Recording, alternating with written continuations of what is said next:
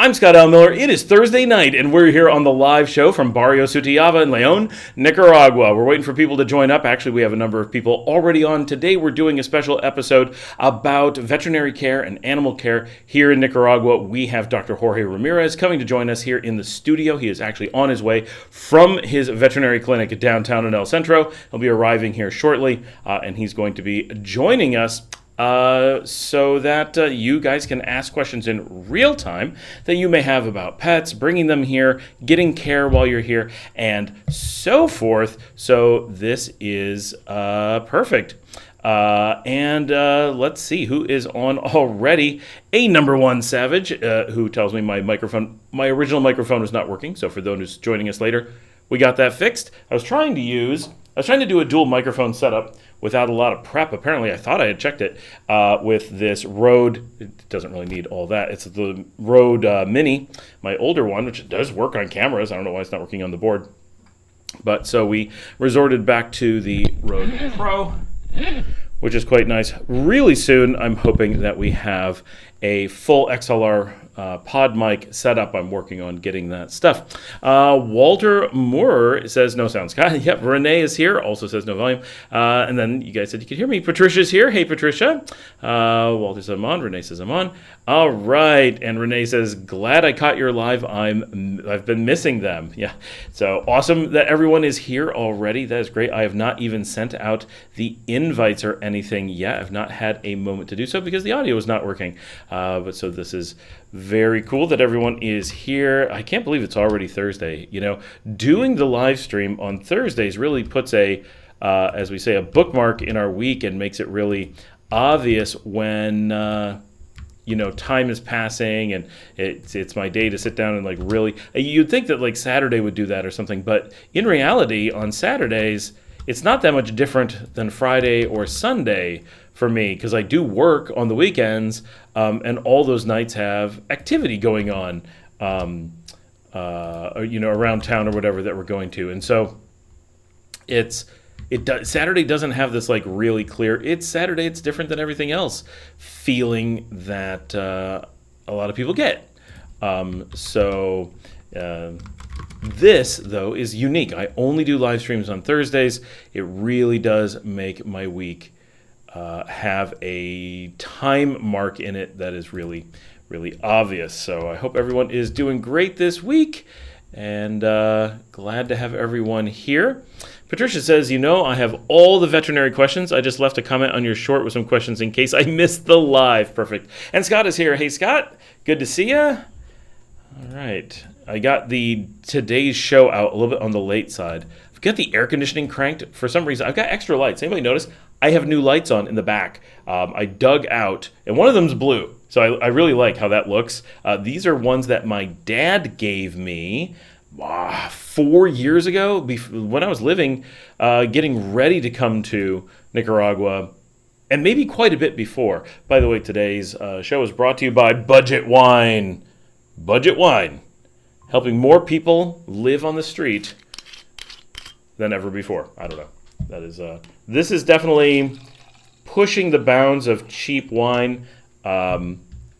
We don't get the cheapest wine here. Some people complain that we don't have super cheap wine like you do in some places, Spain, Italy, US.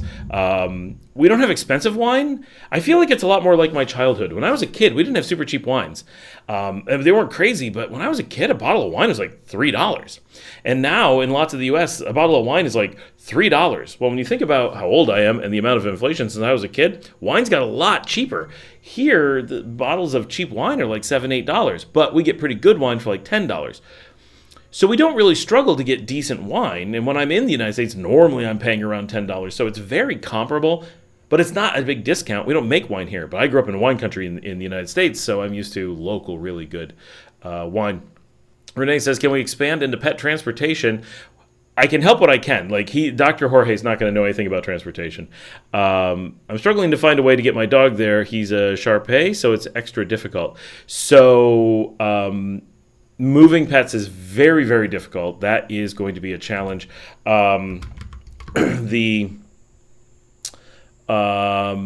If you fly with a dog in cargo, Very, very dangerous. We know people who've nearly lost their dogs trying to fly that way. So you want to avoid that at all costs. You really do not want to fly cargo. A Shar-Pei is not a giant dog, but it's not a small dog. So getting him under your seat is where it's going to be a problem. The only airline that I know of that has any hope is Avianca. Have you talked to them? And I know, Renee, you're flying from Canada. I think you have to drive to the U.S. and try to fly from the U.S. I don't mean that the way it sounds. You need to find a flight from the U.S. and then go to the U.S. to catch that flight. Don't just go to the U.S. and stand around looking for flights, hoping that you get lucky. But I think you're going to have to take American flights down because Canadian flights are going to go all over the place. Unless you manage to get a magic flight into Costa Rica and can drive your dog up from Costa Rica, at which point we might be able to help, right? We can get a doctor to the border. As long as you can get into Costa Rica, you're safe. And then driving into Nicaragua, not a really big deal. Worst case scenario, right? I can drive down and get a dog at the border. So that might be the way to go coming from Canada because you can't get flights into Nicaragua directly, but more likely driving into the U.S., driving to an airport that has what you need. We never found anything. Now, we have 2 dogs. One would have been fine. He could have gone under a seat or whatever. He's not just a Boston Terrier, but a very small Boston Terrier. He's the size of a Chihuahua. And our big one, who's sleeping, I can see her right through my monitor space, the space beneath my monitor there. She's pretty big. She's, I think, 43 pounds. So she's not enormous, but she's a solid dog, and she is super nervous. She couldn't be on a flight. She couldn't be in cargo. There's no way. So we did a private flight, which at the time was outrageously expensive. Now is even more outrageously expensive. Like, that's awful to have to do that. So that's not great. The other option is there are like private services that I know nothing about, and I can't vouch for their quality or safety, that deal with getting your dogs down. I don't know anyone who's done that firsthand. I've heard rumors of them. Not very many of them come to Nicaragua. And then the other option is driving, which is can be awful, and some people love it, so it's all over the place. Is my shirt even? I can't tell if no, I got it right. So I'm always nervous. You're getting on the show, you're like, did I button all wrong? There's not a lot of great options. Kevin's here. Hola, everyone. Kevin stepping aboard this cruise. Patricia says, poor Florida is getting slammed by a Category 4 hurricane right now. I heard. I've been I keep forgetting that that's going on because it's so not happening here. Patricia says, I've already had 2 tornado warnings here in South Carolina tonight. It's a huge storm. It is crazy. Like, the scale of that storm is something. I've seen some of the warnings are just nuts. Patricia says, are dogs being allowed into Nicaragua from Costa Rica right now? I know they've been blocked in the past due to screwworm. We'd have to double check the current status, but at the time that you're getting close to being able to travel, we can check on that. Screwworm is a fly larva, right? I'm slightly familiar. That's a Dr. Jorge question. He won't know necessarily about border crossings. That we have to check with border control, but that is theoretically doable, and we definitely want to make sure we're getting animals safely into the country. Costa Rica, unfortunately, doesn't have the tight controls of things the way that Nicaragua does, and so there is a tendency towards there being some border issues. But I'll have to look into that because, like, if we take our dogs to Costa Rica, what is the process? It may be a problem. We don't really ever sit around going, hey, let's drive our dogs into another country, but it could happen. Harry is here, who just joined the community today and just found out, I assume, about the live stream today, and he just popped on with an amazing donation. Harry, thank you so much. That is so awesome, and welcome to the community. It's great to have you here. He says, thanks again for answering my question earlier today about residency visas there. Well, that's amazing. So glad that you made it onto the live stream. That is very cool. So Harry, meet everyone. I think basically everyone is here on a fairly regular basis. Everyone say hi to Harry, and Harry, if you have questions, stuff, let us know. We are going to be doing we kind of do topical on the live stream a little bit, just more or less to kick it off and give us a reason to talk, but this week we actually have a doctor on his way here, veterinary doctor, so he's going to talk about real vet care. And for those who are wondering about my nearly empty, you can see it, nearly empty bottle of wine, it's because I opened it yesterday. I actually have another bottle of also super cheap wine that I will be opening when this one is done. So it will be an evening of cheap wine, I assure you. Yeah, Patricia. Well, I'll have to check on the current status of the Costa Rica crossing for dogs. That is a good question. Courtney's here. Hola, all. And I don't know if my wife is joining us tonight or not. She has been joining us most of the live streams for a little while now, which is pretty cool. It gives us a chance to like hang out and an excuse for her to be social when it's Thursday night. Like, what are you gonna do, right? And it's kind of like going out, but it's kind of like staying in, and you know, it's fun on this end, especially when we're not by ourselves. Because when I do this by myself, it's cool, but when we do it with someone here, it's much more engaging and really cool. By the way, for anyone who is interested in the music of Nicaragua, I know I mention this from time to time, but I just today released what is by far the best concert we've ever done on Nicaragua. So I'm going to pop it into the show notes here. This is such a good concert. If anyone don't stop watching the live to go watch it, but bookmark this, put it on something, and go watch this later, because this turned out so well, and I want to definitely get the band to be like, this isn't I lost my train of thought because I read comments. Anyway, so this is the first that we've had a really good concert recording. So many of them we have mic problems or camera problems or just bad things going on. Dr. Jorge's here. I can hear him coming through the gate. So we're good, Patricia. He did not manana me. And this concert, we managed to get the entire thing. So you can see the whole concert. I mean, we cut out the dead time in between and the intermission. But the video we got of the band worked out really well. The audio worked out really well. The band did an amazing job. It was a great night out. And this is from just 6 days ago. So this is our actual Friday night out. Went to our local bar, Via downtown, and watched this band. And they just did such a good job. It's Heidi Gallo and the Roosters. So save this and go watch it later. Give it a thumbs up. Make sure you subscribe to Nicaragua. This is my passion project of recording the music of Nicaragua. But it's taken me, because this is not my thing, right? Which I know it seems like it would be. I used to be a music engineer for the music industry. But doing live recordings like this in Nicaragua is very different than we do other places. So it has taken a while for me to get the right equipment. And it's taken a while for me to get knowledgeable about how to do it best, given the type of stuff that we have. So this has been a learning curve, and this is the first real showcase concert, and I think we're going to be able to recreate this quite a bit. This one is excellent, and we'll definitely encourage you to go out. So there it is. Definitely check that out and subscribe and give it a like.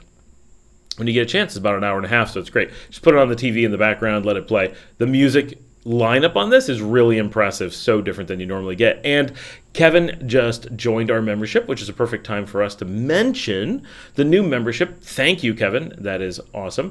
So we have this new membership that YouTube pushed on us to be like, hey, you really should give this a try. It's good for your community, blah, blah, blah. And I resisted. And at the last second, I'm like, all right, just turn it on.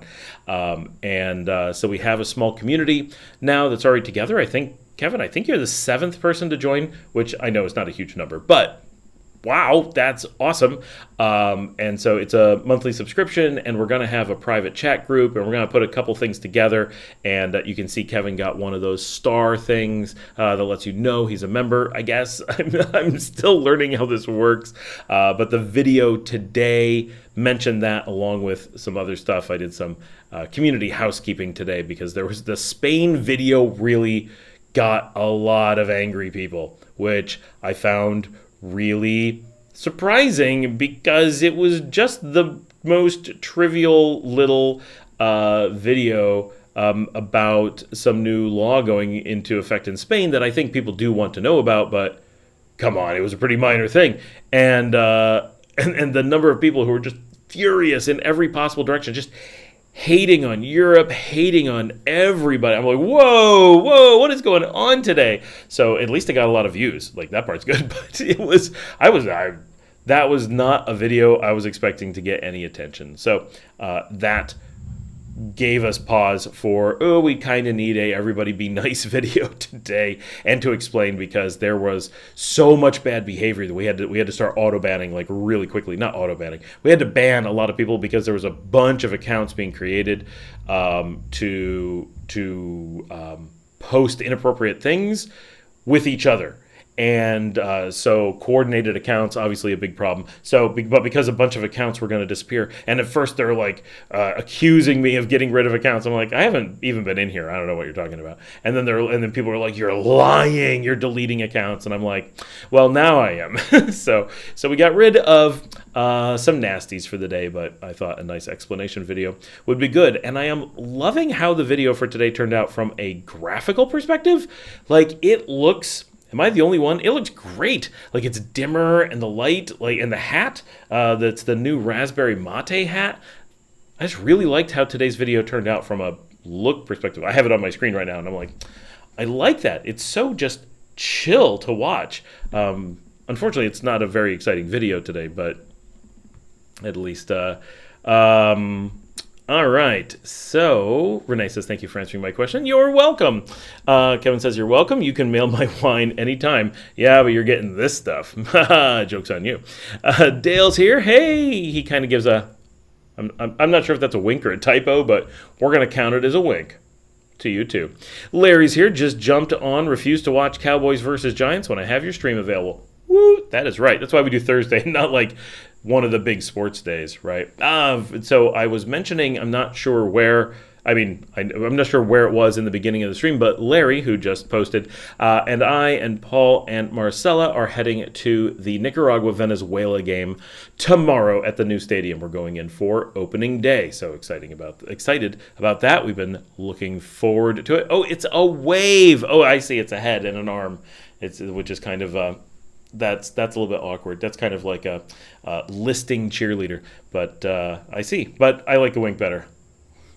I can see it on my own screen. My wink is pretty funny. That should be a meme somewhere. I need to start doing that. We'll have like a T-shirt with that. That would be out of control. Apparently that wasn't Dr. Jorge coming in. I think that was Paul going out. Oh, and other cool, interesting news. Not only are we going to be filming at the baseball stadium tomorrow, which will be interesting. Unfortunately, it's going to be a little bit dark, so I don't know what we're going to get, but we're going to show what we can for sure. So we're hopeful about this.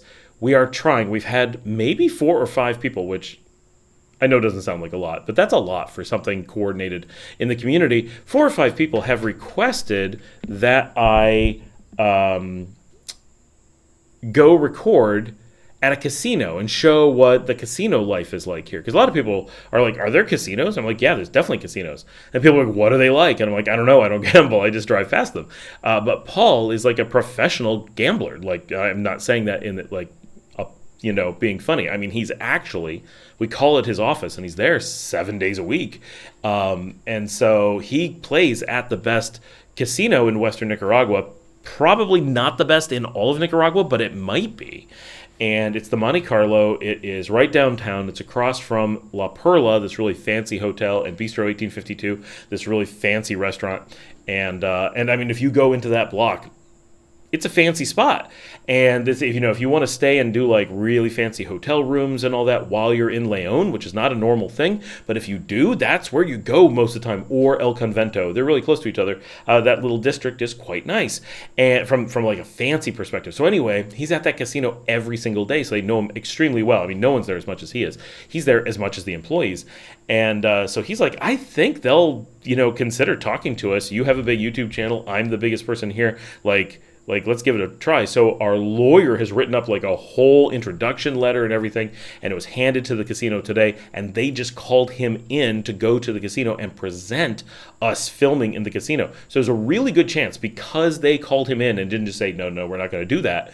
They actually called him in to meet with management at the Monte Carlo. There's a chance that we're going to be allowed to film in the casino, which is a really big deal because no one gets to film in the casino. We will have to go when it's shut down. So this will be really neat. Like, this will be footage that no one has. And there is a really nice casino here in León. So this could be quite interesting. We're fingers crossed that we actually get to do it. Dale says, I'll have to go rewatch the Spanish visa vid again, as I don't think it was that controversial, and look at the comments. No, don't look at the comments. Well, Dale, most of the nasty comments have been deleted, like a lot of them. There were so many that were just people using the word Spain as a launching point to a tirade about unrelated things to the video. And I'm like, how many bots were like searching for the word Spain to come up in YouTube? Like, a lot of people film in Spain. It's a popular place. I don't know. Patricia says, are you allowed to record video in a casino? You are not. You are absolutely not allowed to record video in a casino. So that's why we had to have our lawyer send a letter to the actual owners of the casino and be like, we're going to film a documentary. We need like news credentials kind of things to go in here. So now, it's not a public casino. I mean, like, it's not owned by the government. It's a private casino. So the private company is allowed to do what they want to do. I mean, they can't do crazy things, but they're certainly allowed to let you film if they want. They just don't want. I don't know any casino in Nicaragua that will allow you. I don't know any casino anywhere that will allow you. But because they're not open 24/7, they're open a lot, but they're not open 24/7, there is a possibility for them to stay open or like move people around when it's slow and be like, hey, we're going to film a documentary, so if you don't want to be seen, stay out of this area, and we're going to work with them. Hopefully, again, fingers crossed that they give us permission, but that's why this would be really unique. There is nobody allowed to do this. As far as I know, no one has ever been allowed to do this, so it would be exceptionally cool. Patricia says, regarding Spain not wanting tourists to visit, I think we should follow the nomad capitalist advice to go where you're treated the best. Yeah, to some degree. The thing about like Spain or the nomad capitalist thing, certainly not that he's wrong, but that I think it's all in how you interpret it, right? So just because Spain doesn't particularly want tourists doesn't mean they're not treating you the best. Where they treat you the best means more than just one thing. I think if he was here, he would agree, because I've seen where he says that. Like, I know the context it's coming from, or I believe I do, and I think it's a bunch of where the laws treat you well, where the visa process treats you well, where the cost of living treats you well, where the taxes treat you well. It's an accumulation of a lot of things, and even with Spain not wanting tourists, Spain still treats those tourists really well, with the exception of, throwing paint on you in Barcelona. Don't go to Barcelona, but which sucks. It's my wife's favorite city to visit. But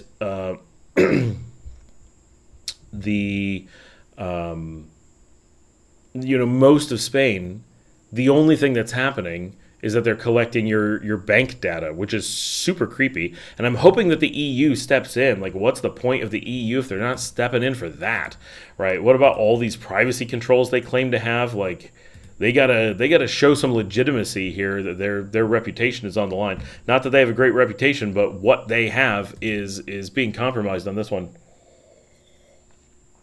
So we're gonna see what their response is, how they approach this and whatever, but it's a touchy one. I think that the move from Spain is foolish. I think that it's weird for sure. I don't know what their end goal is. I don't know what they're playing at. I don't know why they're doing any of it. But I don't know. I hope it gets shot down. But yeah, Nomad Capitalist, I never know his name. What's his name? He has a good point. And that's really one of the reasons why we're in Nicaragua, right? Well, they keep us safe. They don't make us pay taxes. They make becoming a resident really easy. The cost of living is really low. People are super friendly. People actively want us here, all that stuff. Those all things definitely count. Do I like that the weather's even all year long? Yeah, but would I choose it just because of that? No, but it certainly helps. Do I like the landscape? Yes, I do, but I wouldn't pick it based on that. But the things that he points out are reasons that we pick it. So I think that he has a good point, but don't take it to only mean where the populace wants you to be a tourist most. And if you move to Spain and become a Spaniard within reason, right? You become a card-carrying Spaniard, I think that those people change their tune, and they're no longer like throwing paint on you and, Yankee go home, which I was told a lot in the last few weeks, and not here, to be clear, they don't have that attitude, right? I did live in Spain. Never did I encounter that kind of attitude because we were not living as tourists, and we were using an Airbnb, which people hate, but we weren't doing it in Barcelona, and we never felt anything but welcomed. That was a number of years ago, but when we were there, the Barcelona sick of tourists thing was well underway. That was not new. So I think Spain is still pretty inviting. Dale says it's pretty hard for casinos here in Vegas to prohibit filming when everyone having their phones out filming their vacation. Yeah, the same thing here, but people in casinos here are not on vacation, so they don't have that family thing. You're allowed to have families in there, just no one does that. It's not a cultural thing. Dale also says, that's a shame about Barcelona. Spent a month there in 2000, and it's my favorite city, too. It's a beautiful city. For a long time, I said it was my favorite city to visit. I think it's fallen to Rome for that. It is an amazing city. Like, I have nothing negative to say about Barcelona. And I was there in 2019. Is my most recent, but we definitely had just so many tourists. I don't like the number of tourists. It does ruin it. It ruins it for the tourists too. Like, it's an absurd number of tourists. So it's tough, right? When you become successful and have too many tourists make things crappy. Yeah, and looks like Dr. Jorge is here. Whoa! Oh, my dog got scared. She loves him. She's just surprised. You know Dr. Jorge. She's the only one here? Where is he? He's in the other room. There's a chair on wheels in the other room. I forgot to grab it. Just wheel it right on over. Mia! Yeah, right there. And yes, this is Dr. Jorge who looks after my dogs, even though my dog's barking at him. What are you doing? Okay, she's off to check on him. Mia, she does not like being surprised. Come here, baby. Come here. You'll be okay once you realize what's going on. Yeah. So that was for race. Yeah, this is my veterinarian. Eric is here from Generic Expats. Salute, Sam. What vino you drinking? I'm on the Chilean Merlot tonight. Nice. No, this is the super cheap Argentinian Cabernet. I do like Cabernets. This is very cheap. That is the one. Yeah, should just fit in the door. And Patricia says, I was thinking on a much smaller scale, I don't want to go on vacation to a place where the locals throw paint on me. Yeah. Don't go to Barcelona is pretty much, they really, really don't want people in Barcelona. Most places are just like, we're kind of tired of tourists. We'd prefer if we didn't have as much, let's raise the taxes. And Barcelona's like, no. My little dog just came running in because Dr. Jorge is his favorite and he had to come say hi. He was probably locked up in a bedroom and was like, I have to be there. Every time he's here, he just... Can I close the door? Yeah. He is inside? He can be inside, yeah. Okay. He's often on the show. Squeezing past the light is a little bit of a challenge, but other than that, it's pretty easy. And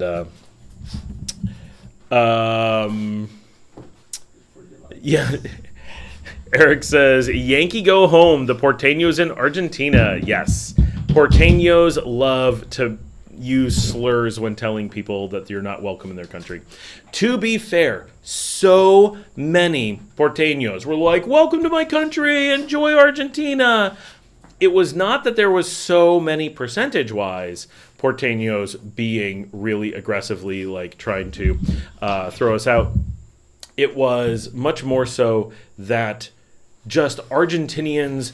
Well, first of all, it's a big Buenos Aires. Is Dr. Jorge is here? Let's scoot you over a little bit so you're on camera. You can see yourself right here. This is the monitor. Yeah. Microphone is here, and everyone say hello to Dr. Jorge. The messages are popping up here. I'm going to pop that out so we can see it a little bit easier. Okay. And if I can figure out where the pop out is, right there, pop out chat. And I'll move it over here. Make it a bit bigger to read. The real thing is that Argentinians, Porteños especially, are numerous and very willing to, they're very outgoing, so they're all getting in and sending me messages. So the total volume of messages was kind of overwhelming. And almost all of them were super helpful and positive and like, we're so glad you're here. Someone's finally filming our city because people don't really do that. And people had a lot of like, good feedback and information about things. And then there was a percentage that were pretty angry and bitter and didn't want tourists in their city. But if you compare that to other places you go as an actual percentage, it wasn't that much. It was just that the Porteños were really, really into just joining the conversation and greeting us. So I think that's really what happened more than anything. So I don't think it was a lot of negative as much as it was just a lot of conversation. Buddhist is here. Hey, Mario. It's performance art. It is. Patricia says, hello. Hello. And Larry says, it's like watching an HBO quality production, the way you guys prepared. Yes, we're very prepared here. Yeah, actually, I'm really impressed about how. It's my he's first never time seen here, and my first time in this room, and actually, it's really incredible. Oh, this is your first time in this room? Yeah, right. Oh. Maybe that's the reason why Mia was barking a few minutes ago. No one ever just comes in here. Yeah. Yeah, it's I don't have a red light, but I need one that's like we're at the studios live.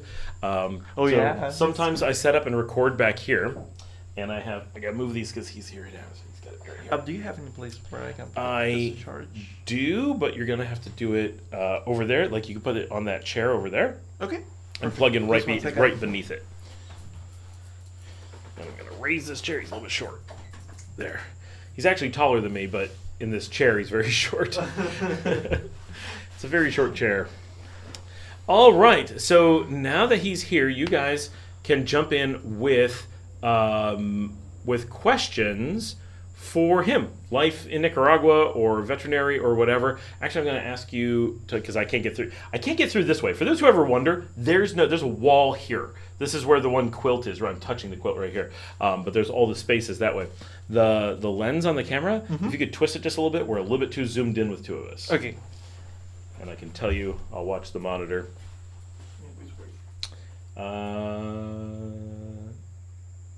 Twist it, not turn the camera, but other way. There we go. Zoom out. That's good. Cool. Thanks. All right. Patricia says, do you have access to advanced diagnostics like MRIs, CAT scans, ultrasounds, stuff like that? Well, first of all, nice to meet you.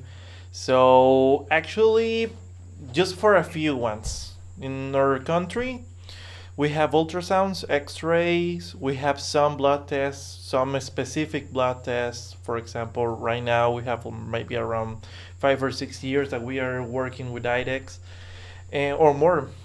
And what else? I think those are the most advanced that we have here in Nicaragua. We do the normal things that we normally do talking about exams. For example, urine exams, blood tests, the normal ones, those kinds. But yeah, I think that we have a few of the advanced diagnostics. Yeah, MRI or CAT scan would be probably Managua only. Yeah, yes, and actually, I think there are just like 2 or places that they have it. Yeah. Yes. All right. Kevin says, let's talk about the usual parasites for dogs in Nicaragua. Well, here in this case, normally I think the one that are more common it's I'm not pretty sure how to say it in English, but here in Nicaragua we call it, there are 3 ones. The first one is Toxocara. It's the first one that is really common here. The second one is, it's really usually it's the Direofiliaria, and the third one, it's let me think about the third one that could be really usually here. Dipilidium. Dipilidium is one really common here. Normally because here we have a lot of troubles with the ticks. So that's the reason. I don't know if you already know it, but for example, Dipilidium comes because the dogs, when they had ticks and fleas, they eat the fleas. The ticks eat the fleas? No. I mean the dog, when they are itching, they start biting the skin, those type of things. So they eat the fleas. And inside the fleas, there are the Dipilidium. Yeah. Come here. And actually, if you, for example, have a dog that he already have Dipilidium, you can have it too in your body. So that's the reason why it's really important to give the anti-parasite for the dogs. Hello, buddy. He decided he needed to be on the show today as well. So also heartworm, really bad here. Yeah, in the beach actually, it's really common to find it. Oh, where are you trying to go? You want to get down? Okay. Okay. Oh, the other dogs here are going to play with him. So, oh no, he just wanted Dr. Jorge. He's like, no, I don't want you. You can pick me up anytime. And I think it's getting more common in the few, like maybe in the last 3 years, you know, because for example, 5 years ago was really wasn't something really common to find it out here. Yeah, we lived on the beach 3.5 years ago, and I don't remember anyone talking about it back then, and now it's just assumed that it's everywhere. Yes, because the first duck that I remember was like 2 years ago, and then was almost every month that I start finding 1 or 2 patients positive for the heartworm.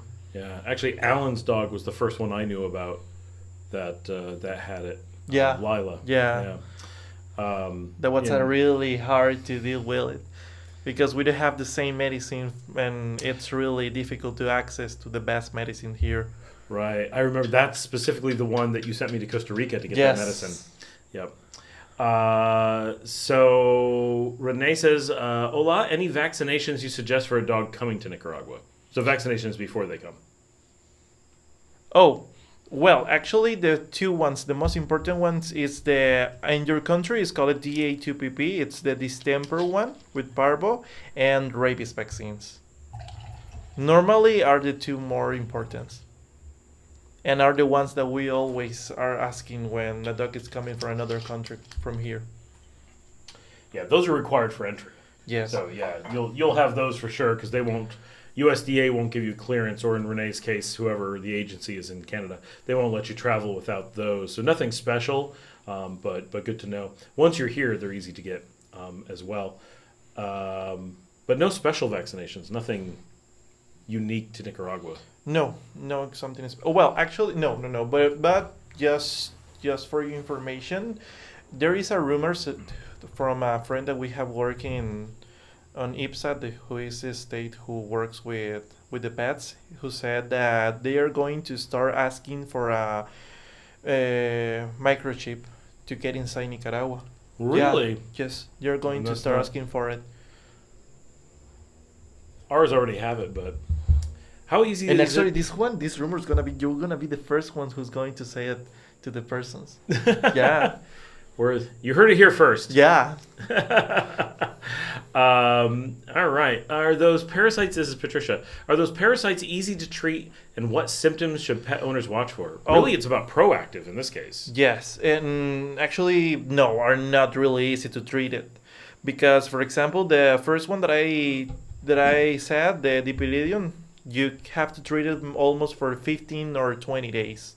And you have to clean all your house, the bowl, the dog food bowl, and the water bowl.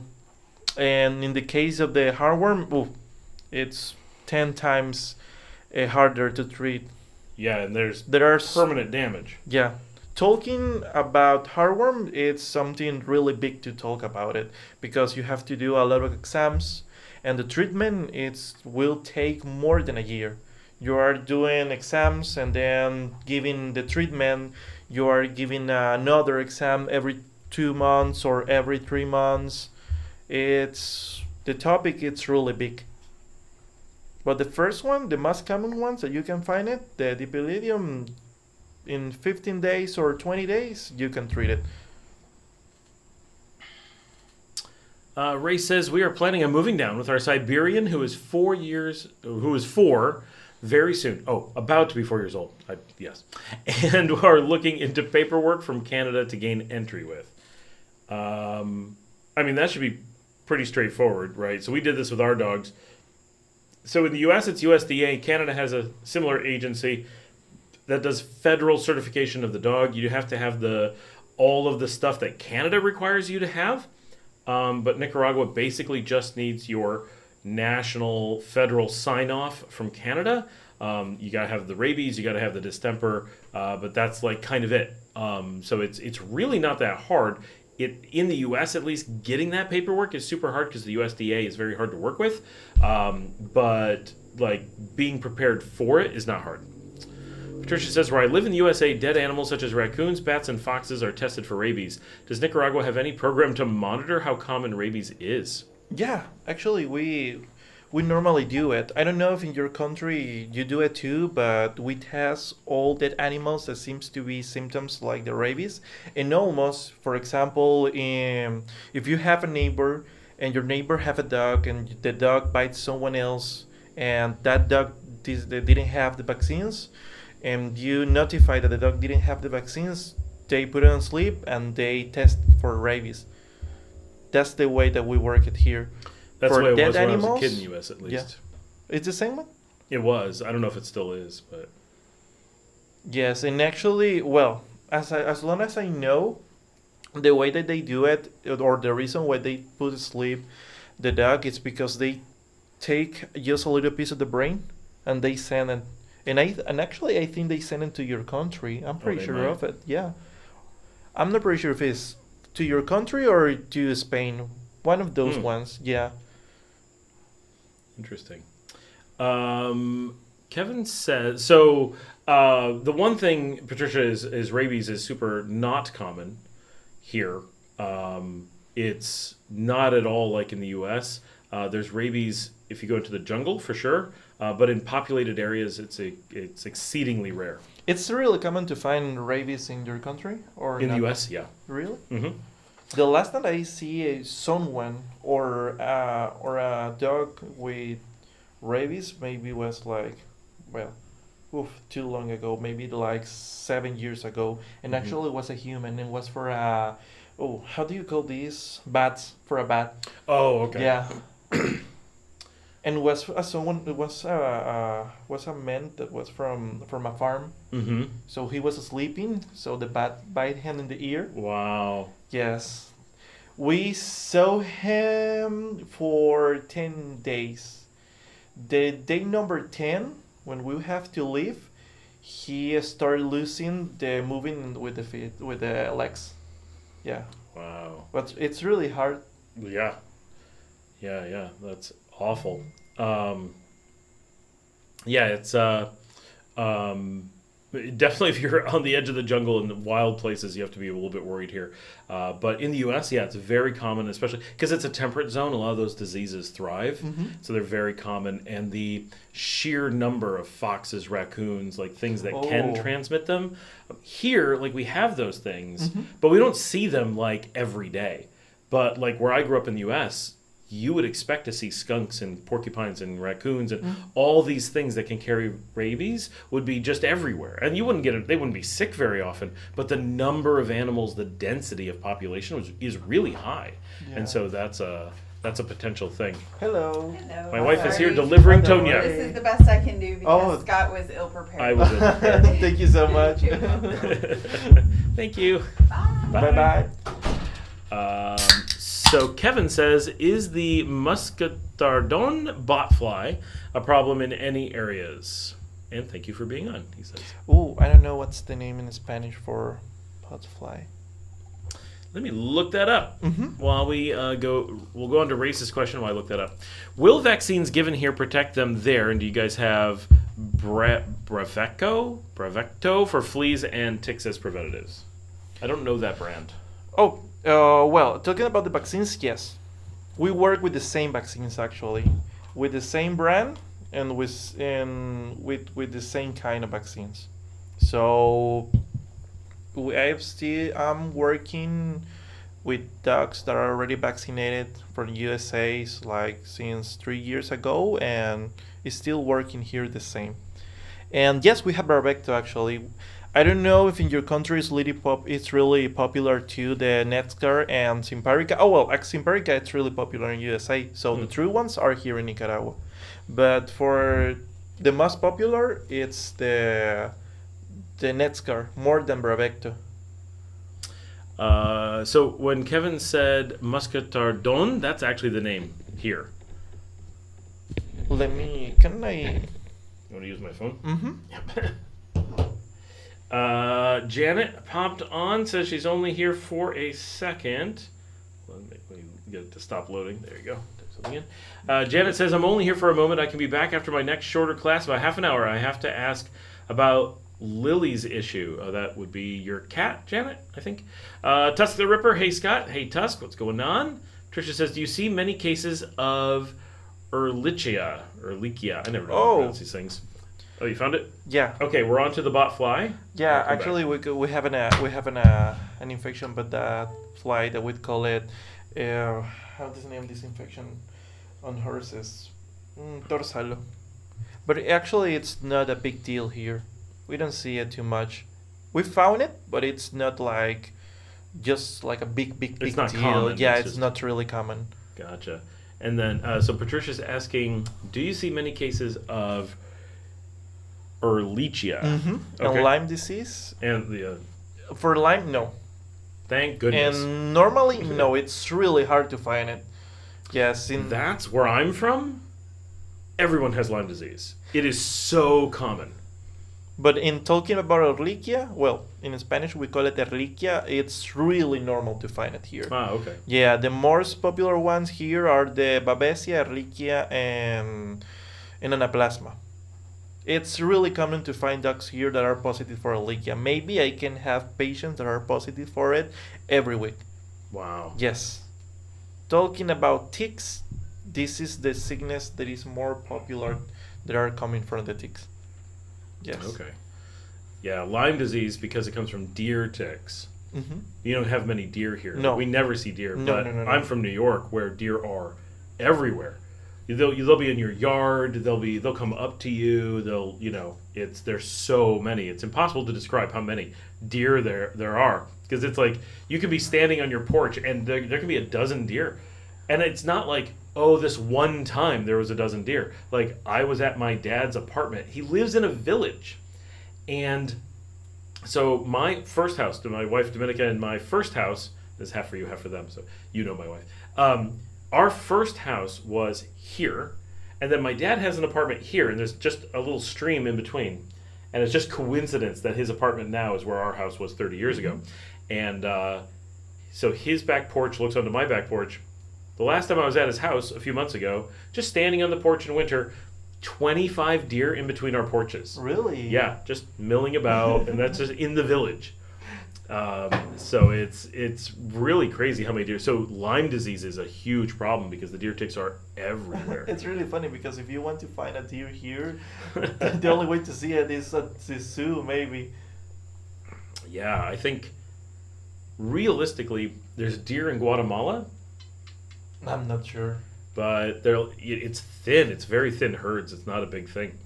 Patricia says, we have lots of deer here in South Carolina, but not the type of tick that transmits Lyme disease, fortunately. Yeah, it's a cold weather thing. It's very much a New York problem. It's funny, or it's not. Lyme disease is truly horrific, but it's, I mean, I probably know 20 people with Lyme disease. Really? Yeah. I just know just one person who told me that he used to have Lyme disease. Mm-hmm. And it was just something. How can I say it? I don't know. Was my friend, and we were talking, and he told me like 4 years ago I used to have Lyme disease. Yeah, and no one's know that I have it. The doctor were thinking that was something else, and then I start writing my symptoms on Google, and I start thinking maybe it could be Lyme disease because I can't move my feet. So he told the doctors to try to test for that. Mm-hmm. They didn't even know what was Lyme disease. Even in New York, they can almost never detect it. Even where it's really common, it's so weird that people are just constantly being misdiagnosed or whatever. It's super problematic.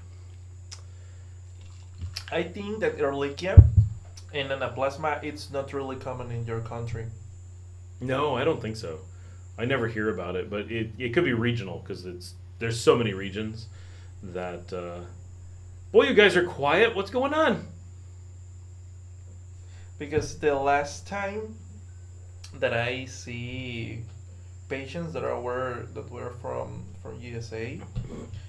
Well, where I was working Mm-hmm. in the 2 years that I was working there, Mm-hmm. I just see like maybe 3 or 4 patients that were positive for anaplasma or leaking. Okay. Yes. But here you can find it every week. Yes. And you can do the test because for the person who was asking for the advanced diagnostic that we have here with IDEX, we have the test that we can do it. Mm-hmm. With that test, you can know in 10 minutes for which sickness your dog has. Mm-hmm. I've seen those. Yeah. So that one is for 4 sickness. The first one is Ehrlichia, Mhm. for anaplasma, for Lyme disease, and for Dilophilaria. It's the heartworm. And I have made more than 200 tests and never a Lyme disease positive. In my case, in my personal case, no. Tusk asks, is there any particular vaccines for small breed dogs before coming to Nicaragua? In particular, no. For all kind of pets, well, talking about dogs, sorry, doesn't matter the kind, and doesn't matter if it's a small breed, a medium breed, or a big breed. You always have to put the same vaccines. You can change the brand, but always you have to use the same protocol. The rabies and the distemper one are the ones that you're going to ask for before coming to Nicaragua. Always. And the antiparasite. The dewormer Right. is something really important. Because you need to have a paper from the doctor that will say that your pet already have the vaccines and the dewormer. Mm-hmm. All right. Beer Kicker says, hey, doctor, thanks for joining, Scott. What is the average cost for a checkup? Oh, in Nicaragua, that will change between the cities. That's something really important. I don't know if your country is the same, but here in Nicaragua is something that is really changing between cities. But I can say that normally for a checkup, it could be between the $10, and the expensive one you will find it could be $15 or $17, or maybe $20 for a special. For example, if the problems are in the eyes, ophthalmologies, or the pneumologies, or how do you say this in English? Nephrologies. Oh, yeah. They could be cut. The cost will be in between 20, 22.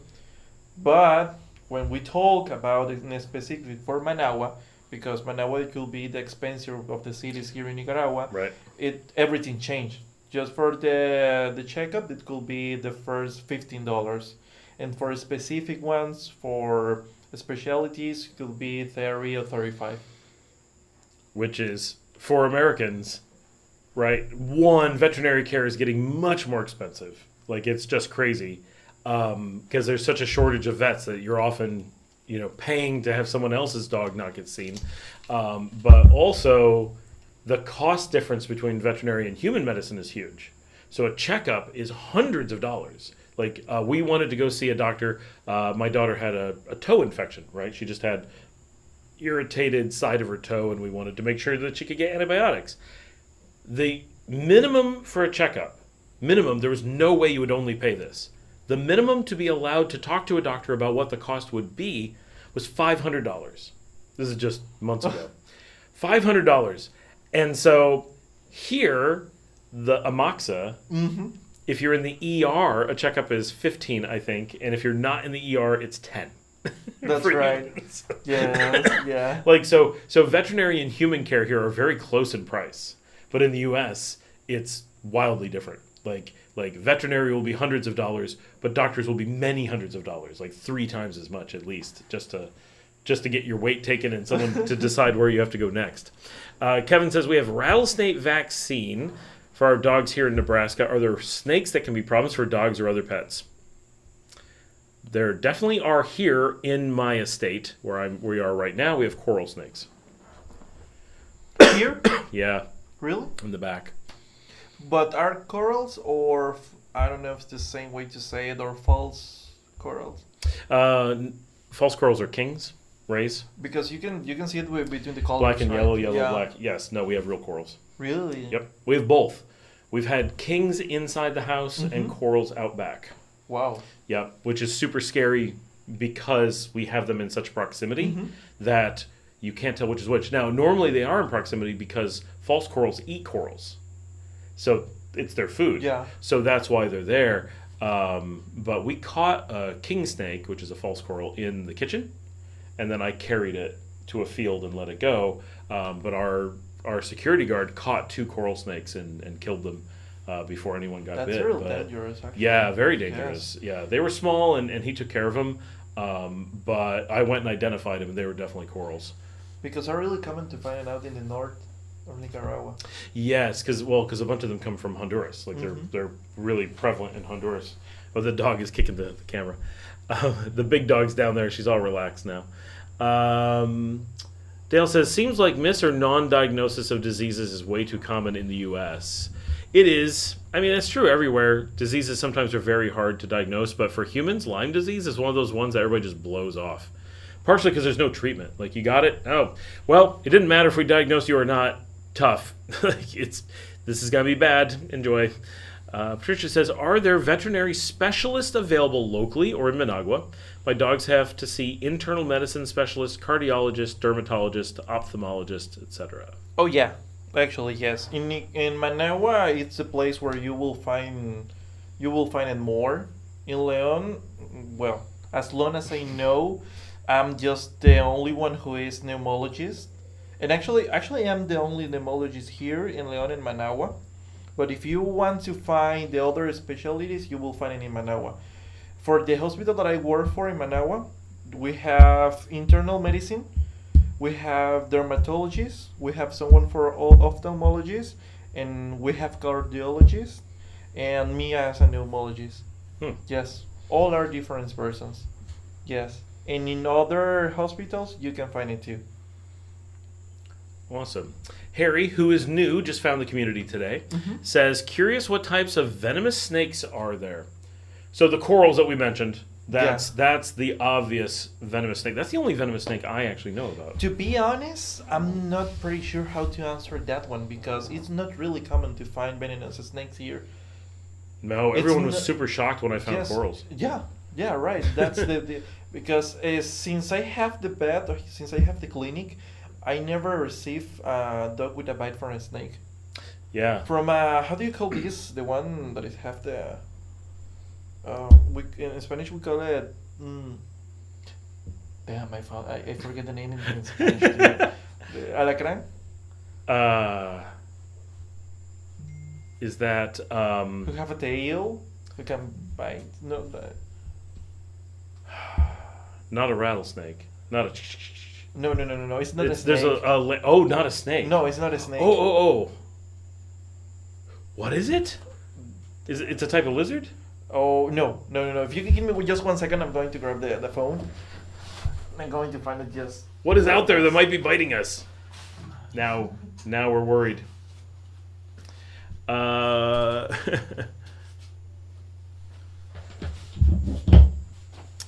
We are tracking this down. While you're doing that, Renee asks, my Shar-Pei needs eye surgery so he can see better. Is that a major surgery in Nicaragua? Would we have to see a specialist? Yes, you have to see a specialist because... let me double check here. Just to put it... By the way, for those who didn't see the thumbnail for today, it is a dog veterinarian taking care of a cat, thanks to my daughter, Luciana. Oh, damn, that's the name. Scorpion. Oh, scorpions! Yeah. Oh. I don't know how can I forget the name. In Spanish, we call it Escorpio. Here they do. There's another name that's more common, but here everything says Escorpio. And we're all like, we learned the Spanish, that's not the word. People are like, it's just a Scorpio. We're like, what? No one said alacrán? Every now and then, but that's what we used to say is alacrán and... Yeah, but scorpion in English. So scorpions here, though, I don't know if you know, are nowhere near as dangerous as in the U.S. Really? Yeah, here you can basically get stung by them. It's not a big deal. I mean, it hurts. You're like, yeah, it's a big deal at the time, I suppose. But you don't get stung by a scorpion and think you're going to die. Like, you don't go to the hospital and be like, I got bit by a scorpion, and they're not like, too bad for you, right? Like, that's not how it is. But in the United States, that's not uncommon, that people get bit by a scorpion or stung by a scorpion, and they go to the hospital, and it's like, I can't breathe, I'm dead, and that's it, right? Like, it has a fair death rate. Dominica, my wife's family, had to move out of Arizona because her aunt got stung by a scorpion and nearly died, and they're like, we were able to save you once, we won't be able to save you again. And there's so many scorpions. And they're just like, yep, gotta move. That's it. It was like certain death if she stayed in Arizona. Wow. So they're much more venomous and much more aggressive in the U.S. Wow. Because it's desert. Here they're like jungle scorpions, so like house scorpions. Yeah, because actually, yes, because you can find it here really common, but if you receive a bite from a scorpion, it's like, okay, you would hurt for maybe 2 or 3 hours, but that's all. Yeah. I don't have to go to the hospital or anything else. And if my dog get bite for a scorpion, it's an emergency, but it's not something that you're going to care that it's possible that the dog is going to die for it. Mm-hmm. It's just, they just need treated. But if you said that someone can die for a bite of a scorpion in USA, if the same scorpion bite for a dog, maybe it's going to be really an ER really fast. Yeah. And talking about the trouble with the eyes, yes, you have to see a specialist because actually today I saw a patient that have trouble in the eyes, that we call it and I don't know if it's the same word, but it's entropion, and he needs surgery actually, and it is a major surgery. And for that kind of cases, I remit the patients to the hospital in Managua. Okay. They are really good for it. They have all the equipment for it. Oh, good. Okay. Yes. So there would be no problem having a major surgery in Managua? No, I'm sure not. Which is a lot like with human medicine. There's a lot of things that, like, people are like, ooh, what if I have, a massive heart attack? Would I leave Nicaragua? No, you just go to Managua. It's just everything's centralized in the capital for the most part. Yes. Now we're getting the new hospital. That may change really quickly because we have the bigger hospital now. We've got the big hospital. They have to come to us. I don't know if bigger actually causes that to happen, but we have the big cardiac unit is here. Yeah, and for nephrology too. Mm-hmm. Yes, the room's gonna be bigger than the first one. Yeah, because you know that we have a lot of trouble with that here in Nicaragua with the kidneys. Kidney failure is something really normal here. Yep, anywhere around the sugar treatment, anywhere with the colonial water supply tends to be rough.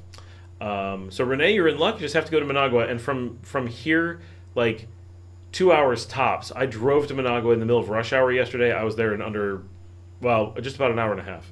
So it's really not that far. When you consider where would you drive in the U.S. or Canada in an hour and a half, you're like, oh yeah, no, I would totally go an hour and a half to a hospital. Yeah, that makes sense. Okay. Renee, Patricia says, you don't want to know how much veterinary care costs here in the U.S. Oh, we know, because both of us work with veterinary clinics in the United States. We know exactly how much it costs. It's terrible. Dale says centipedes. Definitely centipedes. I've seen several in the last few weeks because of the rains.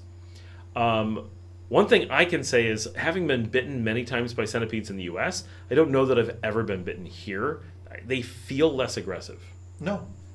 And they are something really small here. They are not a big deal. They're only barely a different look than in the U.S., but in the U.S. they like chase me. Here I walk past them, they just keep going. Like, they're very benign, from what I can tell. Now I did see one. I was up at one of the overlooks in El Crucero. Oh yeah. And there was a seriously scary looking centipede up there. Outside though, like out in a wild area. But in the United States, when I lived in New Jersey, we had an infestation of centipedes in the house, and probably had a few thousand in our apartment.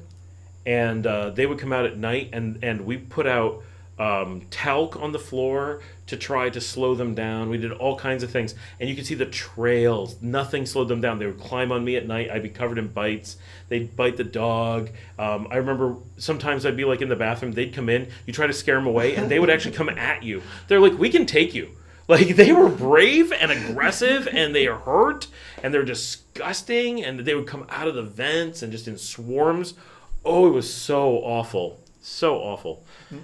Nowadays, it's not really common to find it, but when I was younger, I used to see on winter a worm, a green worm, Mm-hmm. that if you touch it, Mm-hmm. he can burn you. Oh, yeah. Yeah, I don't know if you have you ever seen here in I've not seen here. I've seen those in the U.S. but We've got some when I nasty was ones. younger, it was really common to find it. Oh, and now Yes, it's yes, kind of gone yeah, away. yeah, and actually that's weird. Yeah. It's really weird. What a weird thing to have go away. In Jamaica, this is Dale, we had 40 leggers, big foot-long centipedes that were venomous. Well, the ones we have in the U.S. are definitely venomous. They're not a foot long. I'm always dreading being in a place with foot-long centipedes. That is one of my favorite authors. I'm going to do a quick aside because we don't have that many questions, so it's a perfect time. J. Martin Troost, if you're ever looking, unfortunately he hasn't written in a while. The guy is basically... He's probably watching the show and he's going to be like, what? That is not a description of me. But he was basically an alcoholic who didn't know what to do with his life, but he was pretty good at being a writer. And his girlfriend, now wife, this is some author I don't know, right? And she worked for like the United Nations, and she got a job in Kiribati. And it's totally like, I'm moving to Kiribati for my incredibly interesting United Nations job. And he's like, I have nothing going on in my life. I am getting on a plane to Kiribati with you. And he just went to Kiribati and lived off of his girlfriend's job with the United Nations. And so he's there, and he wrote the book, Sex Lives of Cannibals. And it's this incredibly interesting travelogue of him living in Kiribati, which is the largest island nation. You know, it's bigger than the United States in the Pacific, so it's all water, and the land mass is like a tenth the size of the city of Leon, spread out over an area the size of the United States. Mm-hmm. So it's little patches of sand, and he has like these wacky adventures. So his first book was Sex Lives of Cannibals. His second book was Getting Stoned with Savages, and in that one he was on Fiji, where he lived with their next job, and he was now a published author, and he was doing something, and they get big rain in Fiji, right? Like we do here, like they're in the same zone. And so there was a whole bunch of water flowing into his house from a monsoon, like we had yesterday. And so he ran out with a shovel and he was trenching above his house to make the water go around the house. So while he's trenching, all of a sudden he feels a shooting pain in his foot, and he looks down and he sees one of these foot-long centipedes, and the foot-long centipedes will drop you. Like, they won't kill you. They're not like a scorpion. They almost never kill you. But they will incapacitate you really quickly. And so this thing just ran up and bit his foot, and he looks down and he sees it run away, and he's like, oh no. And he just goes down into a trench and just goes face first into the water, and he like wakes up drowning. It's like, so they're nasty. And do you know for how many times they can incapacitate you? I do not know. Yeah. But they're scary. Yeah. And so gross. Maybe it hurts a lot. Oh yeah. Lots of pain, and there is enough venom that you will go into shock. You know what was the first thing that you were thinking when you just feel the pain and you see the centipede, and you said, okay, I know that I'm going to stay here for too long. Right. I should probably sit down before I was too late. Patricia says, speaks for yourself. I think I'm going to die if I get stung by fire ants. Wait, did someone mention fire ants? There's no fire ants here. None. No fire ants. We have good ants here. They still bite you, but they don't feel like fire ants. I stepped into, when we had the porcupine in the yard, did you know we have the farthest northern sighting ever of whatever type of porcupine it is? Mm-hmm. We have it. The last one was like 5 years ago in San Juan del Sur, and we saw one. It was in our tree. And we got pictures and everything, and I talked to someone from the university, and they're like, oh my gosh. Really? Like, yeah, they're like, this is possible. This is within its plausible range. But they're like, there's never been a sighting on record this far north. Like, this is a really big deal. And you have the pictures, right? Somewhere, yeah. We went out. It was at night, so it's really hard to see. But we're like, hey, we all turned on flashlights, and we're like, oh my gosh. And we managed to get enough look at it that we were completely able to identify the species, and it's not the one from the north. It's the one from the south. Wow. Which is, I forget the name of it. It's like the Panamanian porcupine or something. And even in Costa Rica, they're rare. And then up here, cool. like, yeah. Super cool, actually. Yeah, it was really neat. We're like, this is so cool. We looked it up, and the people are like, what the like, how is this possible? But while we were looking at it, because I was super excited and it was the middle of the night, the dogs were going crazy, I ran out barefoot and I stood in an ant mound. They bite. They will bite. They don't normally bite, but yeah, they bit me a lot. I was in a lot of pain. Renee says, thank you very much. Dale says, how far along is the new hospital? Will they have an insurance program like the one in Managua has? So I can guarantee the easy answer is they're not going to have an insurance program. It's a public hospital. So I don't even know if they'll have a desk for getting paid. There would be nothing to insure. If you go to the Sutiava hospital, don't go to the Sutiava hospital. But if you were to, they don't have a caja. There's no place to pay money. Yeah. There's an information desk that might kind of look that way, but they don't have a way to take payment from you because it's a public hospital. They don't do that. So even though Leon, I'm going to call it Leon General, that's not its name, but the main hospital in Leon that's set to open any day, like it's already partially operational. Mm-hmm. It's like the Death Star in Jedi Strikes Back. Like, it doesn't look finished, but it is fully operational. Yeah, they said that it's already finished in 80%, I think. So I think they're like past 80%, but it's multiple buildings. So there's buildings that are open and taking patients. Oh yeah, I think that they already moved the half of the past hospital. They really have to because the old one's going to fall down. Yeah. The death rate is going to soar as the hospital comes down on any patients that are in there. It's bad. It's really old. bad. It's really Yeah, I don't know how the people can come inside. If you come that hospital, if you stay there for 3 minutes, you just start thinking that you want just to start running from there. Right. It's there's a reason that Leon is getting the hospital upgrade. We earned it.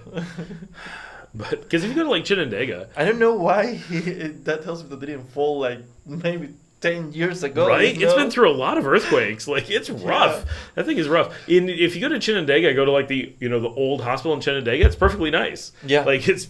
If you go to Granada, like all those places are fine. And you come to Leon, you're like, Leon, it's city number 2. It's the home of the revolution. Like they've got to have what is this? No, don't get sick there. This is bad. But the private hospital here is very nice. We all use the private hospital. We all go to a Moxa. And then you just pay for it. That's where we're saying the checkup is $10.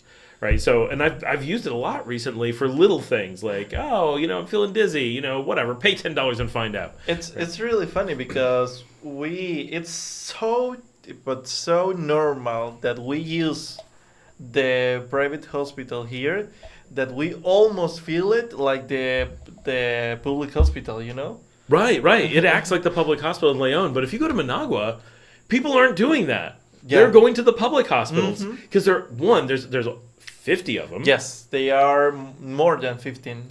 There's a lot. Every time I talk to someone who's at a hospital, it's like, what hospital are you at? And they have to describe it. Yes. I'm like, I don't know that name. I'm like, you're not at Militar? No. You're not at Policia? No. You're not at Manolo Morales, Lenín Fonseca, Marta Calderón. Yeah. So they are more than the 15. Right, and then Vivian hospital. Pellis, of course. Oh, yeah. And then, but there's like, we're like, here's the main ones. They're like, no. And I'll be like, as you drive into town on the Carretera Nueva, there's one right there on the right as you come in. Right in Ciudad Sandino. Yeah, right. I think it's, I don't know the name. That one. Damn. Yeah, I have no idea what the name is. I've been in like 4 that I don't know the name of. Like for some reason I have to like stop in and do something, and I'll be like, where is this? What is its name? And now I don't even know where they've like I have no idea where I was.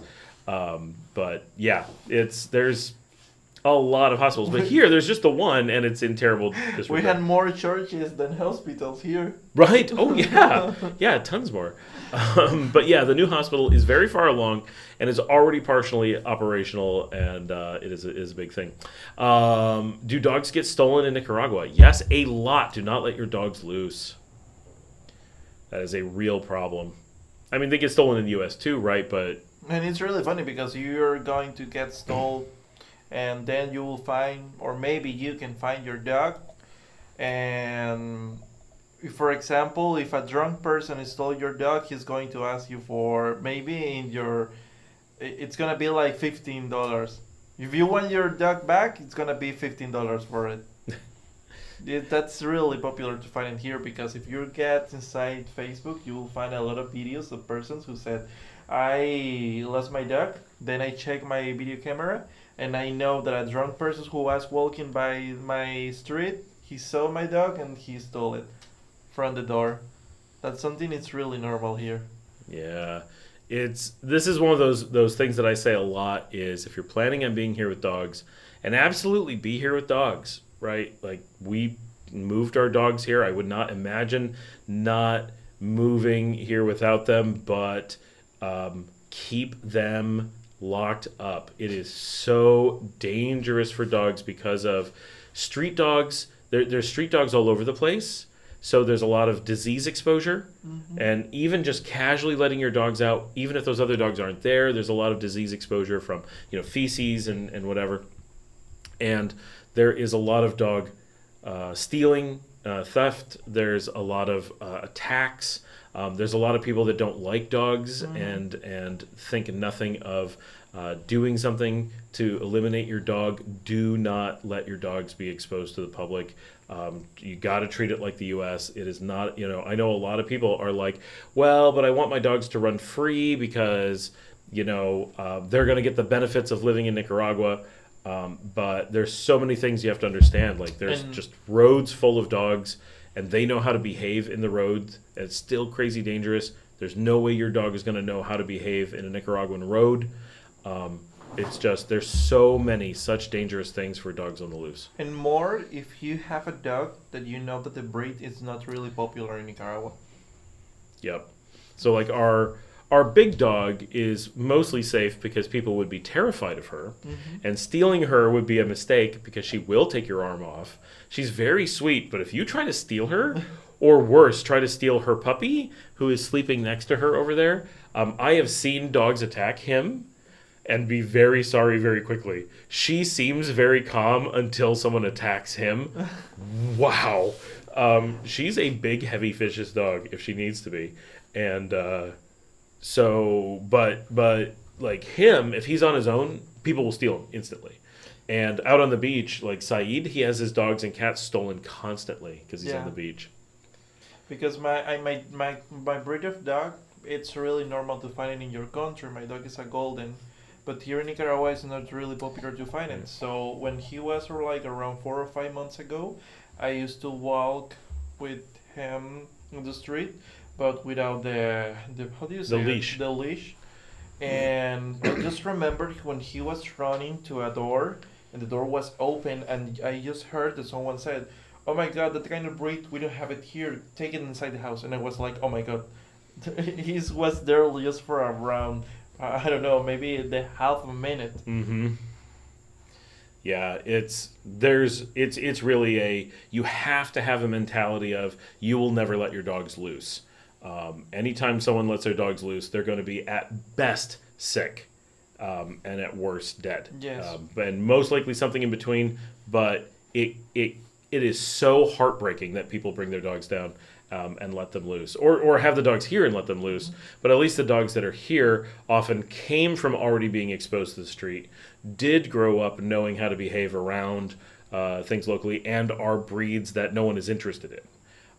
And so there's some amount of safety from that. Because there are a ton of, if you want a dog and you don't have one, just go out to the beach and wait for it, just hold out a fish finger, and in 30 seconds you'll have a new pet dog who will be very thankful that you're taking him home. But there's a never-ending supply of additional dogs, so you really do have to take care because your foreign dogs will be in extreme danger. But only if you treat them in a way you wouldn't treat them in the U.S. When I was in the U.S., we had to keep our dogs inside the fence all the time. I could never let my dogs out. If I opened the gate, my dog was dead in 30 seconds. Right, the moment it's in the street, people don't know how to drive around them. The dog doesn't know how to be. My dog will run straight into the front of a car every time. That's something really common in my clinic. The person who just crashed a dog. Yeah, it's really common. And actually, now you're talking about that they are going to be exposed to sickness and those kind of things. Here are really common too. I know that is something that you can find in any country because the sickness are almost the same. But here in Nicaragua, we have a trouble with the balls for food and water. Oh, yeah. So the people, and I know that they do it with all the good intention, they normally put it outside the house. Mm-hmm. And you can find it it's really normal to find it here. Mm-hmm. But here comes the trouble. You will find a lot of dogs in the streets, and those dogs are really sick.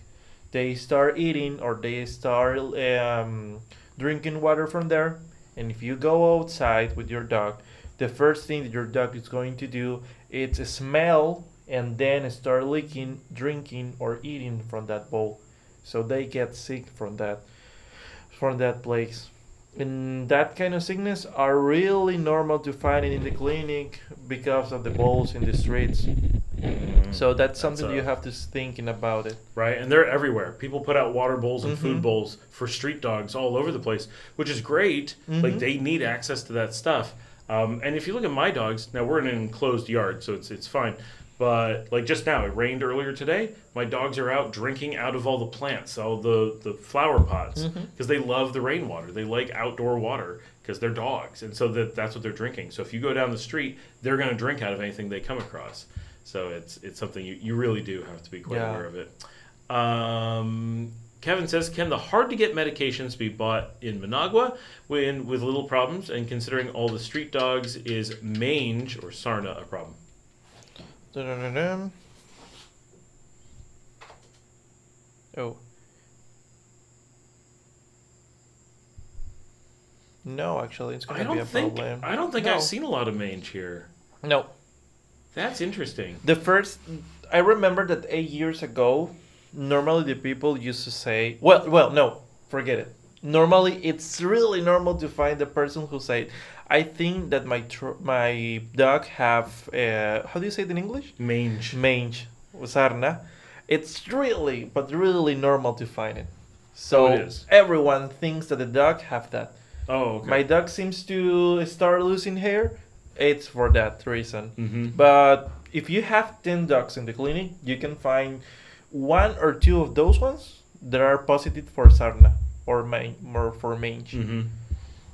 It's more common the fungus. But for being more specific, dermatophytosis.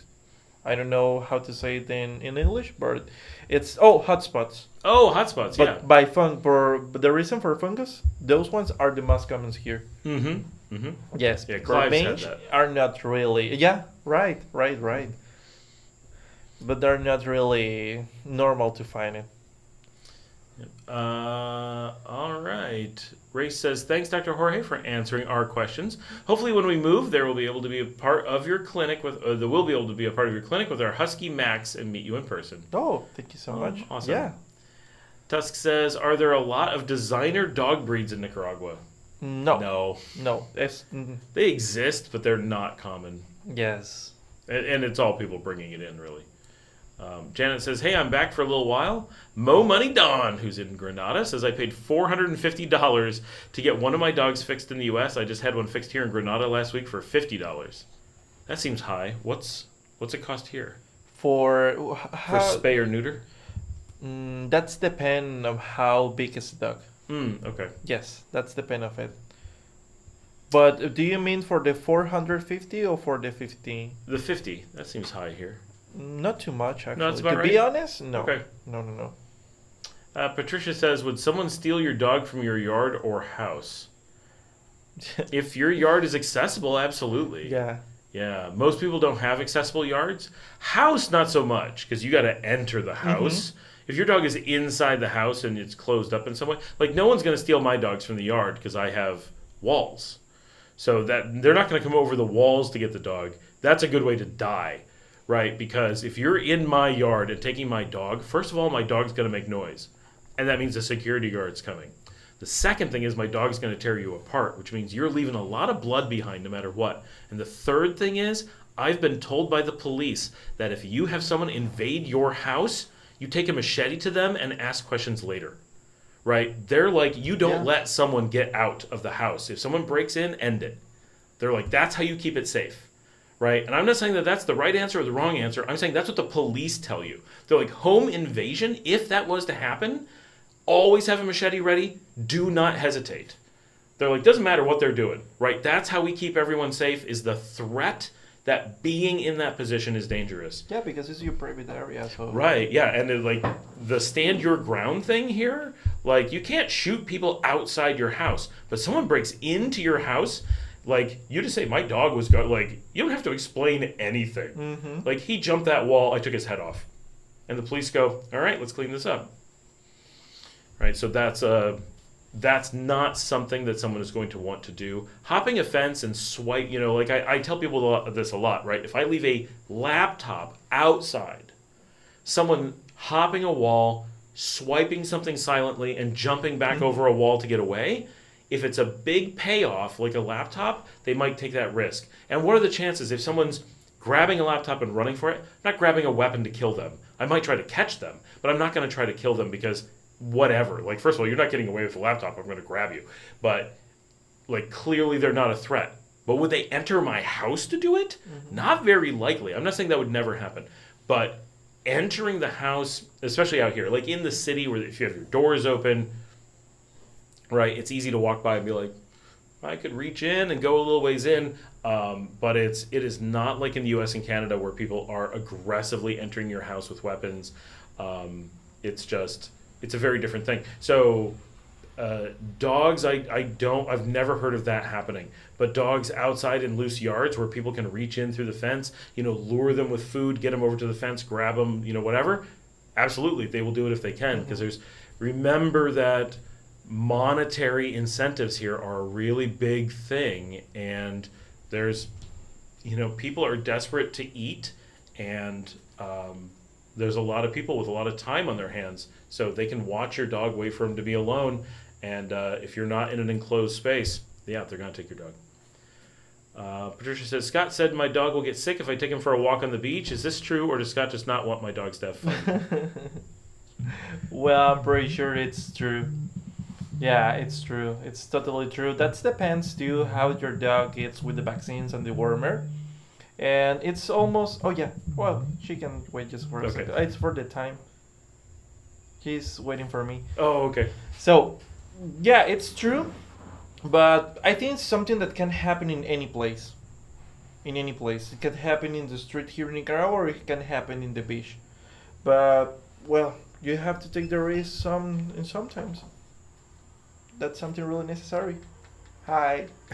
Paul's poking his head in. Yeah, the biggest thing on the beach is that there's so many beach dogs who are very, very sick. Yes. So every inch of the beach is there's always dogs within sight, always dogs that are going to run up and want to play, always dogs that are getting in your face, and there's always feces. I'm not saying you're walking around on the beach and it's like dogs pooping everywhere. Like, it's not like that. Ocean water takes that stuff away really effectively. But dogs that are sick have been everywhere, and there's food everywhere. There's just so many exposure points on the beach. You can do what I do with my dog. I have a leash of 8 meters. Mm-hmm. So a really long leash will work. So my dog start running because he loves the beach, and he start for the first 3, 4, 5, 6 meters. And if I see that he's eating something or a dog is coming or something, I just start to taking the leash. Both dogs just came over to say hi. The big one came over and rubbed up against our legs, and now the little one came over and is like, wait, me too. You're so little. You're so little. He's like, this is so weird. Why are you here? He's like, you're in the office. Dale says, after I heard you talk about the prevalence of ticks, even in your yard, I decided to leave my small poodle terrier mix with my roommate here. Her fur grows so fast and thick, I don't want to risk it. Oh no, he wants to leave. Yeah, if you could. Once he wants to go, he's not going to be dissuaded. Patricia says, Mo Money Don, I just got an estimate to have my dog neutered, a prophylactic, gastropexy, and a cyst removed for $1,500 to $2,000. What are the dogs barking at? In South Carolina. Maybe you can have the same thing here in Nicaragua. Maybe in between 500, being so dramatic, 500, 600. Yeah, almost the half, or at least than the half. That's a third third to a quarter. Dale says, besides, she's very old with some health problems, and I don't want to subject her to the trip. Oh, yeah, no, that makes sense. Old dogs traveling, it's tough. Kevin says, great machete story. Yeah, we talked to the police about it. We're like, Americans, we're not sure what we can do here. And you get these stories, right? Everyone tells you, no, you can't do anything. Intruders have all the rights. The police are like, what are you talking about? Someone's in your house. Keep the lights off. You know where they are. And nobody argues with a machete. Like, that's what you do. So we have a machete in every room now. And actually, that should be the same rule for any place, because it's your private area. Yeah. So well, in most places, it kind of is. The thing is, in the United States, you have two really dramatic poles. You have areas that have what are called stand your ground. And they're so dramatic that it's like, I saw a guy on the other side of the street, and I thought he was going to come into my house, so I shot him from across the street. And you're like, it was an 8-year-old kid walking his dog down the sidewalk. I didn't even look at your house. Well, too bad. I heard footsteps out the door, so I shot blindly, right? And people claim stand your ground. I'm not saying that is supposed to work, but it's so dramatic that people are doing these ridiculous things. And then on the other side, so that's some locations. And then other locations are like, oh, yeah, they broke into your house, and certainly you can push them out the door, but, they weren't threatening your life, so you can't use deadly force. Like, you're in my house, that's threatening my life, right? Like, I understand, like, someone's lost or delirious, like, there's there should be exceptions, but the U.S. tends to be these two extremes with nothing in the middle where it's sane. And here it's a lot more sane. Can I kill someone who looks suspicious outside my house? No, you cannot hunt people down in the street. But if they've gotten into your house and you find them, yeah. No, you're, but the same thing that they say in the U.S. If you're into a position of protecting your house, make sure they're dead, because living people cause problems, but dead people do not. To be honest, yes. Yeah. Kevin says, go full Noriega on an intruder in Nicaragua. Sounds very interesting from many points of view. And Janet says, oh, we have a machete and a mancho.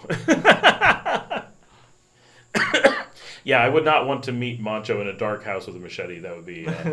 I think he knows what he's doing. What?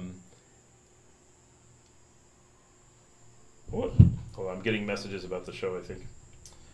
It's a photo of us, I think. What am I getting? It is a photo of us.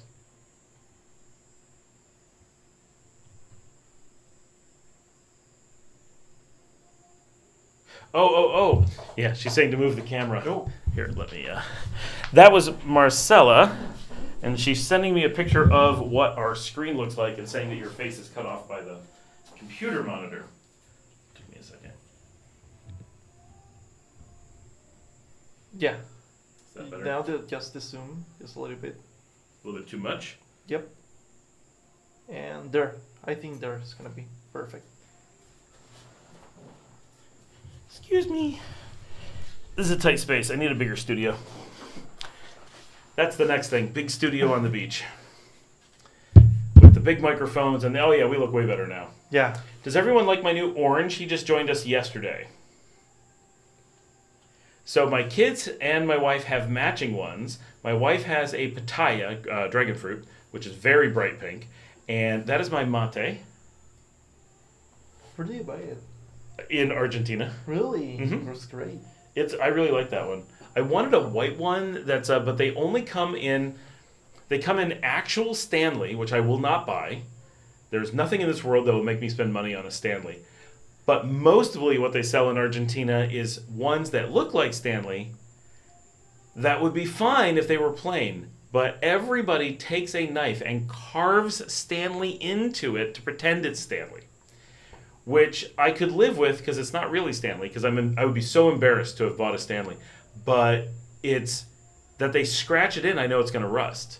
And it looks weird because it's clearly hand cut. And I'm like, just don't do it. I would pay just as much for... so Janet thought it was a pumpkin. No, it's an orange. And Luciana has a pineapple. And Liesel has a pear. And Dominica has a pitaya. And they all match. And I bought them all at the Maxi Pali in Laborio yesterday.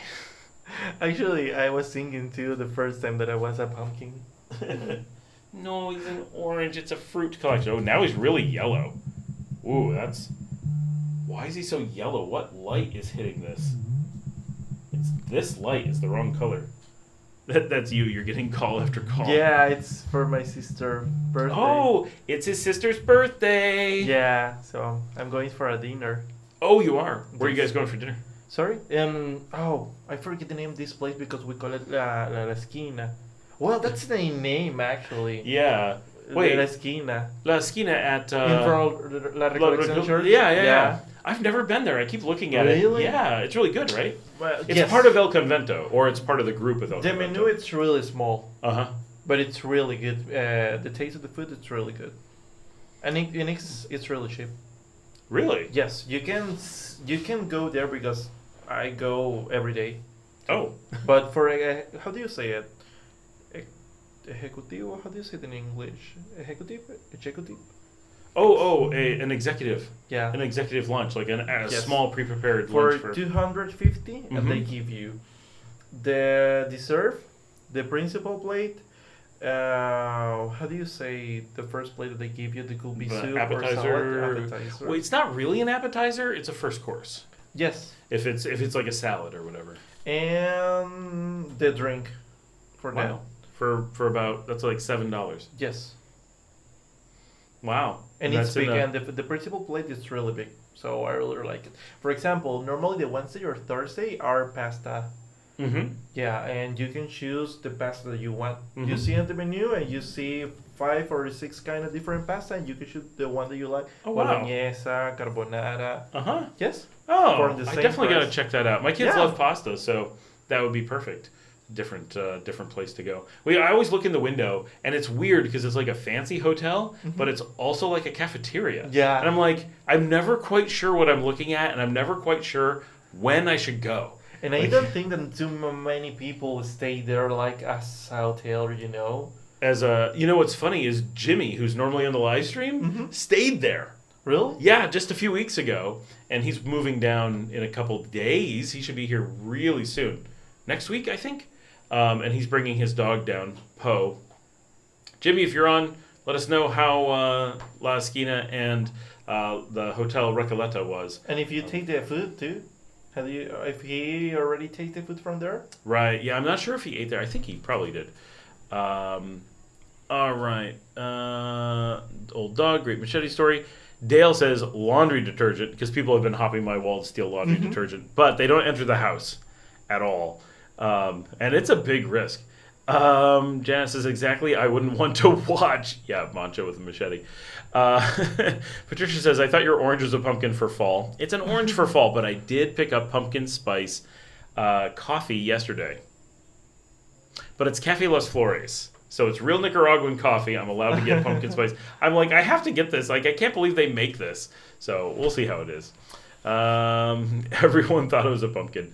Mo Money Don says happy birthday. Patricia says happy birthday to your sister. Mo Money Don. you. Hey, Dr. Jorge, what can we do about our elderly dog whose teeth are really going bad? She only has like 8 left. And how old is she? Yeah, how old? And they're in Granada right now.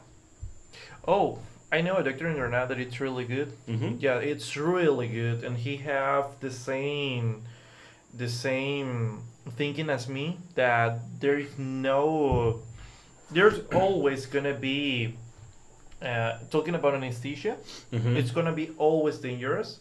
The oldest that the dog is, the dangerous is gonna be, but it's not impossible. Mm-hmm. You can choose any specific anesthesia. You have to do the exams, the previous exams, and everything, because she will need a teeth cleaning. If you don't do it, she's going to lose the other teeth that she left. 10 years old. Yes. So the first thing, well, to be honest, the first thing is to make a checkup about how is she, and the second thing that you have to think about it is that you have to make a prophylactic teeth cleaning. That's something really necessary. I don't know if you already know it, but the more than the 50% of the sickness that go to the heart and gastrointestinal comes from a bad teeth cleaning. Yes, and on elderly dogs, it's really common. You know, that's people who said that, for example, the dog is 12 or 13 years old, Mm-hmm. and they said my dog was really fine, and then he received like a kind of heart attack, and he just died. Maybe Mhm. it's because he was really really old or that. Right. Maybe it was not for that reason. Maybe it was for this kind of trouble that come from the teeth cleaning, Mm. and it's really common. I made a document like 2 years ago about that, and more than the 50% of the dogs that are older than 8 years old, Mm-hmm. they are always have a kind of trouble in the heart for a bad teeth cleaning. Wow. Yeah, I don't know if in the United States it's really it's not or yes normal Mm-hmm. to make a teeth cleaning, but here in Nicaragua it's not. And once you talk to the person and you said that the dog needs a teeth clean, they're like, "Did you do it?" It's the first time that I hear about that, and it's like you have to do it every year, once or twice a year. Mm-hmm. For all the life of the dog, since he is 1 year old, you have to make a checkup. You have to see how the teeth are, and you have to think about use it. And they don't do doggy dentures. They didn't do it. It will be great, actually. That would see, now you've got something. Patricia, what are you gonna say? There's no doggy dentures here. Jump right in.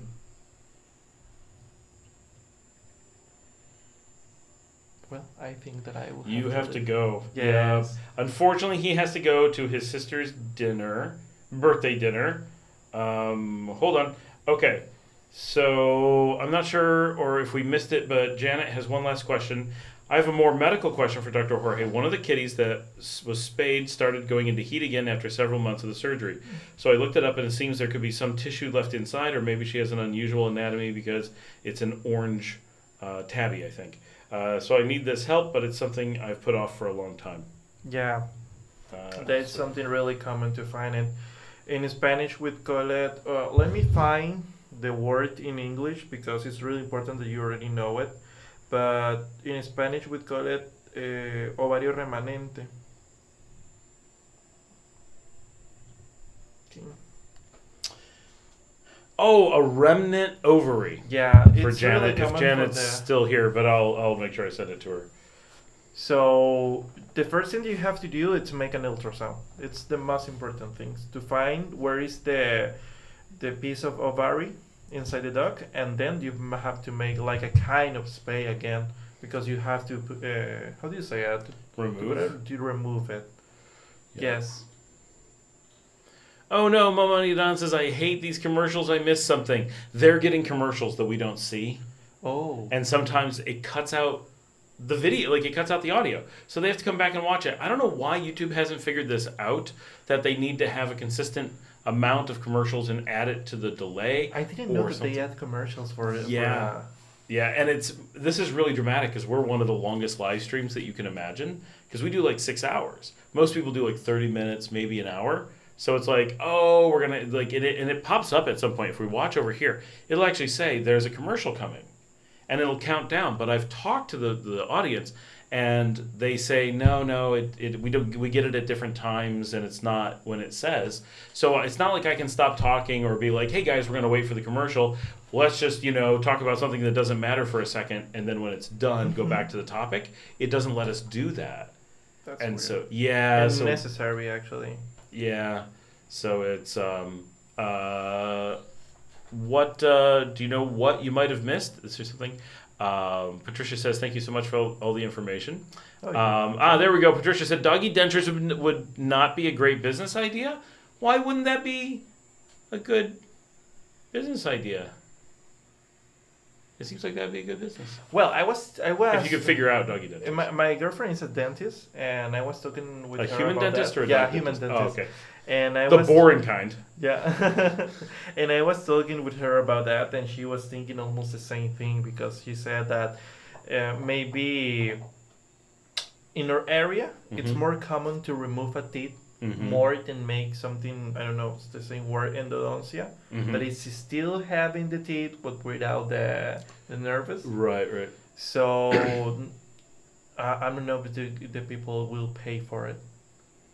I know that someone here will said yes, but you have to know how many persons going to say yes. Right. Because normally when you have teeth problems on the dog are not for one teeth. It are going to be 4, 5, 6 teeth. So for one teeth, it could cost how much? $50 or $60. If you multiply that for 6 or 7 teeth, Right, $300-400 See. easy. Yep. Mary says a friend got 2 Rottweiler dogs that are about 3 months old for her property in Rivas. Are there any local dog trainers? The dogs are for protection. There are dog trainers. I know a dog trainer, but he's from here from Leon. And to be honest, from Rivas, I'm not sure. Yeah, I know of a dog training center in Matagalpa, but not in Rivas. They must exist. Everybody says thank you. Janet says she was listening. She got the information that she needed, and obviously she can reach out. She knows how to find you. And Momaidan says, I'd pay for it. I presume the doggy dentures. There you go. You've already got your first customer, Patricia. Dale says, dogs would not like something in their mouth and would revolt and try to get them out constantly. Yep, that is probably true. That could be another reason. All right, Dr. Jorge needs to go. He has family obligations. Tell your sister that we said happy birthday. Oh, thank you so much, and nice to meet you all. Yeah, thank you so much Hopefully for being we'll on. see all these people again, maybe the next time. Yeah, well, some of them, Janet lives here. Some are moving here. Some are in the process of getting here soon. Momani Don is in Granada right now and moved down just a few weeks ago. So slowly we're getting everyone down here. Perfect. Sounds great then. Awesome. Have a great night to everyone then.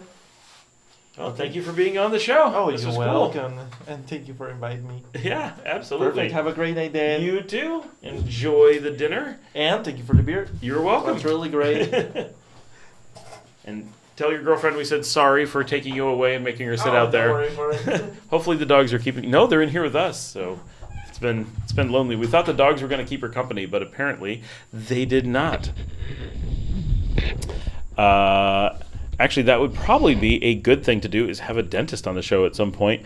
People do have a lot of dental questions, I've noticed, and dental here is excellent. This is really a country that people should be going to for dental care, like making a point of it. So, oh,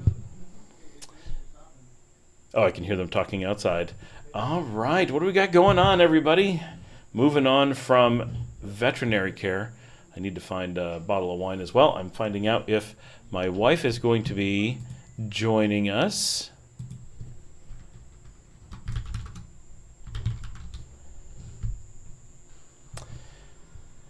Boy, he left and you guys are quiet. Like, what's this? I'm here all by myself. La la la. I feel very lonely now.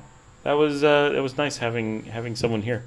That is our very first, I think, guest show. I mean, Marcella and Dominica have been on the show, but that's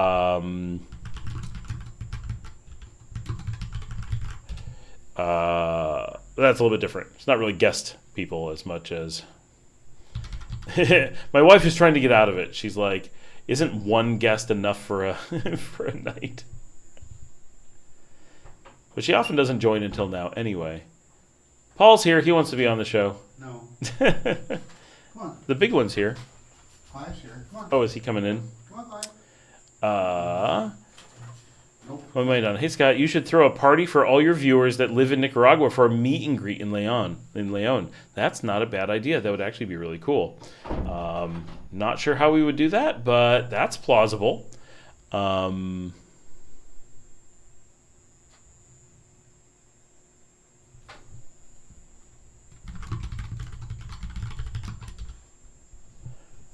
My wife says she's assisting with banana bread and fixing a flooded house.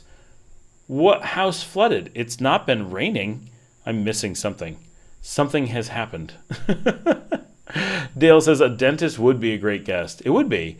And we know some, so I'm sure we could get them on, and they'd enjoy hanging out. But I really do need a bigger studio. Like, we built this just recently, but it was never intended to be. The live stream was relatively new, and having multiple people on the live stream was something we had never considered. So, like, it's not well suited for that. But I also need another camera. I need 2 of these. Oh, that battery's about to die because I don't have it plugged in. need to adjust that. I'm going to take a quick break. Janet says, I'm just back a second. We need to get Paul and Ramon together to play pool. Paul has been there every day to play pool. Just if Ramon wants to go, let him know, and Paul is probably already there. Now that he knows that the cool pool hall is there, it's his place to go. I'm going to throw up the taking a moment image. Actually, I don't even know what. I'm about to throw up an image without knowing what's here. Let's see what's on here. Oh, it is that one. Perfect. So we're going to throw up the Nicaragua Live placeholder for a minute. I'm going to grab my bottle of wine, and I'm going to move some things out of the way, change the battery on the camera. And so this is everyone's first bathroom break, and I know how people don't like to miss things because they're all stuff going on. So go use the restroom, refresh your drink, make your popcorn, pop us onto the TV, think about your next questions, and I'll see you guys in just a couple minutes.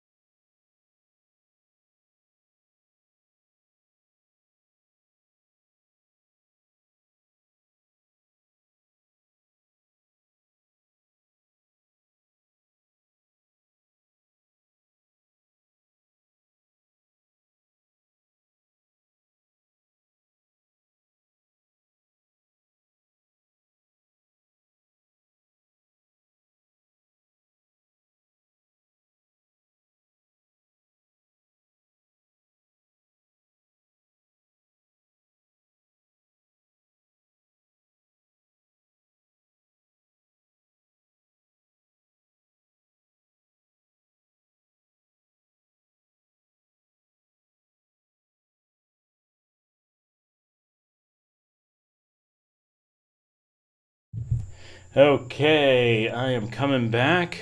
Let's fire this up. Oh yeah, look at that.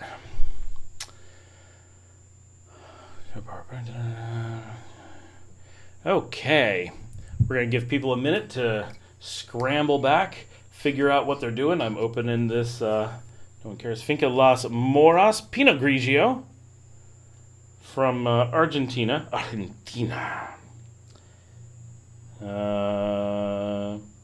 I don't see any real information. Anyway, Pinot Grigio kind of nice and chilled. My daughter's making banana bread, and for those who are worried that my house is flooding, it is not. My wife's playing House Flipper on Steam, and the house in her video game flooded. Just to make me panic, since our house flooded twice this week. For real. Kind of see the bubbly there. There it goes. All right. I don't know that we're getting my wife onto the show tonight, but we did have one guest, so that is pretty cool. And just kind of giving everybody a second to get back from the bathroom break. I do want to do this for a minute. I love when we get to do this. Oh, look, I'm out of focus. Great job, Sony. Nice and in focus. Anyway, that's the Sony right over there. And we can go back to this. I like it when I have multiple cameras. I just, the Sony is such a pain to deal with. So I really like this Sony for so many reasons. It's got such cool features in some ways, and it's such a cute design, but it's so just not up to par with Fuji and Olympus. I can't see getting another one. I don't know. Maybe I just haven't given it a fair shake, but their whole, like, the way that they handle, the way it turns on and off, its battery management, it's got a lot of things. Like this is a pretty good image. This looks good, but compare it, right? So this is, obviously these are completely different price points. This is the Sony. This is the Fuji. Sony, Fuji. And the Fuji's got better colors. The Fuji's got better resolution. Like, it's just got a lot more going on. And the Sony, well, good, certainly good. You can see my reflector. This is how we kind of even out some of the light. The Sony has just so many issues with silly things that... I just realized that the Fuji... Hold on, so we haven't quite kicked back on yet. I'm going to go adjust something. The Fuji's cranked way too high on its adjustments because of something I was doing earlier, and I totally forgot about it.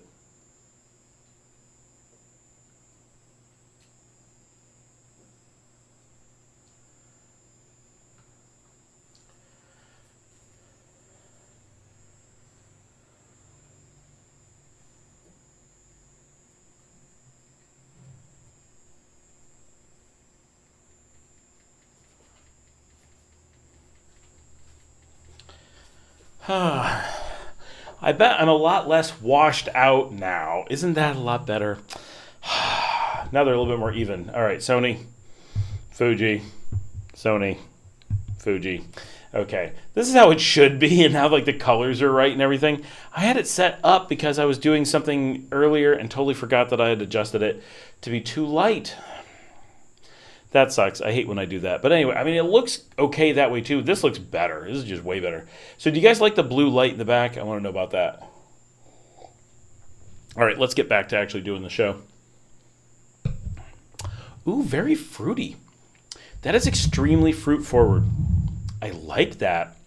This is a really cheap Pinot Grigio, and I'm happy with that. That is incredibly drinkable. I will be quite happy tonight.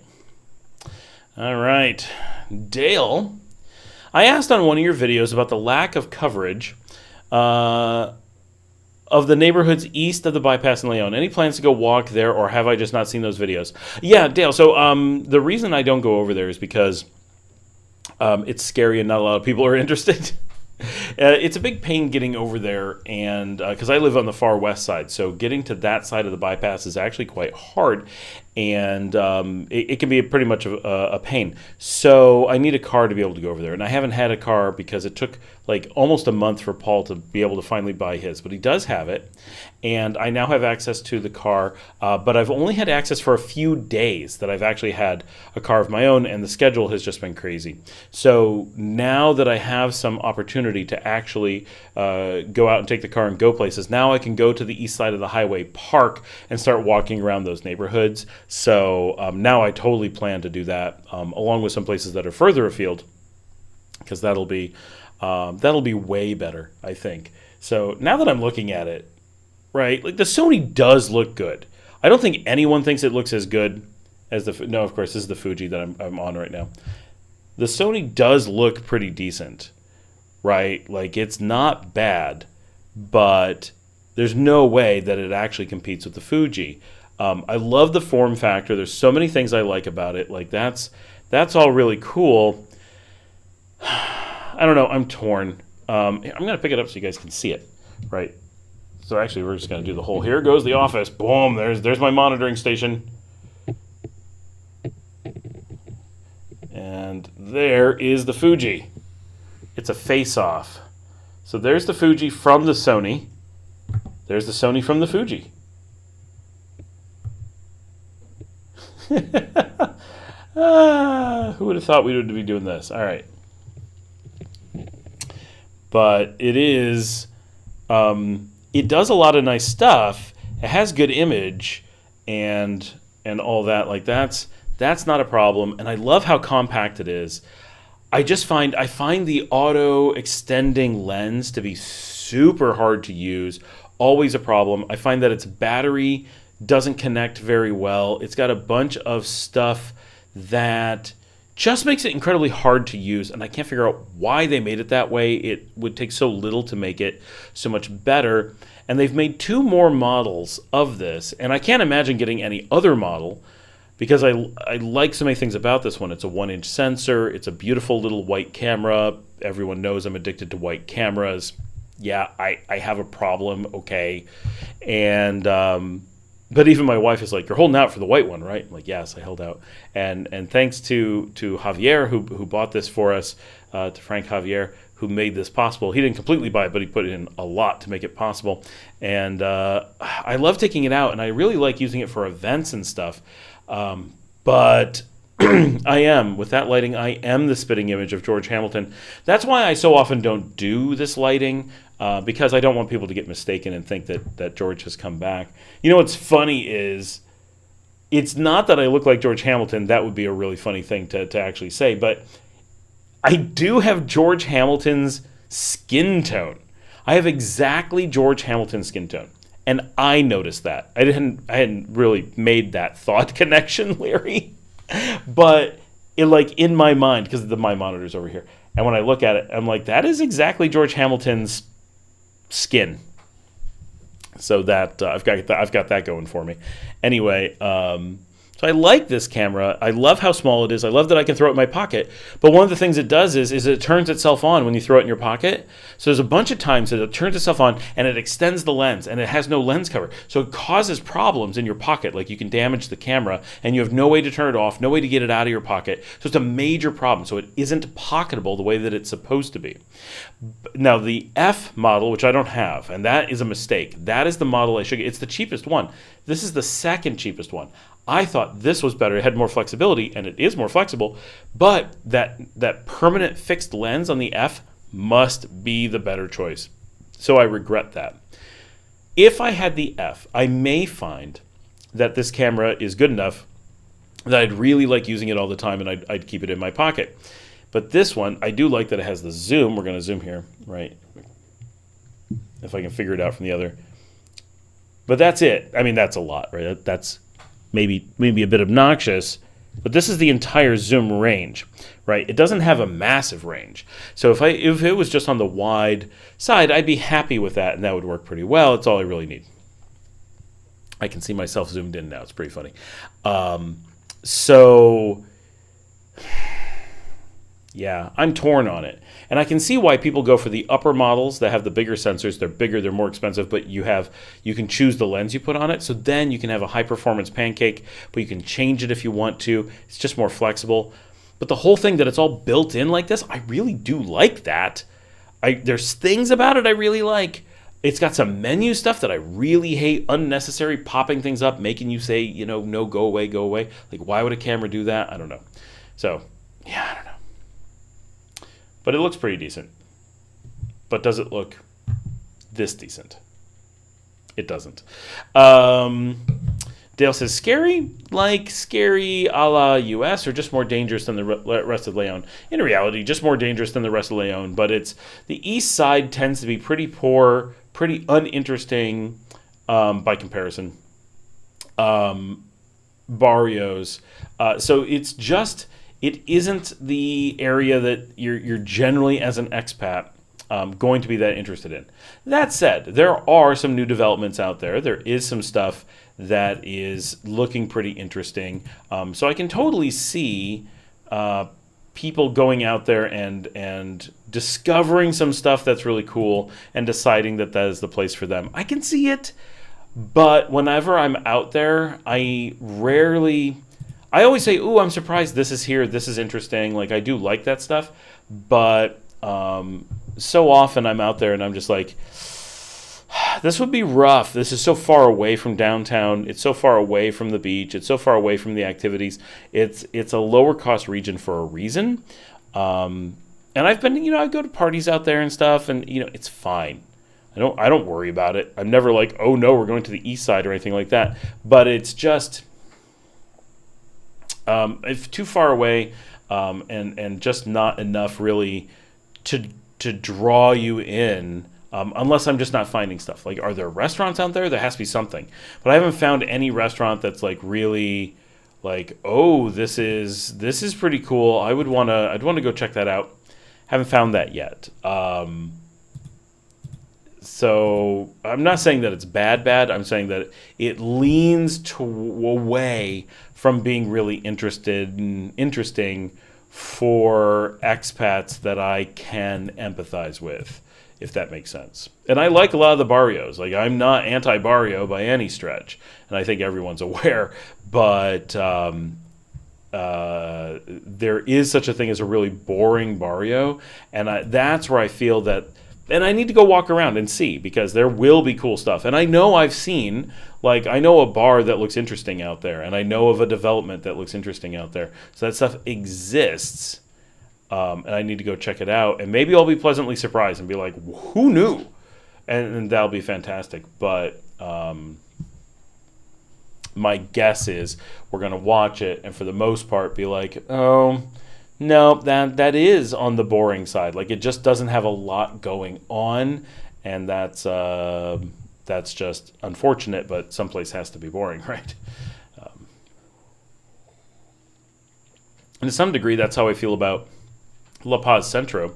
When I'm out there, when we did a walk around of it, and Talica, we did a walk around of Talica, and in both cases, I could live there, not a problem. Safe enough, nice. There's places to eat, places to get food, but at the end of the day, I think that there was a lot of I'd be really bored here. There's very little to do. There's one local bar. There's one little local restaurant. Very few things. And that is a fear in a low-cost community that is small, that you end up with just very, very little to do. Since you guys don't have a lot of questions, I am going to take you on a little Sony trip. No, I'm going to move the Sony before I do it. It's passing by. I'm going to show you. I've got the new Rode X, the Streamer X system, so you guys can see this new bit of gear that I have here. Check it out. So this thing's really cool. I don't have it set up right now, but this is meant for when I'm doing streaming, not when I'm doing this. This is a live broadcast. It's a little bit different. This is if I'm going to have a single camera and a single microphone, and I want to be able to stream it and use it as a webcam so that I can put it into a podcasting system. That's what this is for a single user podcaster, an interviewer online. And this is if I'm going to do single person live streaming. I could use it for what we're doing now, but that's not really what it's designed for. They have a new Rode caster video that came out yesterday that is for that. It basically replaces this unit that I have from Blackmagic. Sorry about the cable. But that's what we're broadcasting on right now. That's meant for video and only has the slightest audio stuff. This is meant for audio and only has the slightest video stuff. But what's cool, so these are programmable keys. And you can see I can change, these are menus that I can scroll through. And when it's on here, these have like sound effects and voice altering effects and stuff, and I can program them up to 64 effects. Really cool. These are mute and camera off buttons. I can cycle through different audio sources because it can be through an XLR mic, a headset, or wireless mics. And then this is a headset. And as I turn up, like if I turn up the volume on the headset, you can see the lights go around. I'll turn it down. It actually turns the lights down as you go, so you get a visual indicator of what you're doing, and they're push buttons, and just it's really nice. It's pretty basic, but I really like how it works. I'm a huge fan of Rode equipment in general, if that's not obvious from all the Rode mics that we're on. I'm going to turn off this camera. We don't need the Sony on all the time. It's very funny. Okay, I do have to say the Sony did a good job tonight. I'm happier with it tonight than I have been in other nights. So maybe I'm figuring things out. I don't know. Everything's got a learning curve, I guess. I really like Rode microphones and all their kind of stuff like that. So I'm getting more and more Rode things and building out a Rode studio. So the thing I'm going to have is a complete Rode podcasting studio at the end of the day. I don't know if I'll ever end up moving away from Blackmagic for my broadcast stuff, but we'll see, because Rode has broadcast stuff now. But the Blackmagic has done such a good job that I'm very loyal as a user. I don't necessarily want to run away, but I really like my Rode gear, and having all matching Rode gear would be really cool. And now Rode gear is coming out in white. So we just had this discussion about me and my white cameras, and they have color coordinated cables. And so I'm building out, the plan is a complete studio that's meant for like 6 people, like 4 people actually being in an interview, and then like 2 operators, so that those people don't necessarily have to do things. And I want to make it that it's both the podcasting studio and the live stream space all put into one. And we'll see, right? Like that's obviously a lot of stuff out in the future, but that would be super duper cool. And my plan is all Rode gear, all in white, with all the microphones and cables color coordinated. So a pink line, an orange line, a green line, and the other's like blue or yellow or something. And it'll just look really fantastic. I don't know why I need to do that, but that is in the potential works. All right, Cool Car Mods is here. Hey, Cool Car, how's it going? He says, RAV4 versus Corolla with kids planning to buy. Is that a question? Here's the thing. The Corollas are way cheaper. That's what I have. I hate it. Get the RAV4. The RAV4 is going to cost you a bit more money. Like, that is obvious, I hope. But the RAV4 will handle the roads here far better. It'll handle the needing to go on rough roads and just go over the speed bumps everywhere. All that stuff it's going to be much better at. So, yeah. Just in case anyone's wondering, and why I decided to look this up, I don't know. But the Sony, but with the non-extending lens, the one that's cheaper, but it's the same camera, but doesn't have the lens problem that I dislike from this one, and fixes the one of the reasons that nobody likes this camera, as far as I know, is that when you put it on a tripod, it blocks the battery door. So you have to do all kinds of things to switch the battery. And the batteries are itty bitty. Let me show you these batteries. They're so silly. I mean, I love how they feel in your hand, but this is the battery. Like that, I have a normal size hand, right? I'm not Godzilla. These are really, really tiny batteries. And so it's a size, object, and weight that I find very pleasant to just hold. I'm like, oh, I love this battery. Yes, I like the feel of the battery, but it doesn't last. It lasts like a few minutes in the camera, and it has all kinds of problems. So I have 4 of them, and I go through them like crazy. So being able to get, which I don't mind, but I need to be able to open the door all the time, and I often have it on a tripod, and it's like, no. It just doesn't work. So I think they fixed that in the F, and they fixed the lens problem and just have a fixed lens so you can turn it on much faster. You're not having all this weird mechanics going on. You can keep it in your pocket.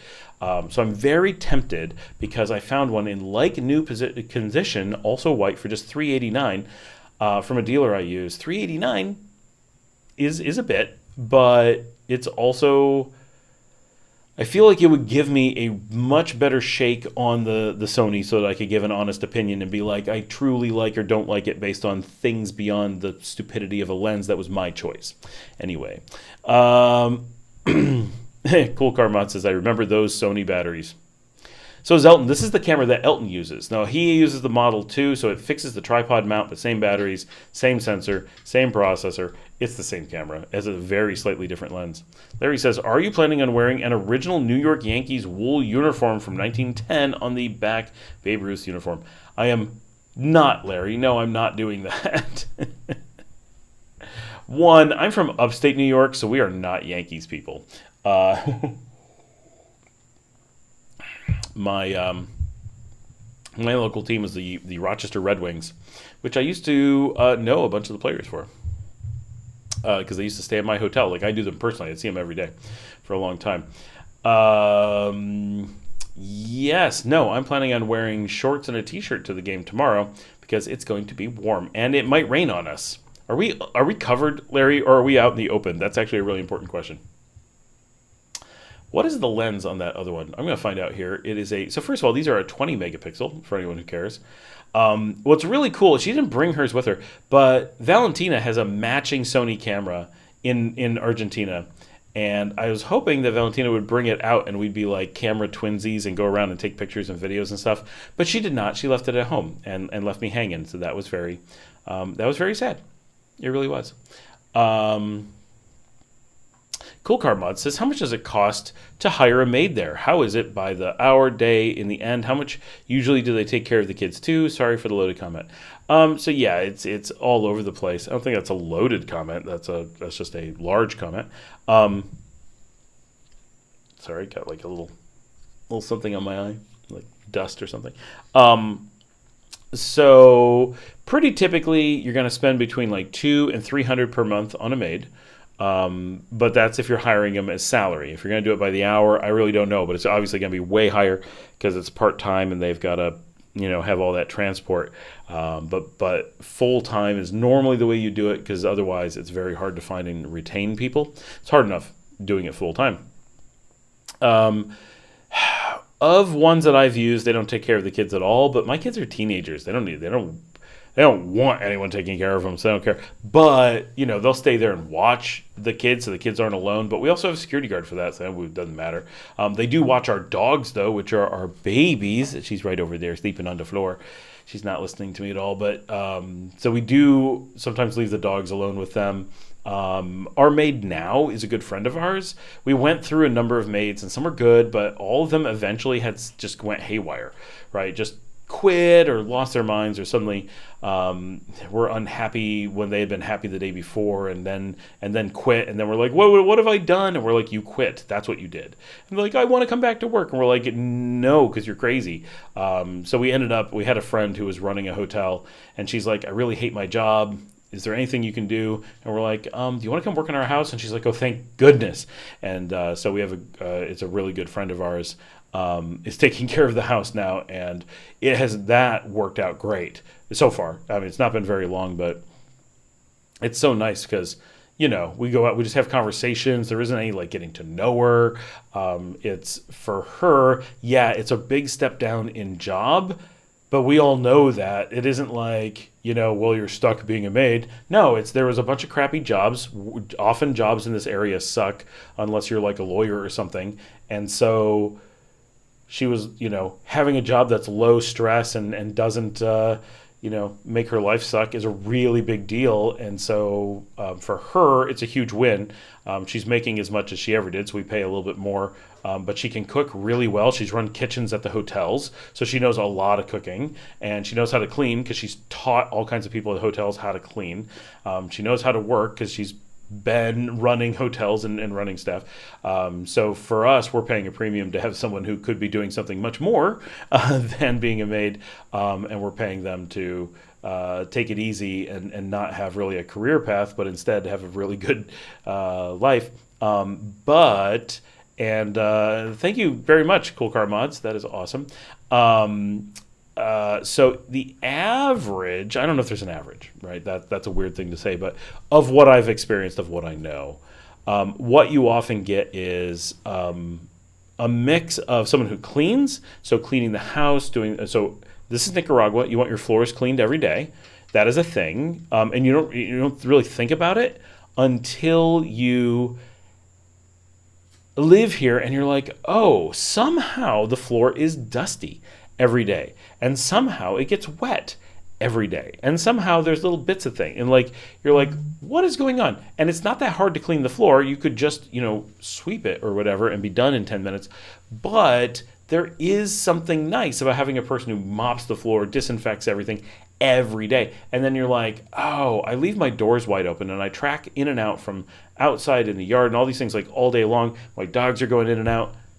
There's a lot of dust involved because they're coming straight from the yard into the house all day long, over and over and over again.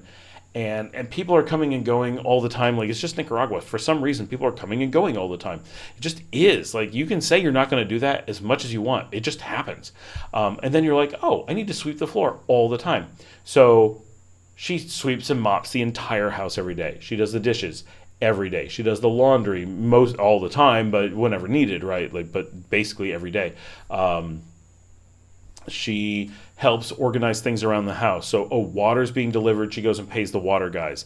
Otherwise, I mean, no one thing is a big deal, but I got to get up from my desk, go out and wait for them, have the money ready, pay them, right? And I'm working. So that's like a big interruption, especially if it's like in a meeting or something. So, and the trash guy comes and she says, it's really simple stuff, but otherwise I have to be involved in every little thing. So she's out there. If we need anything, she goes and talks to the security guard and all that. So that's common that they will be a point of communications for your house and kind of a hub of activity. And then in our case, we've tried with and without different things in the past and tried different combinations. But someone who does all that cleaning, and she makes the beds, all that kind of stuff, cleans the bathrooms, cleans the shower, all that stuff. And then she also cooks. And so we have a dinner that's just made every day. So like today it was a pasta dish with vegetarian meatballs. So she did all that. So every day she's making a big dinner for us. And then lunch and breakfast or snacks or however you want to think of it is just, we just say, oh, hey, so earlier today I was really hungry. I had not had a chance to eat all day.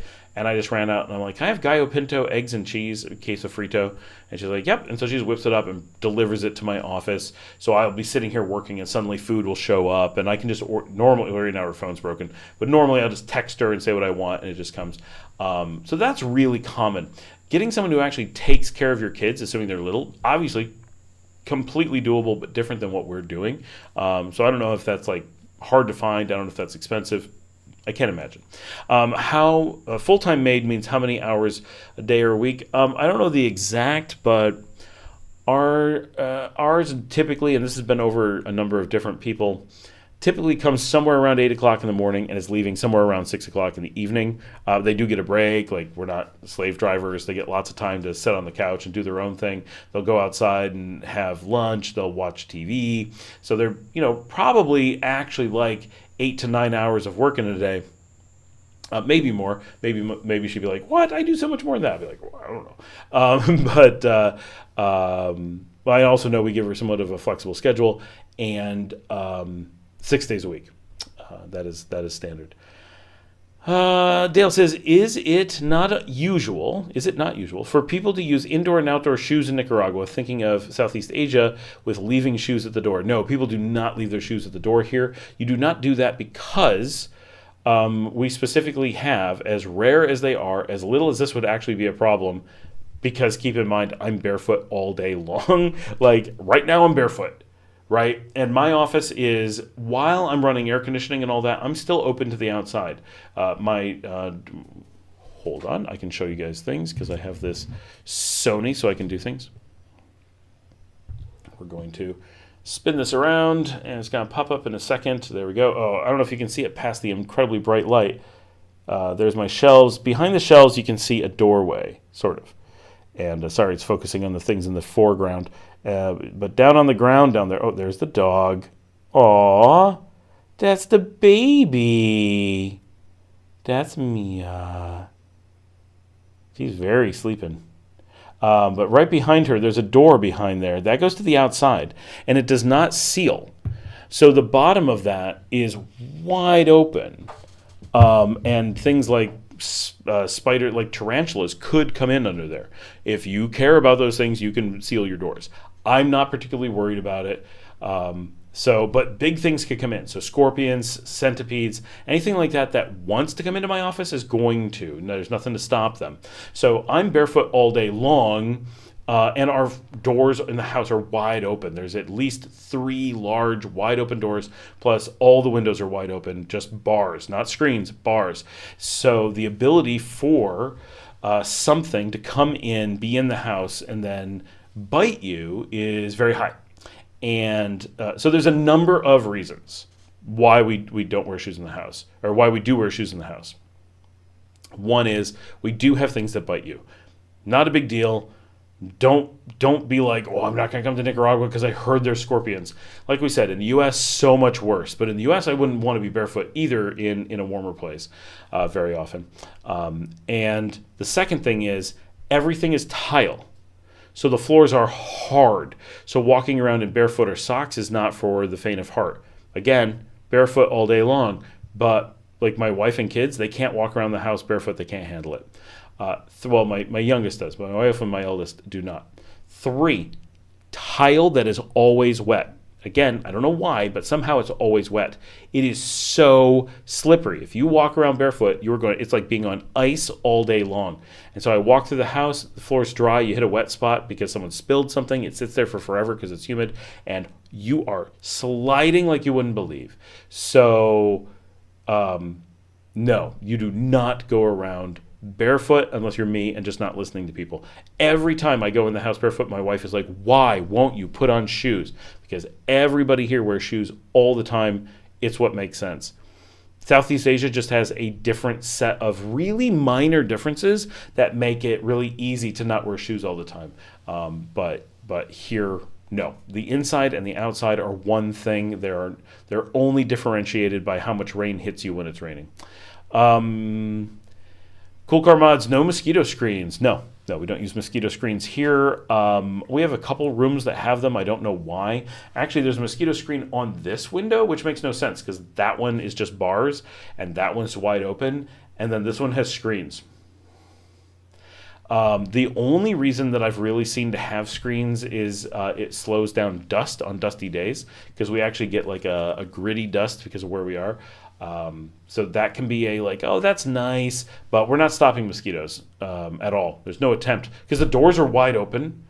The house is open, like open. Cats and bats and birds and large animals come and go in the house. We often have birds flying around the kitchen. At night, it's not uncommon to see an iguana. That's a little bit less common. An iguana or a cat that is not ours wandering around the living room. All those kinds of things. So it's not it's not like you are completely isolating yourself from the outside.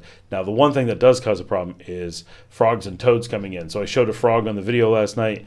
There's a frog hiding somewhere in our kitchen now. So you have to be careful moving dishes. You don't want to squish the frog or anything. And I know we've got a sapo, a big frog, a cane toad, underneath our drain directly out front of our door. Sometimes they come into the living room and you're like, ugh, because they don't move until you're like touching them and you're like, come on, I don't want to touch a toad. Cool Car says, I know you hire exterminators. We do. We use Truly Nolan, and with that, it's really good. You have to, right, because of ants and termites. You cannot have a non-exterminator scenario. But we have a giant garden, so if we don't do it, there would be stuff out there. And like Dr. Jorge was saying, one of the most important things for protecting your dogs is fumigating your yard against ticks and mites because you want to cut them down because while you can give, what do we call it? Preventative medication to a dog, that only works after a tick has bitten them and it makes them want to let go. To actually stop them from being infected by a tick, you need to kill the ticks in the yard. So that's the first step. You need to do both for safety, and so that's a really important thing that we do, killing all the things in the yard so that the dogs really are not being exposed to those things most of the time. Oh great, there's something floating in my wine. That is definitely an insect. Yeah, it mostly floats out of the way, so I don't have to worry about drinking it. Will you do subscriber meets? Yeah, I guess we could do that. That's not a bad idea.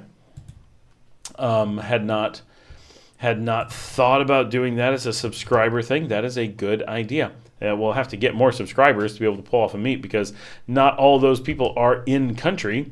So it's not a big group of people. I think we only gained one today, which is still pretty good. Like that's, yeah, we gained one today, at least according. The chart can be many hours old, but we'll need a few more people before pulling off a membership meet. But we are going to have a dedicated membership chat room that is completely all day long, secure, private chat where everyone in the membership group can talk to each other. I think that'll be pretty cool once we get that all figured out, which is going to be just a couple days. I'm hoping to get, if you saw the video today where I said, I cannot get that insect out of my wine. I said, don't try to sign up for Nica Habla until I've had the opportunity to create a video that explains how to do it, because that's going to make it really easy. And then we'll get a number of people in the general chat system, and we'll get the private room set up so people can chat with me all day long, and then we'll go from there and see how that works and see how people are going to use it and who wants to do meetups, and then we can discuss it in there really easily. So I think that's the plan. By the way, I just happened to be looking at the stats from today. And obviously today's show came out just before this and has like no hook, right? It's just community update. It's got 150 views, which is really good for what it is. I was not expecting really anything. But my impact video yesterday is already over 700 views. And the Spain one, which I thought was kind of a throwaway, like, well, I've got a topic, I should use it. And this came out in the news today, is over 2,000 views, which is not groundbreaking, but solid.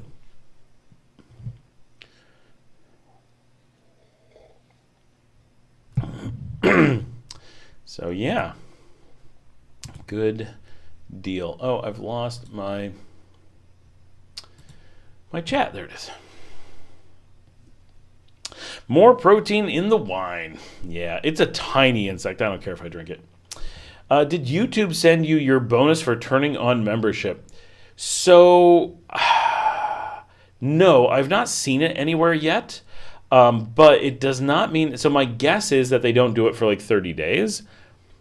It's also possible that somehow I screwed it up and I didn't get the bonus, but in theory, it's going to come at some point, but it shouldn't show up in most of the stats, and I don't get, this sounds wrong, I don't get paid by YouTube. I have YouTube save all the money so they can send it to me in a lump sum later. So there isn't any, it's not like I can look at what I've received and be like, oh, is that in there? It's not like that. It's, I'd have to look at what's owed to me and see what's going on there. So I'm really not clear how I would definitively know if I've received it or not. I mean, if I have received it, and it shows up in something, I'll be like, oh, there it is. A sudden leap in the amount that they owe me, but I'm not sure where to find it. So I've been looking, but I don't know. Did you? We'll be there early December in my girl and kids. My girl, so 32 and 25 years old. And kids. It must be me and my girl. I'm going to guess. Me and my girl. You are 32. She is 25. And you have kids who are 3 years old and 5 months. Is that correct way of reading that? If that is correct, cool. Welcome. My kids are 13 and 15, but by December will be 13 and 16. Into politics. I am not. One of the, honestly, a really big thing, and I know you're just being funny, but a really big thing about moving to a new country, and you don't generally think about this. You live in your home country, whatever the country that is, it doesn't matter. And your politics are your politics. And it's like this thing, it's like, oh, your community, you have to, and you do have to be into it, right? You have to partake of it. Because otherwise you're just voting for your neighbors, right? I want my neighbor to vote for me, right? And I don't know if you've met your neighbor, but your neighbor's an idiot. So you kind of have to care. But when you move to a new country, I found this long ago because this is not my first country. You move to a new country and you go, wait, oh my gosh, I don't care. It doesn't matter. But that guy's gonna do. I don't care what he does. But he's gonna. I don't care. I don't care. It doesn't matter. It doesn't affect me. But you didn't get a voice.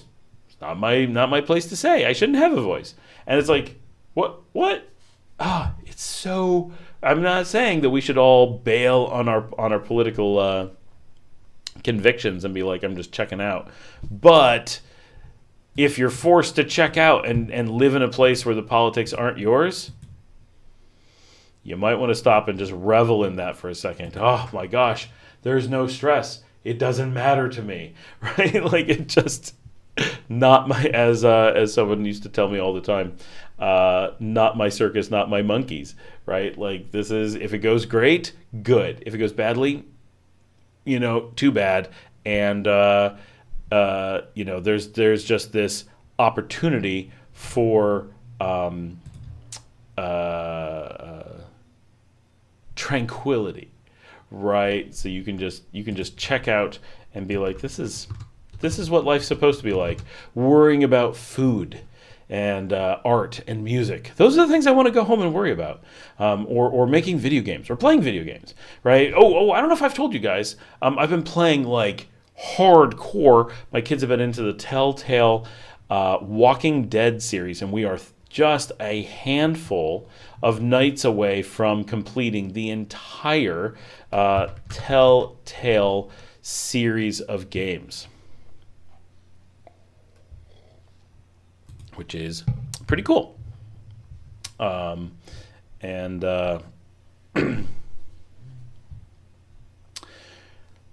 It's been what is this? It's been really good. It's been nice to have that opportunity to play those. We've had the games for a really long time, and we're excited. So that's been fun. Janet is back. Dale says, why lump sum? Just easier to track? It's if you get, because it's a very small amount of money. I'm not saying it's nothing. Like, it is a noticeable amount of money, especially when everybody's like on the show, doing donations, or people are doing the buy me a coffees, and like that stuff is really noticeable. And so what I have done is, if you buy me a coffee, that goes directly to me. However, and by directly to me, I mean it's not being held. But what I'm doing is I have it go to a bank account that is not my normal bank account. And I actually forgot that I did this. And one day I was looking at my bank account stuff, and I'm like, what is going on? Like, what is this account? Why is there money sitting in there? And then I'm like, wait, this seems to go up whenever I get a buy me a coffee. And then I realized I'm collecting it so that I have this buying power. So at some point, I could be like, I'm going to buy something real with this, whether it's cameras or broadcasting equipment, or in reality, potentially a house. Which at some point, I'm really interested in maybe buying a house for the show and doing an entire show about buying a house, fixing up a house, doing a whole thing. I think it'd be super interesting. So yeah, it could be really cool. But so those I have going into a bank account, and anything that's going through Google. So that's anything that, like, you guys are the subscriptions, or the I don't know what they're called, but the super thanks or whatever that pop up in the thread, or anything like that, or the regular YouTube revenue, that I just have Google holding on to, and then they can pay me all at once. And I'm not going to save it for like years and years and years, because obviously inflation makes that go away. But it,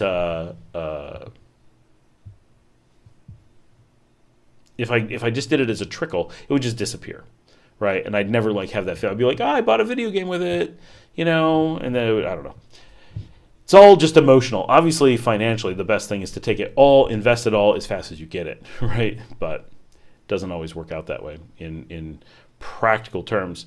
So Toro Urso Wealth Management says gold is up over $2,600 US dollar, losing purchasing power faster. Yeah, it's up today. The last couple weeks. I don't watch it too closely.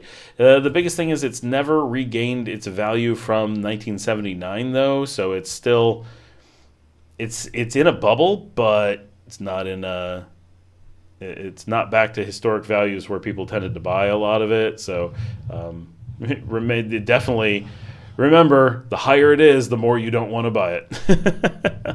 This is the time to get out. But if you have in the past invested in gold, this is a really good time to bail on it. You've got a really good chance of getting out pretty close to the peak, since in 50 years it's never regained its peak from 1979, and this is the closest it's been. Could it go above it? It could, but it's never gotten back there. So that's a pretty much a historic marker as the peak of what the gold market can be. Janet says, I was wondering why his girl was 2 ages, or did he have 2 girls?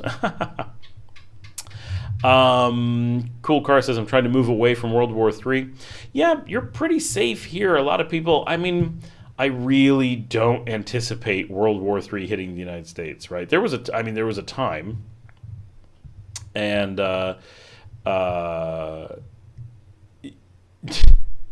U.S. dollar has lost 99% of its purchasing power against gold all time. So the thing about currency, right, is that's not a thing. It's a day-to-day thing. It should never be held. So gold is just a thing that sits. Alicio, thank you so much for joining the membership. That's amazing. So I don't want to go into gold for a long period of time, but it's worth mentioning that. So gold is a commodity. There's a fixed amount of it. The dollar's currency. The dollar's supposed to lose value. So if it's doing what it's supposed to do, if it's a good currency, it's going to lose value over time. It's not lost 99%, but it's lost quite a bit over time. But anyone who holds dollars is throwing money away, just like anyone who holds gold. Neither of them is meant to be held. Both would be incredibly foolish for someone to hold. The one is a commodity, one is a currency. By definition, these are not things to hold. They are not investments, right? So it is often portrayed as this thing, like the dollar's getting weaker. Sort of. The dollar, like every currency, is on a long-term erosion of its original value, because what it represents is an economy, and the economy grows, and so the individual dollar has to shrink. This is just basic economics. And so if you're seeing a healthy dollar, it's been around for a while, right? If it's only been around a week, you don't want to hear a 99% loss, but it's been around for 150 years, so you definitely want to hear a 99% loss if you're considering all time, because that's what makes it good, right? So what you're hearing is the dollar's doing fantastic, it's doing what it's supposed to do, and there's no negatives to it whatsoever, right? So because it's a currency, and because you should never hold a currency, the only thing you have to really watch out for is people trying to get you to hold a currency. Those people, that's where you lose all your money. But that's the problem, right? Like the idea that anybody cares what a dollar was worth in 1850, it doesn't matter at all. It's completely irrelevant because people aren't affected by that. So it's So yeah, if the question is, if you'd held dollars in a mattress, gold does better. But nobody thinks holding cash in a mattress is how you use money. You use money to go from your job to your investments, or to the grocery store, or to pay your mortgage. And so, because the things you want are not gold or cash. You want houses and cars and food and shelter and trips and memories and companies and investments and retirement, right? And neither gold nor the US dollar or any currency is going to give you those things. They are transfer mediums for going from your job and as quickly as possible turning them into valuable things that matter, things that have actual value. Because gold, like any other currency, has zero value on its own. It's worthless. If you can't buy something with it, it's the same as toilet paper. It's not really true because toilet paper is useful even when gold is not, or dollars are not. But dollars can be used as toilet paper. So they actually have a little bit of utility that gold does not. But gold can be used to weight down the ballast of a ship, which you can't do with dollars. So I mean, each one has some minor utility in a goofy sense when everything else has fallen apart. But if you don't believe in a thing, you compare it to the dollars in a mattress thing because you're finding the worst action, a misunderstanding of it, and portraying it as a comparison to that. But I can't as easily take gold from my job and take it to an investment. It doesn't work as easily. So the U.S. dollar outperforms it in the real world every day. Maybe not the Argentinian peso, but every normal currency dramatically outperforms gold at what it's supposed to do. If you're looking at from a failure mode, yes, you can if you use U.S. dollars in the most foolish way and gold in a similarly foolish way. And nothing has gone wrong with your gold. This is important, right? If no one steals your gold, if your gold doesn't get lost or collected, and you never have to transfer an international border because dollars can go over a border, but gold cannot. There's a bunch of things. If none of those things happen, and you did the worst possible thing with both of them, gold would hedge slightly against the most recklessly foolish financial behavior. But just don't do that behavior, and both of them become utterly foolish to have, and there's no reason to ever look at either of them. Edwin says, hey, Scott. Dale says, oh my God, I can still buy what I bought a year ago for about the same, so I reject that argument. Yeah, so Dale, I totally agree. It makes absolutely no sense because it requires a complete misunderstanding of what currency is. But what he's saying is if you look at, and this took a while to figure out. So first of all, it's not 99%, but it's like 98%, but that is double the amount that it really shows up as not 99% when you do it. And you go back to gold when gold was not in the market but was a controlled price. So it means nothing. So it's a completely fake number because it wasn't what you weren't actually buying gold. It was the government purchasing rate of gold or something. It was a weird thing. And you look at the dollar value of gold, the dollar value of your money, as if you didn't have it in an investment, and look at the numeric, which is not a thing, this is a worthless, it's all a completely meaningless comparison to make gold seem viable, which really, that you need to do this to make gold seem viable is the greatest statement as to how useless gold is. But if you do this, and don't account for inflation and the market, where you're either thing, right? Because why would you be holding cash all that time? If you held cash through several lifetimes, the numeric value of your cash would be about 50-ish, 1/50th, or you'd need 50 times the cash to buy the same amount of gold. But the reason is for a lot of complex things that's not what cash is meant to do. It's never meant to act that way. So someone has to misuse it to create this scenario. But there is a thing that he's basing it off of. It's just a thing you should never look at because it makes no sense. Alicia says, hey, Scott from Miami. Great to have you here. Thanks. Glad you're able to make it. Cool Car says, oh no, Edwin says, Cool Car, expect becoming fat in 1 month this way. Ooh, I missed what you were... Oh, the fritanga. Can't wait to come and eat at a fritanga every day. Well, the thing, Cool Car, is that, yes, eating at a fritanga every day is very affordable from a cost of food perspective. If you're paying per calorie, you're in really good. But if you are If you are looking at the healthcare bill of eating at a fratanga every day, it may not be that great. Terso says gold is the world reserve asset, dollar is world reserve currency. Sort of. Gold's just a thing that they sell to suckers. It's not a real thing. Like, yeah, lots of people have it, but it's not a real asset, right? The world reserve assets are businesses and real estate and labor. Gold is worthless and silly. It's the scam they pull on the poor. It's what they say to the public when they want to control people and get them to stop talking about the things that matter, right? If you put all of your, well, look at El Salvador, right? What did they do? Well, they decided that gold was hard to come by and the dollar isn't meant to be held. So what did they do? They held Bitcoin. Okay, so they picked another currency? Oh my gosh, right? So they're holding Bitcoin. Well, what happened? Well, Bitcoin didn't keep going up. In fact, it's been going down just slightly when you don't check inflation. But when you check inflation, you go, oh, wait, we've been inflating the number for Bitcoin because we're comparing it against something that itself is inflating. And then you're like, oh crap, there's actually quite a big loss in the Bitcoin if you hold it over a period of time. Because someone will say, like, for example, I don't know what Bitcoin is today. Let's just say it's worth $53,000. One Bitcoin is $53,000. And you say, it's been that for 3 years. It's holding value.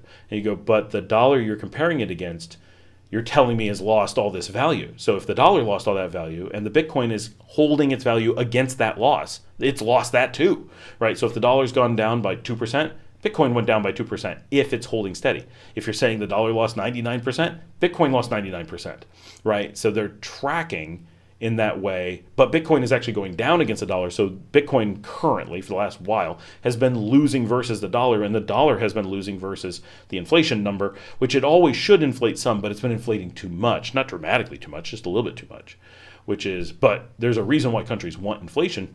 Healthy economies, right? You have inflation when you have a growing economy. That's why gold doesn't work, right? That's why every country abandoned it, because they're not crazy. Dale says gold salesmen are about as trustworthy as used car salesmen. You're getting it. If you're going to hold reserves that is uninvested, it's better to hold gold than dollars. Yeah, I mean, that is true. If you're going to do the worst possible things, right? If you're assuming that you're going to fail, then gold in this particular instance would be a lesser failure. But I would just say don't fail. Don't intend to fail. Just don't do that. And then both of them are silly things, right? Saying gold is good in that way is completely misleading, right? Holding cash is insane. Holding gold is also insane. Yes, holding cash is more insane, but both of them are so crazy. It's literally similar to saying, I could shoot myself in the foot or shoot myself in the thigh. Well, yeah, shooting yourself in the foot is a little bit better than shooting yourself in the thigh. Yeah. Shooting yourself in the foot. Woohoo! No, not woohoo. Just stop shooting yourself, right? That's the takeaway. It's why would anyone make that comparison? Why ever bring it up, right? It has no place in any financial discussion other than things you don't do. Don't hold on to things that are not businesses. It's not an apples to apples comparison to compare gold to stocks and bonds. Right, because there are things you're meant to hold, and gold would be foolish to hold. There are things that have a place for holding. Cool cargo. BRICS is making gold the standard. They are not. That is a myth. That's part of the sales trick. Just be aware. Every BRICS country has been like, this is a scam coming from the United States. The U.S. is trying to make it sound like, and not the U.S. government, right? People in the U.S. are trying to make this BRICS thing that sounds like a big scary thing. Doing this big, insane thing with gold that doesn't make sense to make it that there's a run on the gold market, which you can see happening. There's a gold bubble because of this marketing. But the BRICS country are like, why would we do that? Gold doesn't have that value. That makes no sense. Everyone has a little bit of gold, but that doesn't make any difference. The ratio of S&P 500 and Dow to gold is near all-time highs. Near all-time highs is a really weird thing to look at in that way, right? So what you're telling me is if I bought gold at when it first went on the market, right? So gold's all time only goes from the 1970s. There is no gold pricing before the 1970s. Before that, it was a fake market because of Bretton Woods. So gold's all-time high was in my childhood, and what you're telling me is that gold still isn't worth what it was in my childhood. So yes, the amount of money that holding gold would have lost you is less than if you'd have sold it 5 years ago or 10 years ago. But it doesn't change the fact that it is less. It is still lower than it used to be. That's what people are missing. Gold is a losing proposition. It doesn't make money. When people, when smart, rich people, right? Rich dad, poor dad. Poor dad says work for your money. Rich dad says make your money work for you. Poor dads say buy gold because you work for gold. Rich dads say own businesses that can buy gold if they think they need to. Right? Businesses make money. Gold does not. That's when they say make your money work for you, they're not saying like in some magic sense. They mean literally use gold, use money, could be gold, to purchase labor that makes more money.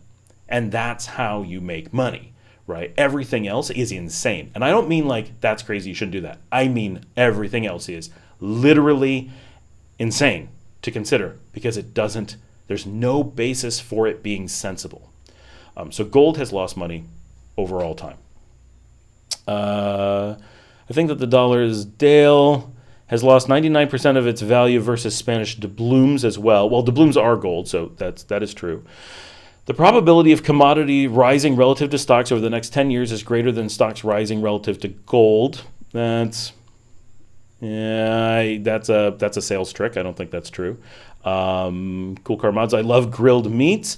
So fritanga is actually fried meats. It's the asado that is the grilled meats. On the fritanga, everything's going to have been in oil. So watch out for that. The asado is way healthier. Fritangas are cheaper and easier because they're normally done in a home kitchen. This is important to know. Most fritangas are someone cooks in their home kitchen and then puts everything into plastic. Obviously, this is not a hard rule.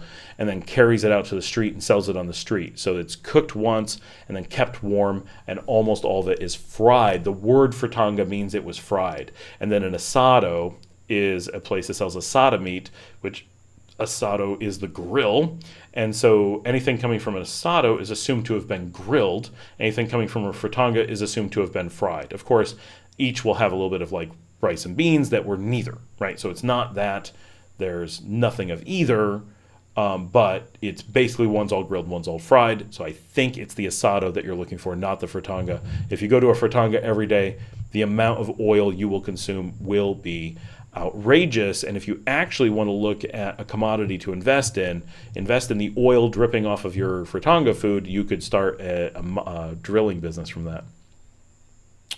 Wealth management, 1925, 1 ounce of gold. Remember, those are not real numbers, right? There was not an open market in gold. So looking back at what it was listed at, even though you couldn't buy it, is meaningless. You have to look at about 1979. That is when gold was really first on the market. So anything before that isn't a real number.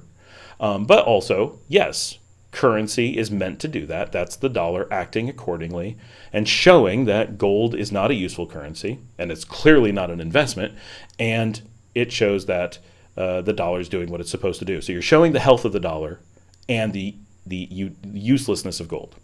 Bitcoin is now 64,000, a bit more. Okay, so it's a little bit high. Well, whatever it is, if you notice the chart, it's not an impressive number when you check it against inflation. It's not up to its high, which is the equivalent of like 83 now. So it, like gold, had a peak long ago and has not met it, but everyone wants to talk in current dollars instead of stable dollars to make it sound a lot more interesting than it is. Gold equals purchasing power insurance. Okay, so speculating, right, is fine. Gold equals purchasing power insurance. So that is not true, right? Gold has, over its history, represented a massive loss in purchasing power.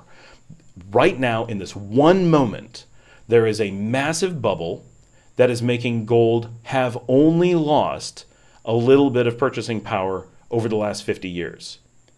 But other than this bubble, if you'd had needed purchasing power anytime over the last 50 years, it would have demonstrated an serious, huge degree to which gold is anything but purchasing power insurance. If you buy it today at the top of a bubble, you what is there to say, right? Like, go ahead, buy gold. I don't care. But you can't call it purchasing power insurance. It is the opposite. It is huge risk against your purchasing power. The insurance against purchasing power is investing. It always has been. It always will be. Finances are simple. They're not complex. It does not require all this weird, like there's a special new thing. That's never going to be the case. Businesses make money. Businesses beat inflation. Everything else loses to inflation. It has to, because businesses make money. So that has to come from somewhere, and inflation is where it comes from. So everybody throughout all of history who has done these things has always lost. You can find people who speculated and at one given moment happened to buy at a low and sell at a high as there was a momentary fluctuation. But anyone who holds over the long term is going to lose their shirts. Always have, always will. There's no exceptions. And as you're saying, in the things you're saying, right? If you held cash, you would have lost. If you held gold, you would have lost. Yes, you would have lost less, but why would you choose to lose when you could choose to gain, right? Make your money work for you. Don't work for your money. Again, gold is purchasing power insurance for uninvested capital over the long term. It is purchasing power non-insurance. It's throwing away your purchasing power. Why would you have uninvested capital? That's crazy. Why would there be uninvested capital that you could put into gold? Why? Obfuscate until you sound like you know what you're talking about. The U.S. represented IOUs for gold up to 1971. Yes, but not at market rate. So none of it made sense. You couldn't use it. You couldn't actually turn the things in. That was demonstrated that was false. You can throw out these numbers, but they weren't real, right? After Bretton Woods, there was an immediate bubble. We have never reclaimed that bubble. Gold, since being on the open market, has only gone down over the long haul. Yes, right now, there's people trying to make a huge bubble, trying to get out of their gold positions. Every person who mentions gold is a person panicked because they're holding gold and they need to get away from it, right? Nobody who actually believes in gold would tell you about it. Because if people start buying gold, it's going to stop having value. Just like Bitcoin. So this is interesting. I just want to talk about this because it's a really interesting thought experiment. So there's a limited number of Bitcoins.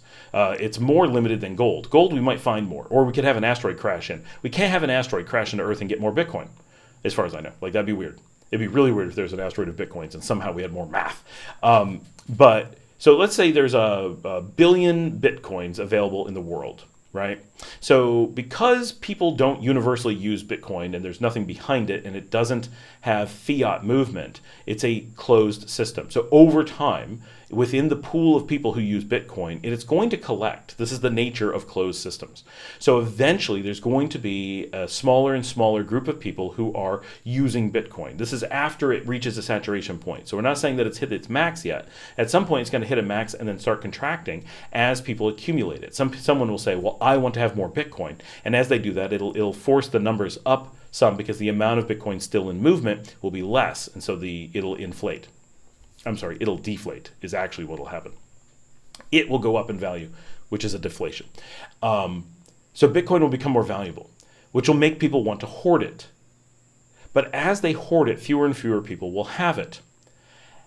As that happens, the people who don't have it have a really interesting option, and that is to simply stop accepting it. And it will become increasingly hard to use. Once any amount of consolidation happens, it will stop being useful. And gold can do the same thing. And it's a little bit harder because there's a lot of gold and it's spread out a lot of places and is used industrially and it's used by governments and governments try to spread this out.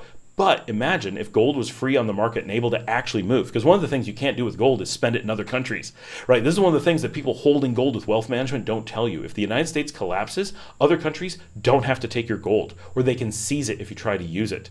The United States does this. If you try to take gold into the United States, they keep a whole bunch of it. Gold is not like currencies that can move between jurisdictions. So gold is anything but wealth store. It is only useful inside a stable economy.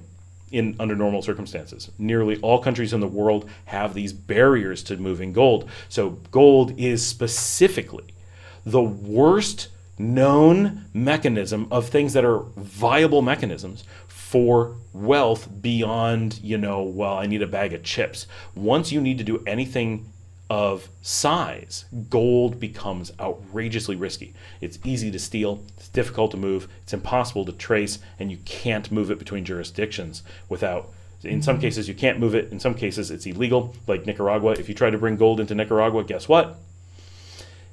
You just broke some major US laws. Everything you have is subject to forfeiture.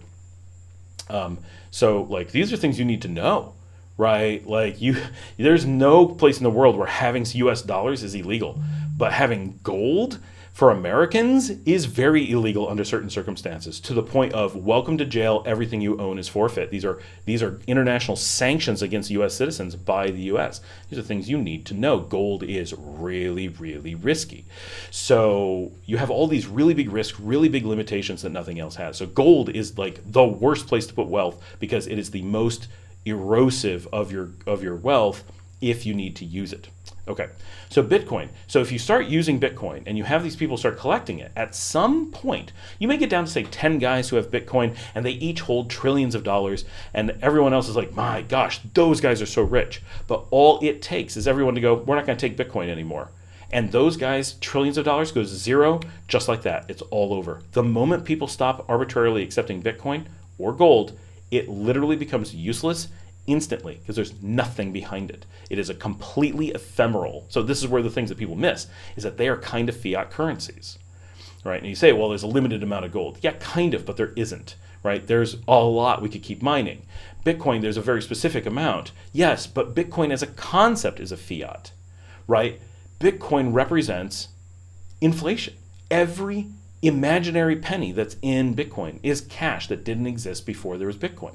So by adding Bitcoin, say $1 trillion, to the currency system, we literally printed $1 trillion of new money. Wait a second, we just printed $1 trillion? So we just caused inflation. So Bitcoin, the thing that's supposed to fight inflation, is literally the biggest cause of inflation. But it can evaporate and cause deflation in an instant. All it takes is countries to outlaw it, or people to simply say we're not going to accept it anymore, and its value can go to zero practically overnight. Now, is that going to happen with gold? It is not going to happen with gold. Is it going to happen with Bitcoin? I think that's essentially a certainty with Bitcoin. Now, way out in the future, you can make trillions of dollars on it in the interim by speculating, but whoever's left holding the bag at the end of the day is going to be holding a bag of nothing. And they're going to be like, but I own all the Bitcoin. I have the world's wealth in this bag. And people are just going to go, that's an imaginary wealth. It requires other people to accept it for no reason, because you can't do anything with it if you don't have this group of people who just accept that they're going to accept a currency that isn't backed by anything.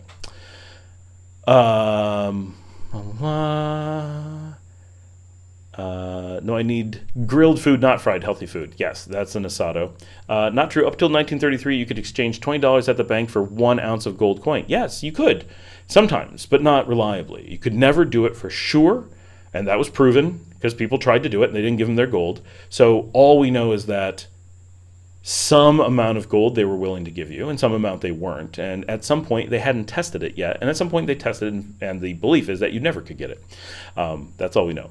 Massive bubble in gold. Take all the printed money today in the world and all that will likely be printed. I don't know what you're saying. There's a massive bubble in gold. Just look at a chart. It's really clear. I did a whole video that showed the chart. Like, it's crystal clear that it's a bubble and it has not hit its original value, but it has a baseline that it is way above right now, and conversations like this is silly. You honestly believe gold is more likely to go down than up in US dollar terms? No, that is a meaningless concept I would never talk about because only scammers refer to it in that way. Who cares what it does in US dollar terms? Nobody. That's a tool for scamming. It is not a tool for making financial decisions. No one who's trying to do something sensible would ever compare gold to the US dollar except to demonstrate how foolish gold is. If you're ever going to mention those two together, it must be in the context of, look how silly these two things are. They're way too tied together. Edwin says, Scott, one question. Did you buy tickets for the opening friendly baseball games at the new stadium? I did not, Edwin. I did not buy tickets because Larry bought them for me. And you can't buy that with gold. So literally, it's illegal. So that's how much gold is worth to me. And that's a really good point. For me, gold is illegal. I would not have bought it whether it was legal. It doesn't make any difference. But for me, it is illegal, as it would be for any of you if you moved here. You're not allowed to work in gold. It's not exactly that you're not allowed to work in gold, but you're not allowed to in any way be involved with the gold industry, which is a giant industry here. So, and that's not because of Nicaragua. That is U.S. sanctions against its own people. And so if you have gold, you always have to be able to prove the provenance. If at any moment you can't prove the provenance of your gold, it is forfeit. So think about the danger of a metal that you have to be able to prove provenance on for it to have value for you. They wanted to exchange the US dollar for gold. The US defaulted and refused to return the gold in 1971. Yes, in 1971, exactly. So that is my point. In 1971, someone tested your theory and proved that the system was fake. The US did not back their money with gold. They said they did.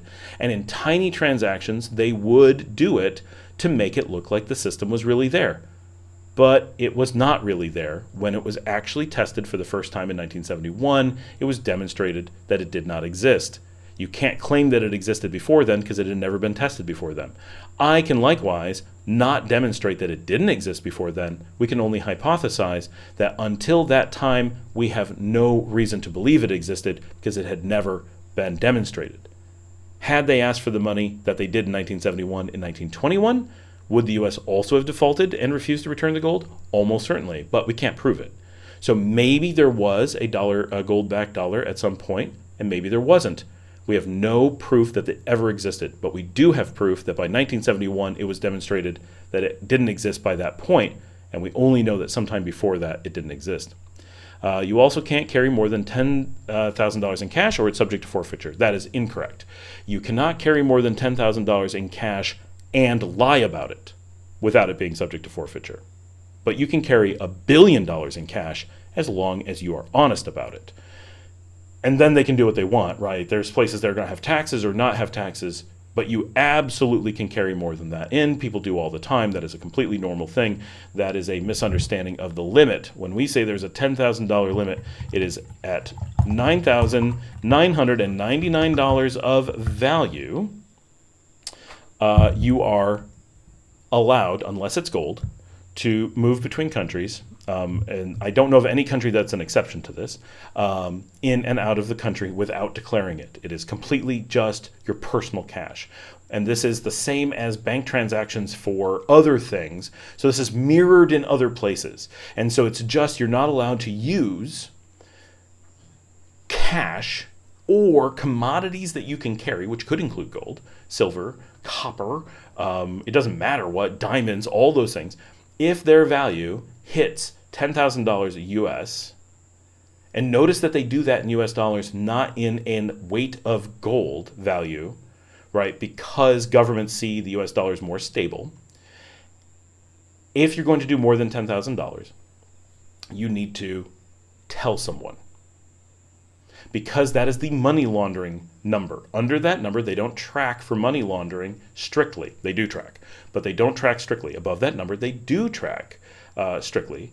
And try carrying over 10,000 with you with a valid excuse and see what happens. People do all the time. Are you trying to pretend that you can't go into Costa Rica with $20,000 cash? Of course you can. It's completely normal, especially going to like Argentina. Like you have to be able to do a bunch of things. Like, are you actually saying that you think you get money confiscated when you travel if you carry a bunch of cash? That is a really silly thought. So I move more than that amount of money between countries all the time. And no big deal. But you have to declare it. That's just another reason not to be in the U.S. No, Dale, this is super important. As an American, it doesn't matter where you are in the world. Those regulations apply to you. It has nothing to do with being in the U.S. It's a reason not to be born in the U.S., but you really can't alter that based on that. If they don't like your reason, they can and will confiscate it, and it is up to you to prove otherwise. That's depending on the country. So every country can seize your everything if they want, if you're in their country, right? The U.S. can take your house if they want, and that is what it is. So it's always the case. This is one of those things that people say, right? And this happens everywhere. So it's not about the U.S. It's not about any particular country. It's just a general thing that people say as a panic response. But they could just take your stuff. Okay, you know what? Anyone who's making laws and in charge of you and has the guns and the police force and the military, they can take your stuff. They can also just execute you. They can also just set everything on fire. They can also give you $1 trillion if they want, right? They can do all those things. It's within their power. Are they going to do it? No, they don't do it, but they can. You can't stop them. That's where that kind of goes, right? If it, is there a law that they can just take your money? Not in any country you can think of. Is there any country that would let their citizens just go to another country if they're just seizing their stuff? No, that's not a thing. Are people traveling and having their stuff confiscated? No, that's not a thing, right? You would hear about this all the time because people travel with over $10,000 all the time. It is a very normal thing. Think about celebrities who travel with diamond rings worth millions of dollars. They have to declare those every time they cross a border. They don't have them confiscated. They don't stop traveling because they're traveling with over $10,000. That's really, really, really, really, really, really common. And so to think that it's just always being confiscated at willy-nilly, it just doesn't make any sense. In the U.S. proper, the police have confiscated much less. You're presumed innocent, but your assets aren't. Yes, that's absolutely true. But that's why cash in a bank account is way better than gold that you have to lug around, right? Because it's a bit more of an asset. But yeah, the forfeiture of assets and cash are more common in the U.S., though. The police here do it often enough for it to be a thing. Oh, yeah, Dale. If you're talking about forfeiture where the police are just stealing your stuff, yes, the U.S. is far worse at that than other countries. And that's what Turo Urso is saying as well. In the U.S. proper, the police have confiscated much less. Absolutely. Right. But you're talking about theft. You're not talking about a process being followed and people who are just normally going through a border and having the border always takes your money. That's not how it works anywhere, right? I understand that if you are being shaken down by the U.S. corrupt police system and there are cops stealing from you and using weapons to take your stuff away and then being like, what are you going to do about it? I have guns and I'm a cop, so I'm above the law and I can threaten you. Well, it is what it is, right? But if you're talking about the normal transaction of going through a normal airport or land border and doing normal asset declarations that are done every day, that's just normal. And there's no reason to expect that to be a problem or no more of a problem than simply having assets to be confiscated, right? You have $20,000 in your trunk of your car. You're driving from Ohio to Indiana. You get pulled over. Cop searches your trunk, takes your assets. What are you going to do about it? Well, nothing much, right? Now, if you're saying that at a border that's equally likely to happen, okay. But we're talking about the opportunity for the existence of assets to be stolen, not a going over the border triggers a loss of assets, right? When declared, your assets are protected. It is not a problem. It is not something to worry about unless it's gold.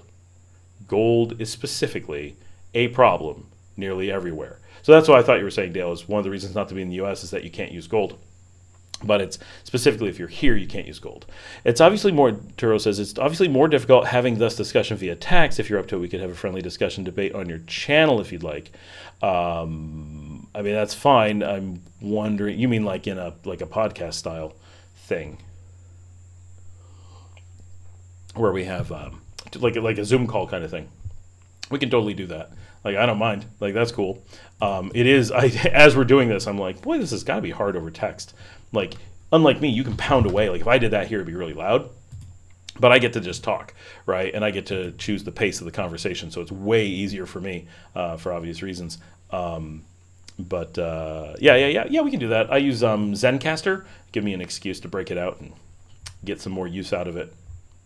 But so my question would be, to back up to a really useful point, is what is the reason at the end of the day? Why do you ever seek an asset to hold? Does that make sense? Arguing that gold or silver or cash or Bitcoin or any or milk futures or any number of static assets or nearly static assets is better or worse than another for doing something like retaining wealth over a year, 5 years, 10 years, 100 years. But why would anyone seek to do that activity at all? That's the biggest question. Because it's all, now I understand, like, you gotta have some amount of money to be liquid to like go pay a bill. You gotta have some amount to go transfer over a border because you're like, I needed thousands of dollars of cash to go to Argentina recently. Now, I wasn't there that long. I didn't need over the 10,000 limit, but I needed thousands of dollars to go into Argentina because you can't use the ATMs there. You can use Western Union, but at the end of the day, someone has to get that cash into the country, right? So people carrying cash is super important. Now, with that, what is the, and I saw your note. Yeah, I understand that that's what you're doing. What is the reason for wanting to hold assets in that way? Now, the advantage of an ETF. So he says, keep in mind, I'm holding gold and other commodities in ETFs. So with ETFs, you pay an overhead, but you don't have to worry about the security of like keeping people from breaking into your house and stealing your gold. Yeah, it's a trade-off and it makes sense. It also makes it a lot more liquid, so you can do it with smaller amounts. You know, you don't have to buy 1 kilo of gold. You can buy, you know, fractions of things and buy and sell amounts that are not things you physically hold. So there's a lot of reasons why ETFs make gold more liquid, right? So totally understand, that's expected. No one actually thinks you have a warehouse full of gold, I don't think. But given that when you go to Wall Street, right, things like gold and commodities and bonds and all of these are betting against the market, right? We call them hedges to sell them to people who don't know finance. But when you're actually doing finance for yourself, right, you don't want any of those things unless you believe that you're about to go through a market downturn.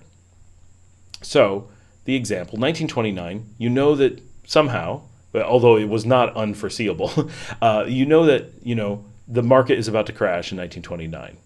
If you held stocks the day before the crash, you may have, let's say, $1 million in the market, and then the day after the crash, you may have, let's say, $1,000 left, right? So basically, all your money's gone. It wouldn't normally go to zero, but it would feel like zero, and it would feel like you should jump out a window. So if you could go to the day before the crash, or even a week before the crash, and say, now, I know you don't believe me because things are going really well, right? It feels like gold today, right? It's just going up and up and up. There's no way it's going to correct and go back down. Look at the chart. It's only going up, but look at the chart over a long period of time. Wait, there's a baseline it's probably going back to, right? So just like you can see gold returning to a logical number again today, we could see the same thing in 1929. Well, we're a huge bubble. It's likely not to keep going up forever. It's going to come back. What do you do? So that's where bonds, especially, gold lesser, you could move money into that, and at that time, in that action, that's what's called a hedge. I'm hedging against the market collapse, I believe, or I'm investing against the market. I believe that the market is going to fail acutely, not strategically, like not over a long period of time. It is going to have a correction, and I want to lock my position during a correction with the hopes of immediately unlocking the moment the correction is over, which may not be one day, but it could be a week or 2 weeks, no more than a few weeks. So if you'd have done that in 1929, just before the crash, and then released it immediately after the crash, you'd have had this moment where you locked in your wealth at the peak, and of course the bonds would have lost a little bit, like 1%, 2%, probably. and then the market collapses. And then you immediately turn those bonds, which are still worth their big value, you still have $1 million, and turn it into stocks again. Because the stocks are going to come back. They always do. And then they're going to keep going, because that's what they always do, right? They grow. They make money. And so, yes, if you're doing it for a few weeks, you can use them to great effect to protect against bubbles bursting. But you don't want to hold them because you're hedging against good investing. And when you identify good investing, the last thing you want to do is hedge against it. You want to, because that's just intentionally losing money, right? That's and so if you look at the market over its entire history, if you're taking a long view, you don't actually need to hedge. As long as you're not in gold, not in bonds, not in cash, as long as you're in investment positions, blended ones, you will always recover given enough time. Now, it may take several years, but it's never taken more than like 5 or 6 years in history, in the entire history of markets. You've never needed more than 5 or 6 years to recover. Of course, if you want to make, if you're a millionaire, you want to get to be a billionaire, you have to be able to predict these huge bubbles. You've got to do these really complex things. You got to deal with day-to-day movements. But what you never want to do, unless you believe you're about to go through a correction and you want to take this rather risky general loss of money, because you're willing to lose a little to protect against a going off a cliff moment, then that's the only time you ever want to be in one of those hedge positions. You definitely don't want them to be part of your normal portfolio because they lose money. So you don't want to be losing money as a strategy, right? The general rule is if you want to be rich, be richer. If you want to be protected against things, have more money. You never want to have less money as a strategy. It just doesn't work well, right? Please, correct. Keep in mind, I'm holding an ETF. Wealth management, it's about asymmetric bets as well as buy-hold strategies for other strategic assets, such as real estate, dividend-paying stocks. Coming from Wall Street, that's not how Wall Street people see it, right? That is specifically why people are warned against financial advice, is because if people knew, all you have to do is not diversify. Just invest well, because that's the thing. We identify investing well. So we have a video on this where we talked about investing. What does investing well look like? Diversification, when you've identified investing well, means investing poorly. And investing poorly is a very dangerous strategy, right? It is super risky. It doesn't protect you against what you think it does. It creates risk, right? So from a risk perspective, it's more risk, not less risk. Unless you have if you're doing day-to-day analysis, you're like, there's a bubble. I'm really worried. I'm terrified that my stocks are exposed. Yes, that is, if you're doing that analysis, you can use hedges. But if you're not, hedges are super dangerous. That's a tragedy for the people of Oakland that lost the all sports teams, Warriors, Raiders, and Athletics. Mostly that's because it's Oakland. Who wants to go to a game in Oakland? I don't want to go to a game in Oakland. Keep in mind, it's been over 35 years since the Tokyo Nikkei 225 has reached its all-time high in 1989. There are no guarantees, only probabilities, for sure.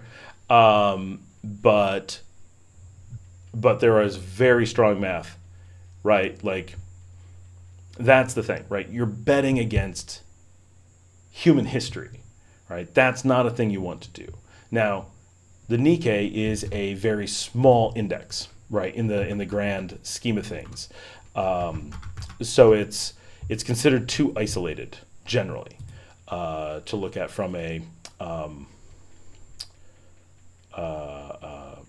complete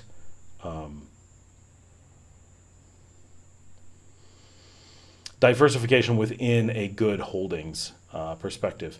What is the loss on the Nikkei after adjusted for inflation? It's like a pretty big loss, but they're measuring in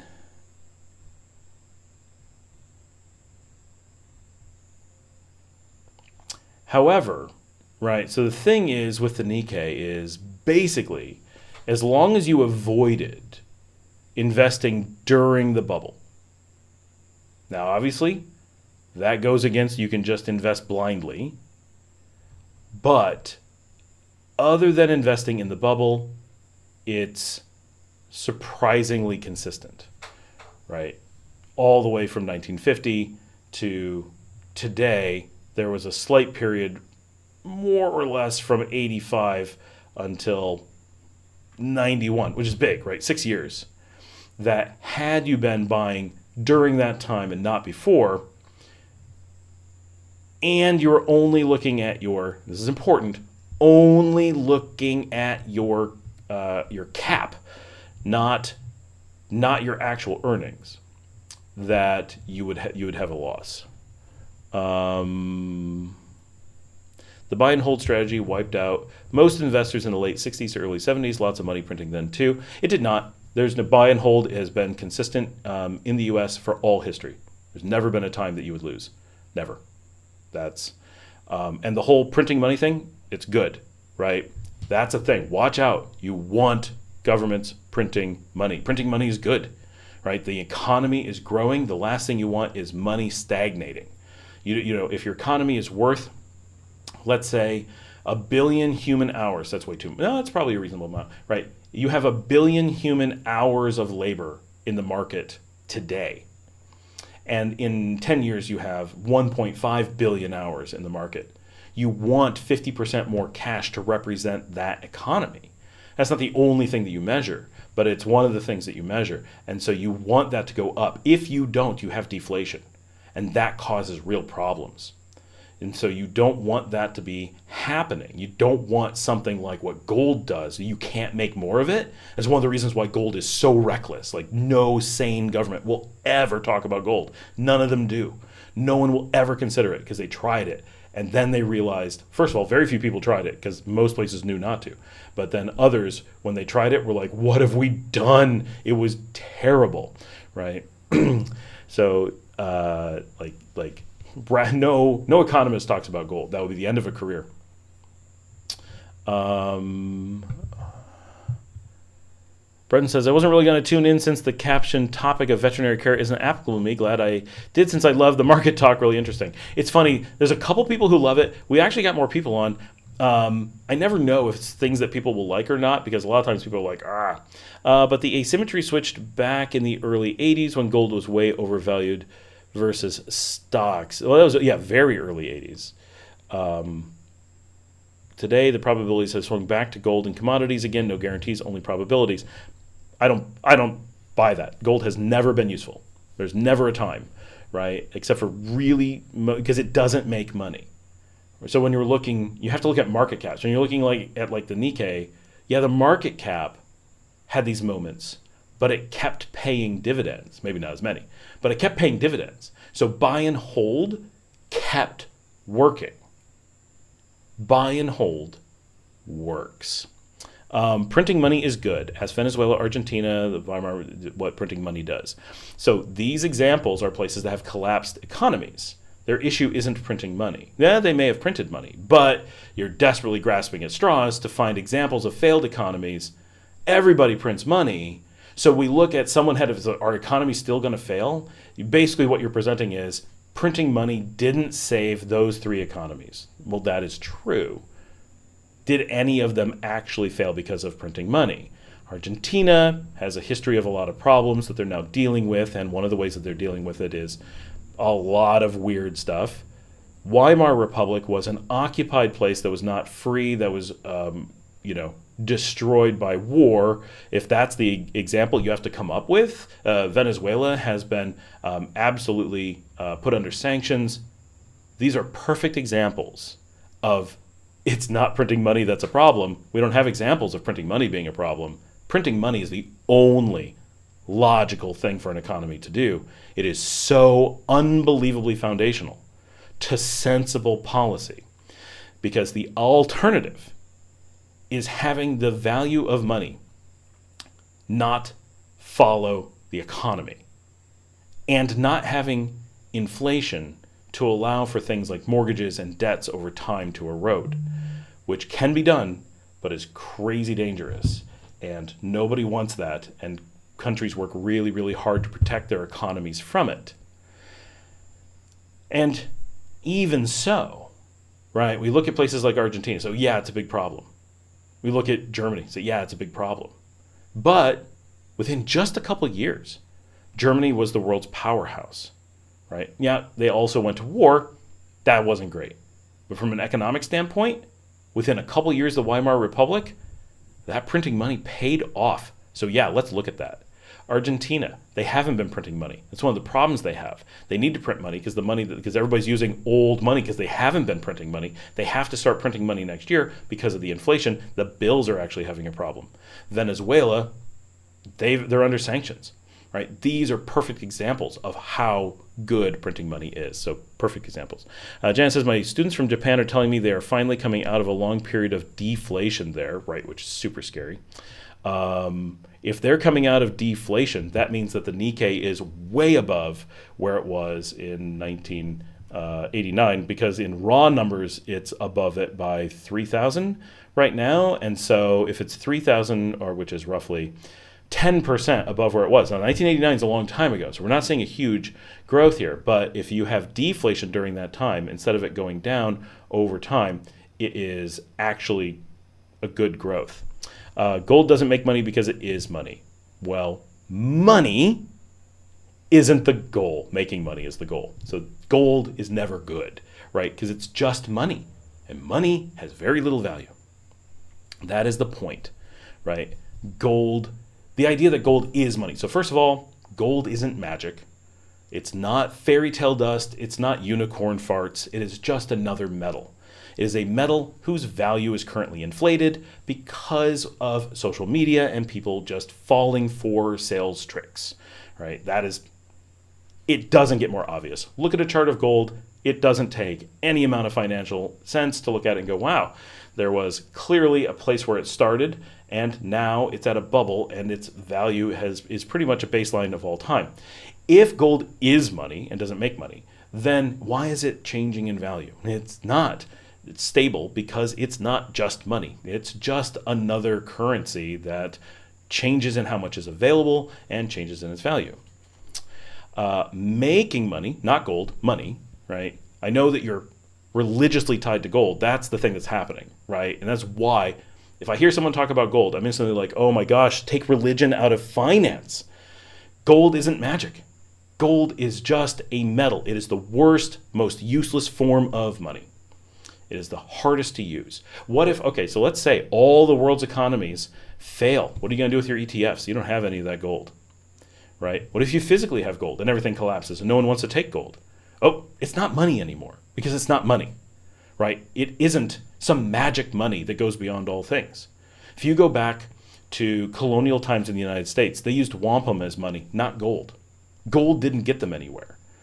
And then when they found gold, they had to steal it, right? If gold was money, they would have returned it. They would have been forced to return it. They didn't. It's not money. They treated it as decoration. They bought things with not gold. Why? Because there was an economy that didn't take gold, which proves that gold isn't money, not inherently. Gold changes in value based on supply-demand against whatever it is trading against. Yeah, but its value is measured against money, right? That's how you measure value. So if gold has a fluctuating value, it's not money. Can't fluctuate if you're the money. Nothing's actually just inherently money. That's the actual point, right? The closest thing to money is human labor. That's why when Ithaca printed their own money, it was called the hour. They measured it on the hour of labor, and they did it based on unskilled labor, right, and different things. But that is Dale says every country prints money and more than their current assets. I don't know if everyone prints more than their current assets, but yeah, probably. But yeah, every country prints money because it has been proven that you'd have to be insane not to. That's how it works, unless you're a shrinking economy. And even then, you're probably going to print money. But printing money is how you tax the rich. That's why so many people have been tricked into saying, no, don't do that. Taxing the rich is really effective when you just print money. It forces money out of the system and into the hands of where you want to put it. Yes, and neither will grocery stores or gas stations accept Microsoft or Nvidia stock certificates for payment. That is true. You're absolutely correct. So if everything collapses, which is going to be more useful, actually owning assets, which is what stocks are, or having paper. In reality, if everything collapses, neither is useful. The concept of hoarding wealth makes no sense in a full collapse. Not at all. Until you have a full collapse, gold isn't money. Stocks are the closest thing to money because they track human labor. Everything else loses versus labor. Every asset must be traded in the U.S. for exchange. For U.S. dollars for exchange. It doesn't. You don't actually have to do that. The U.S. dollar is a useful thing, but it's not magic either.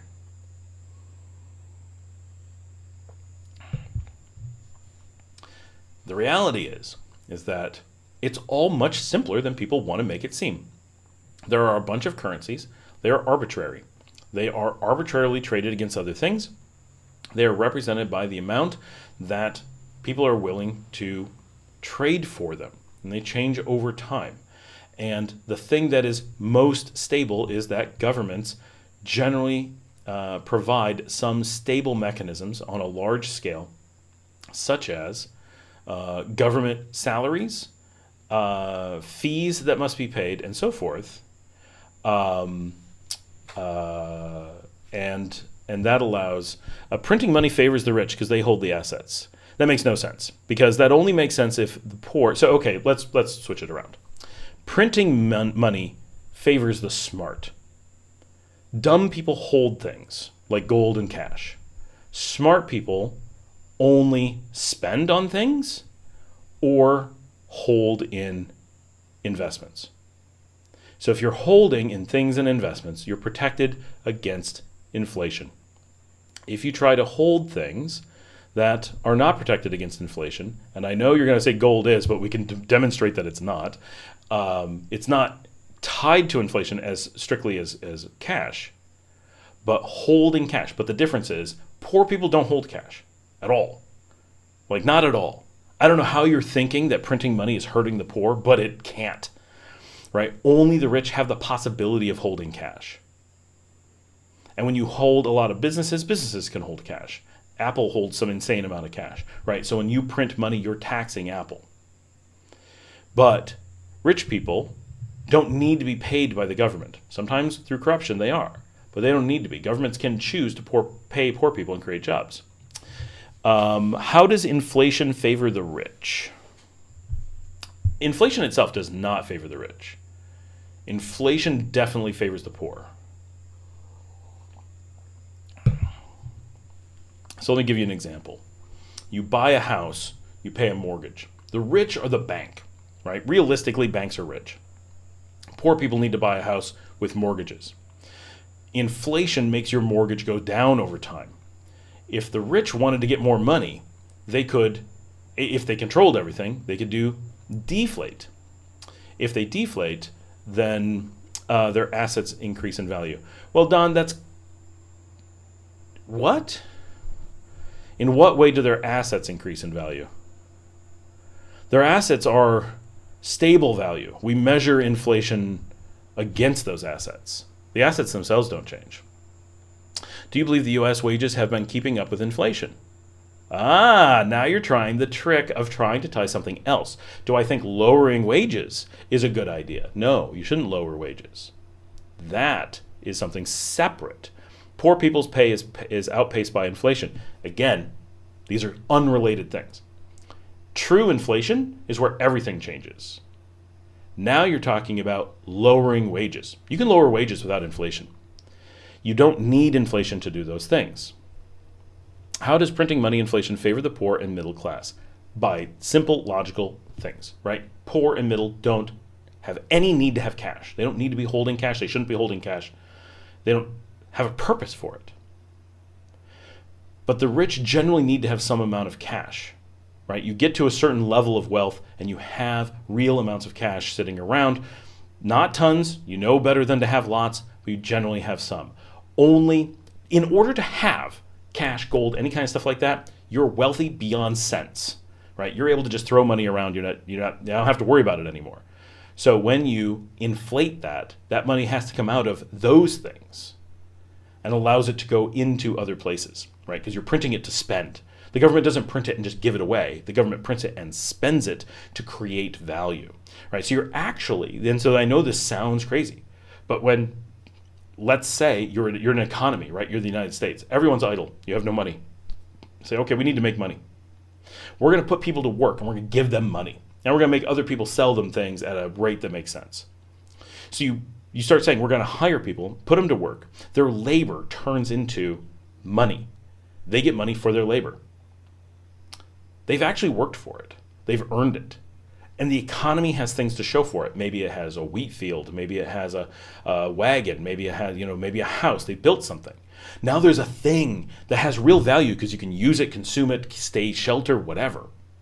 You've created that thing. So it makes sense to print money because value has been created. There's actually new value. So you're not printing money and you're not causing inflation. You're actually generating value. It is a thing that people want to have this emotional tie to money. And they're like, oh, 1, inflation's bad, which it's not. 2, printing money creates inflation. It doesn't on its own. 3, printing money's bad. It's not, it's a good thing. So you're creating value. You're generally hiring the poor. Now, people who want to make you think that inflation is bad, that printing money is bad, that these things are bad, they will point to other behaviors and say that inflation causes these things, but inflation does not, right? Raising the rent but not raising salary, right? That is not caused by inflation. That is caused by someone raising the rent and someone else not raising salary. Those are unrelated things, right? So that's really important. Inflation lowers the real wages of the poor and middle class. Well, only in the same way that it lowers their rent, right? Inflation does not actually lower the wages. You can make these statements, but inflation doesn't do that. Their wages are something that they determine at any given time. You go to your employer, you say, I'm worth this much, and you work for it, right? And I realize we're talking about a free market. If you're in a free market, then the theory is that you work for what your value is.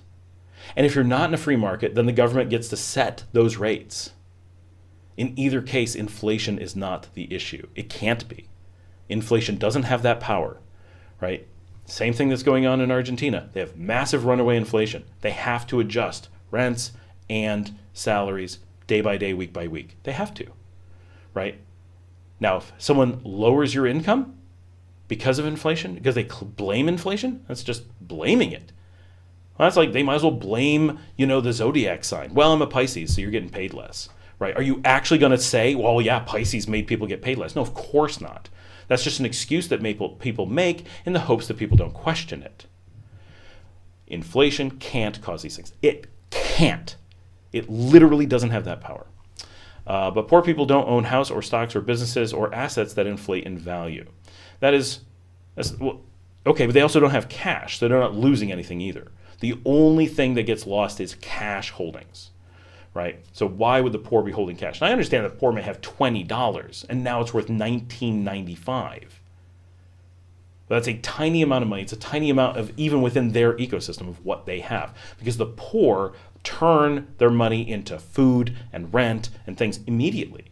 And so I know that they aren't the cool things like houses and stocks and assets, but they are assets. They're just food assets and really boring things you need to survive. But the poor do it faster. The rich are like, I'm going to save up and buy a yacht. I'm going to buy a bigger company. I'm going to buy another house. They're going to do more cash transactions. They're going to move more money around. There's more exposed to inflation if you're just looking at that. The other things are not caused by inflation. They are things that people blame on inflation because they don't want to take responsibility or hold people accountable. Why hold a business accountable to not paying good rates if you can just blame inflation? It makes Americans feel good. But in the rest of the world, they don't do that. They blame companies for lowering wages. Right. Okay, perfect. So Turo finally hits the nail on the head. You are correct. The poor and the middle class don't have cash. They have debt. Debt is negative money. And do you know who benefits when debt meets inflation? the poor, which was what I already said. Like I already went through this example of why this is important. So you're just repeating what I already said, but you just hit the nail on the head. Inflation takes away the money that the poor owe to the rich. And that is why inflation is one of the most powerful tools to be able to protect the poor, because the poor end up in debt, and it is the one way without breaching contracts that the government can erode the debt of the poor.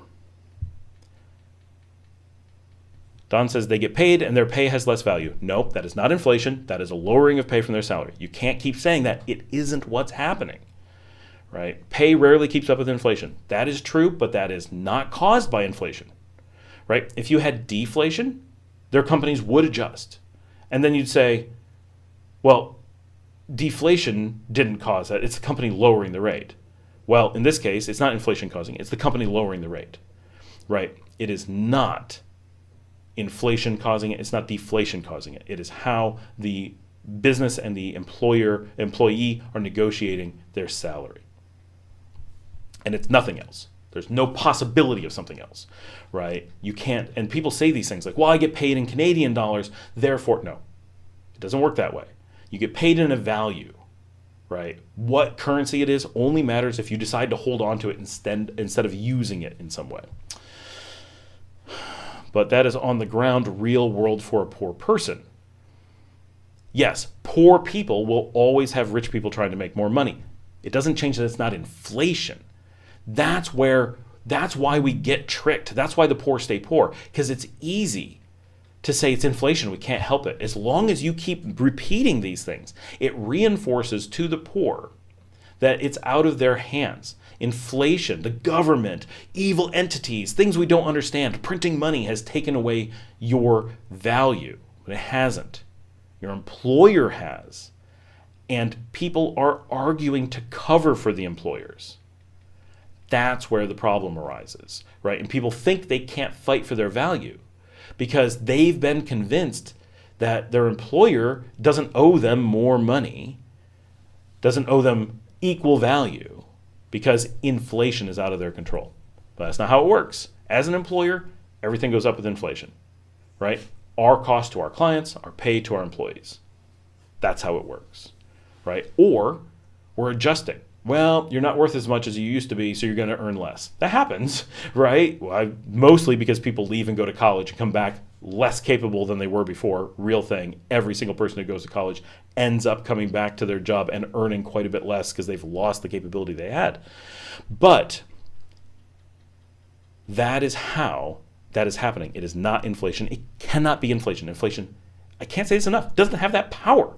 Inflation does not control what an employer pays to you. And on the ground, poor people are always going to get screwed, but identifying who's screwing them is the first step to having any way to protect them. Governments do not want to use gold as money because they can't print it, because gold's very nature is deflationary. That is correct. And deflation favors the rich and screws the poor beyond all imagination. Imagine if we used gold and it deflated and people had debt because they were poor, and the rich just kept getting richer because they kept being owed more and more from people who were able to pay their debts, but they keep getting bigger because of deflation. Deflation causes debt-ridden segments of the population to get completely screwed. That's why governments are so fearful of a deflation situation, because it is so harmful to the most vulnerable, just as inflation protects the most vulnerable. Student loans cannot be shed in bankruptcy. In the U.S., that's specifically a U.S. problem. But student loans are also 100% optional. No one needs them, so just don't take them on. Homes where the mortgage can't be off get foreclosed.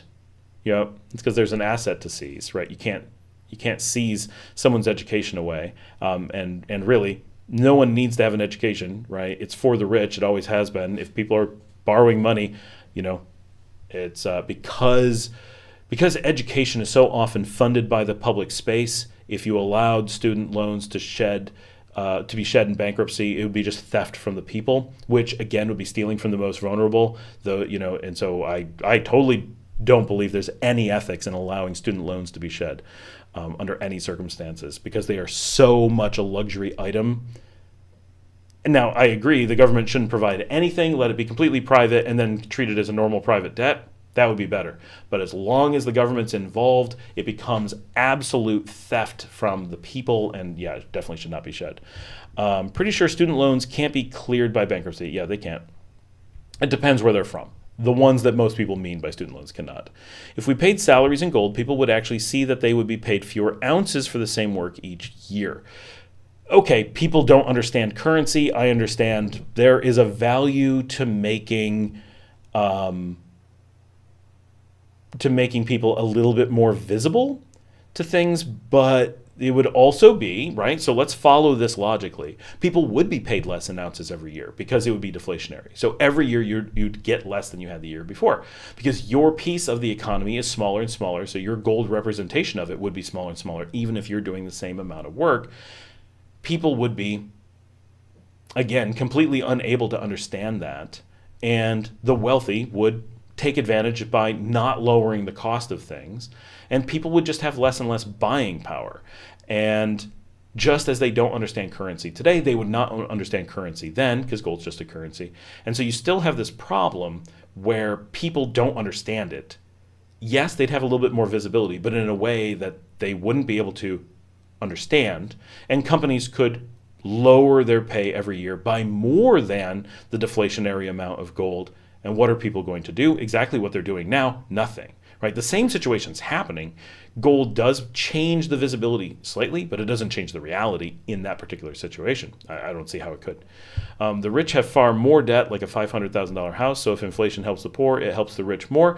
That is true, Don, only if you assume that the total holdings of the rich as a ratio are greater in debt than they are in investments. It could be true, but very, very rarely is. The poor generally have a larger ratio of their money in debts, and so are able to take more advantage of inflation. Everyone wins with inflation, right? Inflation is the sensible way to run an economy. There's a reason why, like here in Nicaragua, inflation is built into the system. It will always inflate. They guarantee it inflates. Right? Now, they have some stop measures for when it inflates too much that they can back off, which is nice when you have planned inflation, that you can really control it quite a bit. So we have this very stable inflation number through a number of government controls. But they will not allow inflation to go away. They guarantee there's going to be inflation. They will print money to make sure that there is inflation for the purpose of inflation. This is how places that are working the most you could possibly imagine for the poor do this, right? This is really visible protection of the poor going on. Also, you can keep your home in a bankruptcy if you own it up to the homestead amount. That depends on where you are. All these are very jurisdiction based, right? A lot of these houses and debt things are different by every state, nation thing.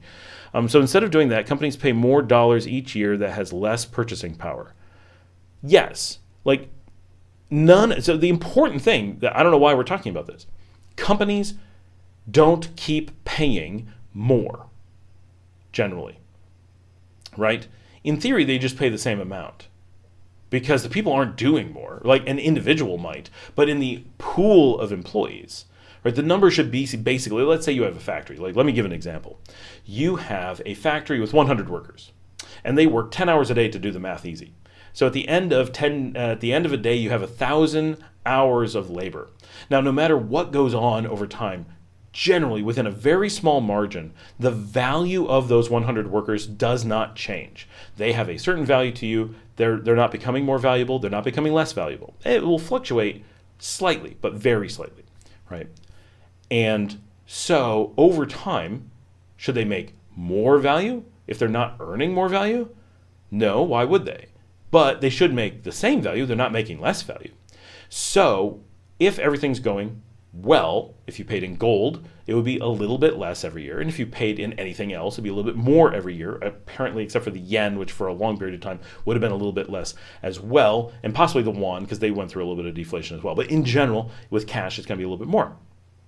The only thing that should happen is that the value stay stable, that the hour of work is rewarded with an hour's worth of value as seen by some measure. That measure is very difficult to determine. Inflation is not the most solid thing. Like, we treat it like it's a really reliable number, but it's not.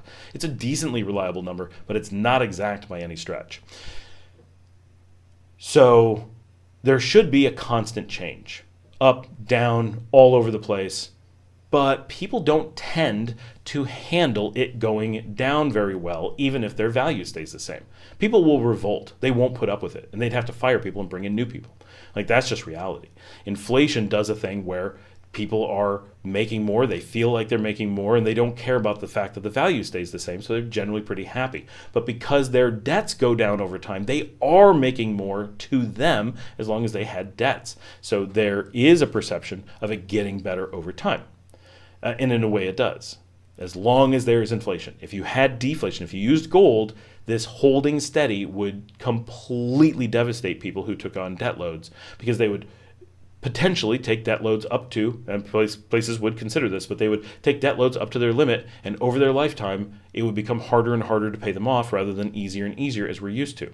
That's not a good thing for the poor. The poor can't handle that. So inflation protects against some of the most unalterable behavior of the poor in the way that they relate with money. But needing companies to actually pay a value, yeah, that would be great if we required them to do that. That's why countries like Cuba and Nicaragua take great steps to pressure companies to do things like that. It's not exactly that. It depends. Cuba is very much exactly that. Nicaragua's not exactly that, but does things to encourage that to kind of happen on a relatively large scale. Of course, you're an independent professional. It's not going to be exactly, but they really do put in a lot to make this happen. Places like the United States, it's up to the workers to figure out what their value should be and argue for it, right? Which is probably a foolish perspective, but it's a legitimate approach, right? It's not the U.S. being bad. I just don't agree that it works. Workers just aren't capable of doing that. And the reality is that the bulk of the population needs to be protected from themselves. If you allow the population to do anything they want, they will simply be misled by someone trying to take advantage of them, and you'll have something like the bank seizures in the late 2000s, where banks that were super healthy, had no risks whatsoever, were doing the best thing for the poor investors, were taken over by the poor and forced to move their best assets over to only the rich, because they made laws to take money away from the poor. But they got the poor to vote for it because it's easy to trick the poor. So the problem is that the poor are easily misled. That's basically always going to be the case. And so you have two choices. Leave them to their own devices, and that's going to lead to a constant erosion of their value.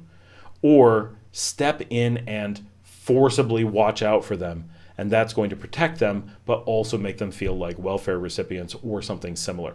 Now, we can do a lot to make being protected and being under welfare and getting a guaranteed base income and all kinds of different things. I'm not saying that that's the thing you have to do. I'm saying things like that can all be approached in a way that we can make there be value, like human value. Like, you are a valuable person, and we pay you this because we value your humanity, and this is not because you aren't worth more, it's because this is an important mechanism due to the complexities of economies. We have to do this because otherwise big companies can take away your market rights, and it has nothing to do with your individual value. We can project that over time. I can't just make that statement and make it all the problems go away. But over time, education can do that and make government control of salaries something that makes a lot more sense. The problem is, anytime you have government control of salaries, it's going to step on the toes of entrepreneurs, because entrepreneurs often put in the most risk. They take the biggest gambles in order to get bigger rewards, whether they're creative rewards or financial rewards.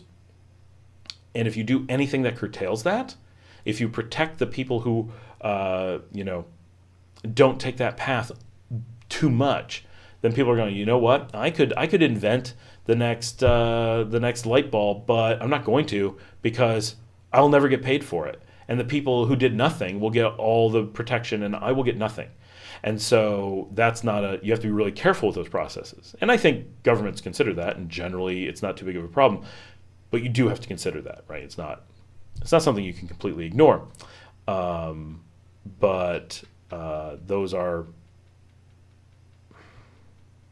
The poor are always at risk because of education and lack of resources, and because they are always in a position adversarial with employers. And so employers generally have more education and more understanding of finances. And so they are very likely to leverage their advantages to their advantage. But likewise, other companies will come along and say, oh, I can jump into this, take these employees, and do better because I have the good employees. But the market, like the thing that's proven in the United States is now the market is so large, nobody can identify a good employer, and employers can't identify good employees. And now employers think there's no one to hire, and employees think there's no one hiring, and it's become a impedance mismatch that people can't find each other. I know tons of people who are really excellent workers can't find a job. Tons of companies that want to hire can't find employees. Like, that's a real problem now. So there's other things that need to be fixed. Partially, it's just the scale is too big. How's the cool car says, how is the garbage situation in Nicaragua? Is it everywhere? Bad and acceptable. It's not everywhere. It's almost everywhere. Places like Boaco and Huigalpa and Nagarote are surprisingly clean. Places like Matagalpa are in the middle. Places like Leon are bad. But we're starting to see new laws come in. We're starting to see new ideas be presented with going after littering, going after dumping, but it's going to be a long time. The U.S. dealt with this in the 1970s, and it took 10 years with a lot of resources. And luckily, countries like Nicaragua can learn because the U.S. had some really good examples of what they did. But you have to have this change of culture where you got to get people to appreciate, like, this is my country. Littering is defacing my country, right? And you got to get that into people's heads where it's like, oh, I've got this trash. I'm going to, wait, why? I can't drop that. What? You have to get to that point where someone would never do that. No one's around. No one can see them. No cops, nobody, no nothing. Would I drop a bag? Right? As an American, grew up in the late 70s, early 80s. My gosh, I have a plastic bag, had some food in it. I put it in my pocket. I don't care if I'm the only person for 10 miles in every direction. That thing goes in my pocket until I get someplace that I can throw it away. That I would drop a piece of trash anywhere is so unthinkable, right? But that took a long time. I remember as a kid, people just throwing the trash out the window of the car all the time.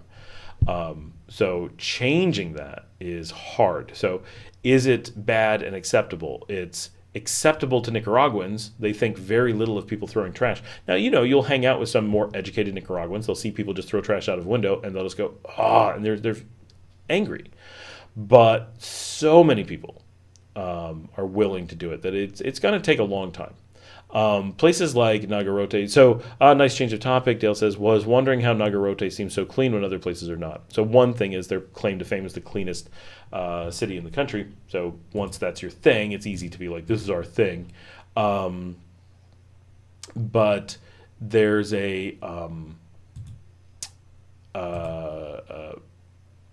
because people don't tend to move around the country a whole lot, it's not impossible to take an isolated area and educate that area and be like, hey, people in this village, we don't drop trash. That's not a thing we do. And then those people, they go to school, and if you tried to do that in the U.S. did it on a national scale, so they fixed it. But if the U.S. tried to do it on Peoria, Illinois, we're going to be the one clean city. That'd be really tough because the people who live in Peoria, Illinois constantly move and do things outside the city. They would spend most of their time somewhere else and stay in this mindset of just throwing trash out. And that's not happening in Nicaragua. Nicaragua remains in this kind of stationary life where very few people go very far very much of the time. So if you're in a small village somewhere, Nagarote being a great example, it's easy to be like, okay, we're going to talk to every school, private and public. We're going to put up some signs. We're going to start some community campaigns. We're going to, right, you can come up with a list of things you're going to do, and relatively quickly you could get to everybody at a certain age and lower and say, look, the old people, we can't fix them, but we can fix you. and we're going to make this a really big fine, and we're going to make it really policed, and we want you to report your neighbors, and we want all this stuff, right? You can do these things and then be like, let's have some pride in our place. And I think you can do that because those students are not intermingling all day long with it. I mean, some of them go places. I'm not saying they never go anywhere, but if you just think about the lifestyle, so I'll just use an example. My nieces live in Houston, Texas, and they live in one city, and they go to school in another, about 3 cities away. Not big cities, but not like Houston, Dallas, Austin, whatever. No, but like the local ones. So if their city was like, we're going to be clean, they would spend 90% of their time not in their own city. They only go to their own city to sleep at night and maybe go to Taco Bell. Anything, order a pizza. They're inside their fence when they're home. When they're out doing things, they're in other jurisdictions. Places where people would litter, if this was the example. No one litters, right? But imagine that they did outside of your village. And they would have this habit all day long and be like, everyone's littering. It's what you do. You see people litter. You're not supposed to say anything because that's okay. It's what they do. So when they go home, it's really hard to have this, now I've crossed into my village, now we don't litter. But it never comes up because you're not doing anything in your village. That's not uncommon in American life and Canadian life in a lot of places. It is indeed Pinot Grigio. That is true. Come on, focus.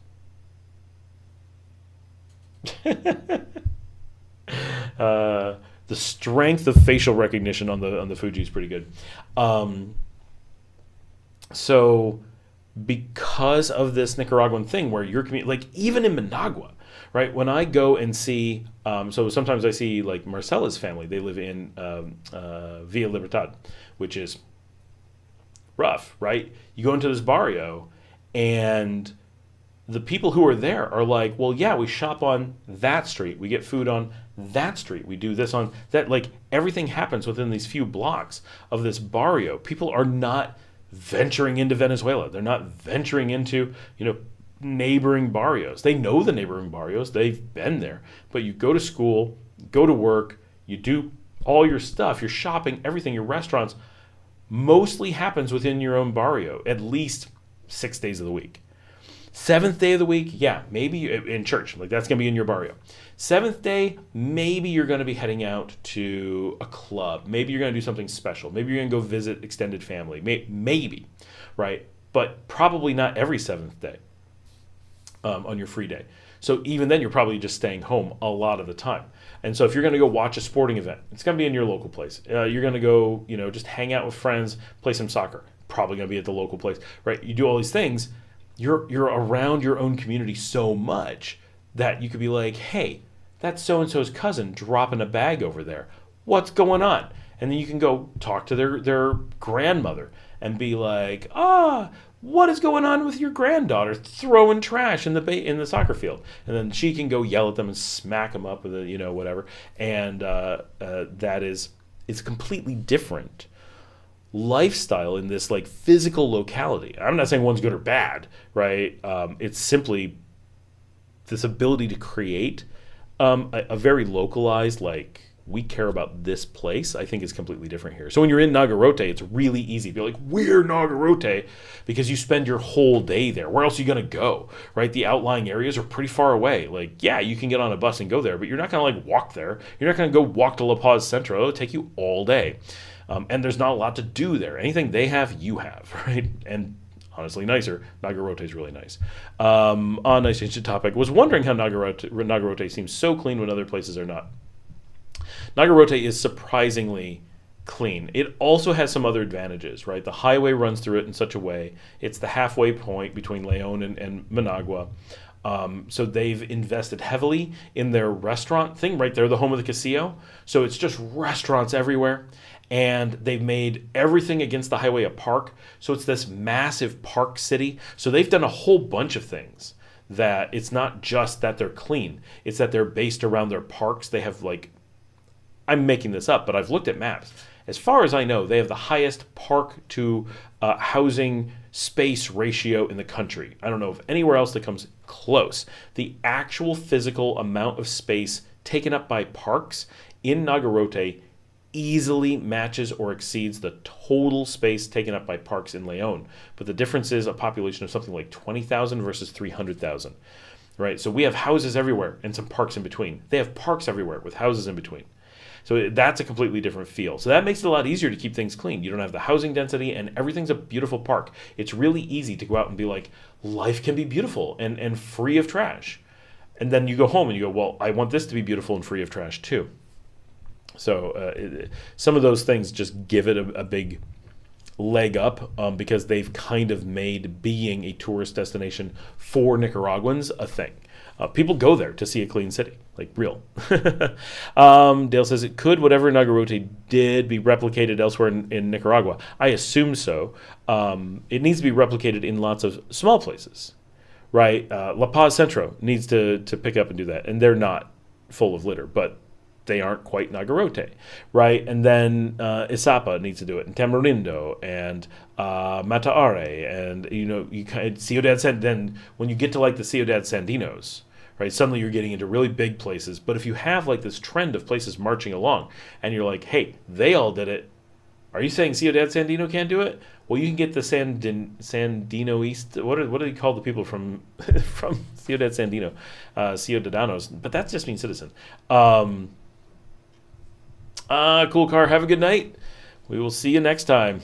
But you get those people to, be challenged with, well, Matarari did it, and Nagarote did it, and La Paz Centro did it. We're next. Are you going to be the failure point? Take some pride in Ciudad Sandino. And then if you get something like Ciudad Sandino to do it, well, I guess you have like El Doral and Doral and those kinds of places first. And they're much newer and richer. They probably are doing it already. You just don't get to see it because it's so private. You start doing that in Sandino, and you get a big area, like it's really urban and poor like that. And then, Managua is going to be like, we can't be shown up by one of our suburbs, right? And you need that kind of domino effect of different places coming from different places, from different angles. And like Matagalpa is trying to do that, but there are 500,000 people, so it's a big challenge compared to Nagarote. But they're trying. Brent says, I'm really looking forward to visiting Nagarote and learning about the model they're following to hopefully try to set a trend in the country. Yeah, I'm actually supposed to do some tours. So I've filmed some stuff. Some of my biggest shows are in Nagarote, which is weird. Like, who's interested in this? You guys, obviously. But, like, what? I love Nagarote. It's a fantastic city. It really is. Very safe, very friendly, great food, cheap, clean, great location, like so much going for it, like fantastic. So they've talked to the mayor and asked the mayor to actually be involved in giving a tour of the city. So hopefully I'm going to get to go out and hang out with the mayor of Nagarote and go really film and get access to some places that people are not giving, not like secret stuff, but there's like some monuments you can climb up, but they're not open to the public, but we're going to get access to that stuff. So hopefully we can get some cool shots and go some places, and it should be cool. So hopefully doing that now that I have the car. I'm in Nagarote all the time. I just don't stop and film things. So need to do that. Toro Urso says, great discussion this evening. Looking forward to having a live discussion debate at some point in the future. Post a link where you want me to contact you. Have a good evening. Toro Urso, just shoot me an email for now. It's Scott at Latin AmericanLiving.com. I literally did not realize I was singing that until I'd gotten right to the end, and I'm like, I just sang that on the live stream. That's a domino theory I can get behind. It is, and I think as a community that it's something that we could really do a lot of promoting, and it's the kind of thing that I can get out and talk to people, like officials and stuff, and be like, how do we, help with a campaign? Well, let's just say La Paz Centro, right? It's smaller than Nagarote. It's right next to it, so it has a lot of potential to be like, this is an easy place to start, right? In theory, imagining. And how do we start a campaign in La Paz Centro? Do we put up signage? Do we get on the radio? Do we have people who go around? So this is a real question, right? Of course, there's a lot of people have these questions. For me, a real question involves, is one of the starting points actually going with a mob, right? So we put together resources and hire, I don't know, 40 people. I mean, for real, right? The community gets together and we hire 40 people who live in La Paz Centro. And we're talking, unskilled labor. We're talking people who are out of work. So we're creating jobs. We're doing good things for the economy. We have its own value as a project. And we make it a 1 week of work or something. And we put together a snack kitchen that is helping feed everybody throughout the day, so they work and they can stop in and get food and keep working and be super productive. All these things, like we could put together some little thing, and then have you are going to. And we'd have to do this in conjunction with the city. We would need the municipal trash guys to be involved in that kind of stuff. But this is all doable. And say, we're going to go through the city and we're going to collect everything. We're going to clean the city and show people what it can look like. And have some people out there with brooms and like sweeping things. But imagine if that could be done like that, people would suddenly be like, oh, I get it. This is nice. I like living in a clean city. I like how this looks. And everyone's like healthier. Oh, that would take time. But like it wouldn't be that much to really get this like ball rolling. Now, a thing that I would love to do, and Buddhist and Janet will understand this more than everyone else who hasn't seen this up close, but if I could come up with a community project, obviously if I could come up with anything, it would be like, somehow we're going to rescue all the dogs. Yes, that's, but within a much more realm of reasonable, what I would like to do is do a project where we acquire as a community, like we make it a community thing and we find some way to raise funds and people like get involved, and we acquire the banks of the Chiquito and start from the east side of the city and move through the west side of the city, just acquiring the Chiquito, 10 meters on either side of the Chiquito.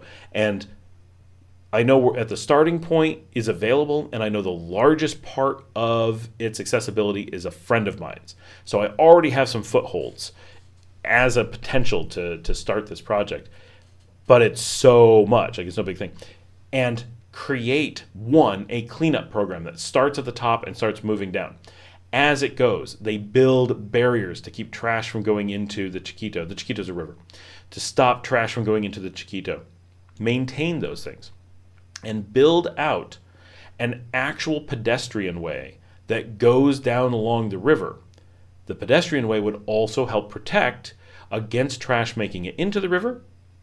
It would also provide a mechanism for continuously cleaning up the river, because it would require continuous cleaning because of the way that the city is built. There's physically, like the way that the mountains go, there has to be continuous cleaning of the Chiquito. That can't change.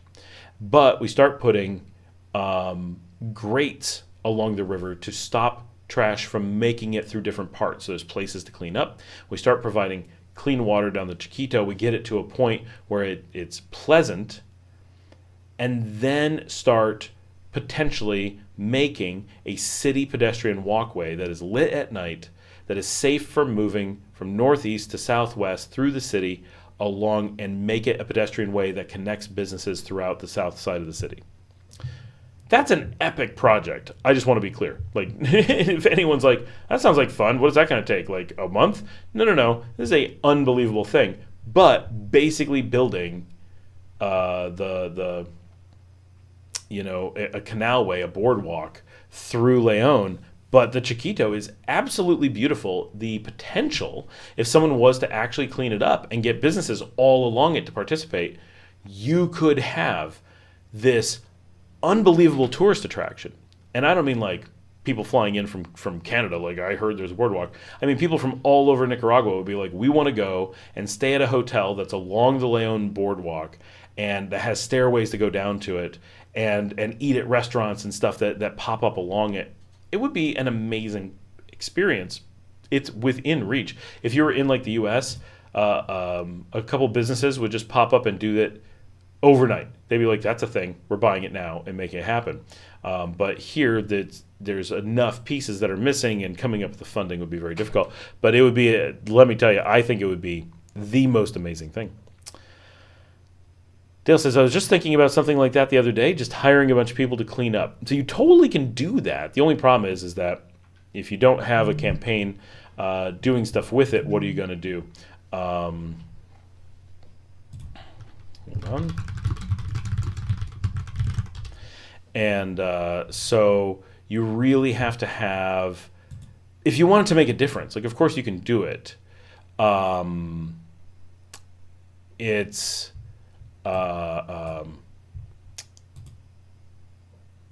like it'll make a big difference, but the trash cycles through, I think, way faster than people realize. All right, I have to put you guys on hold for a second because there's a cockroach in the living room and they can't find anyone to answer. Hold on just a second. Go use the bathroom.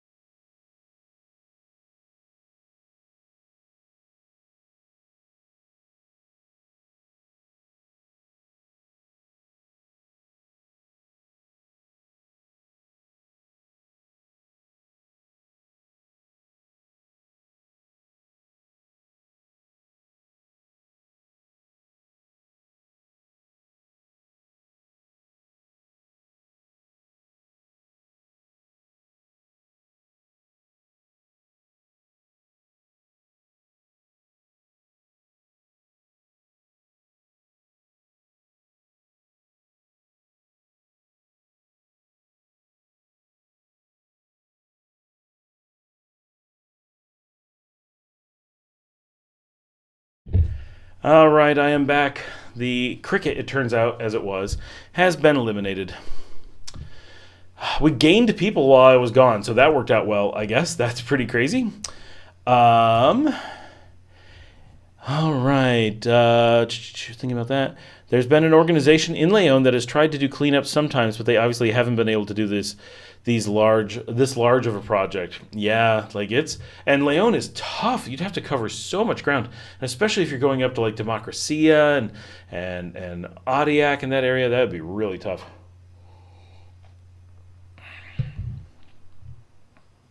This is a long-term, yeah, Janet says this is a long-term city planning thing. In a really small place, yeah, but for any of the real cities, you have to have the city completely on board with police involved and fines and, real enforcement, or it's going to go nowhere. So it's very hard. Dale says this highway is maintained by such and such a business. Yeah, those things, those really did help. That was cool stuff.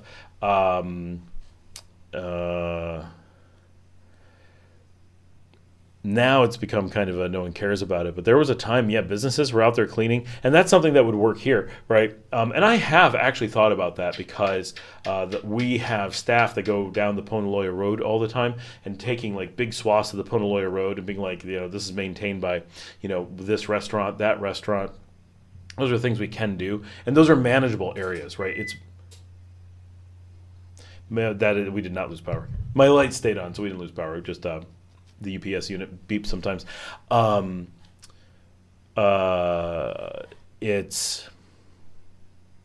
There's little enough trash along it that that would be feasible. But one of the biggest problems is People don't have cars and places to deal with it. In the U.S., it's a lot easier. Everybody has a car, so everybody can drive from place to place and do a lot of stuff. But here, often you'd be like, well, we got people that would do it, but how are they going to get there, right? And that becomes tough. Oh, my dog needs to come in now. Always something. And he'll only last a minute. He just likes to check in. Hi. Are you here to check in? Dr. Jorge left you. It's just me now. Yeah, it's just me. All right. Oh, you want to come up? He does. Oh, then the big dog comes. Hi. Oh, come here. Oh, they both of my dogs are freaking out. I don't know what they want to do. They want to play. Oh, did you almost knock a cable over? My gosh. This is how my desk comes crashing down. Jen says, my cats would take care of that thing quickly.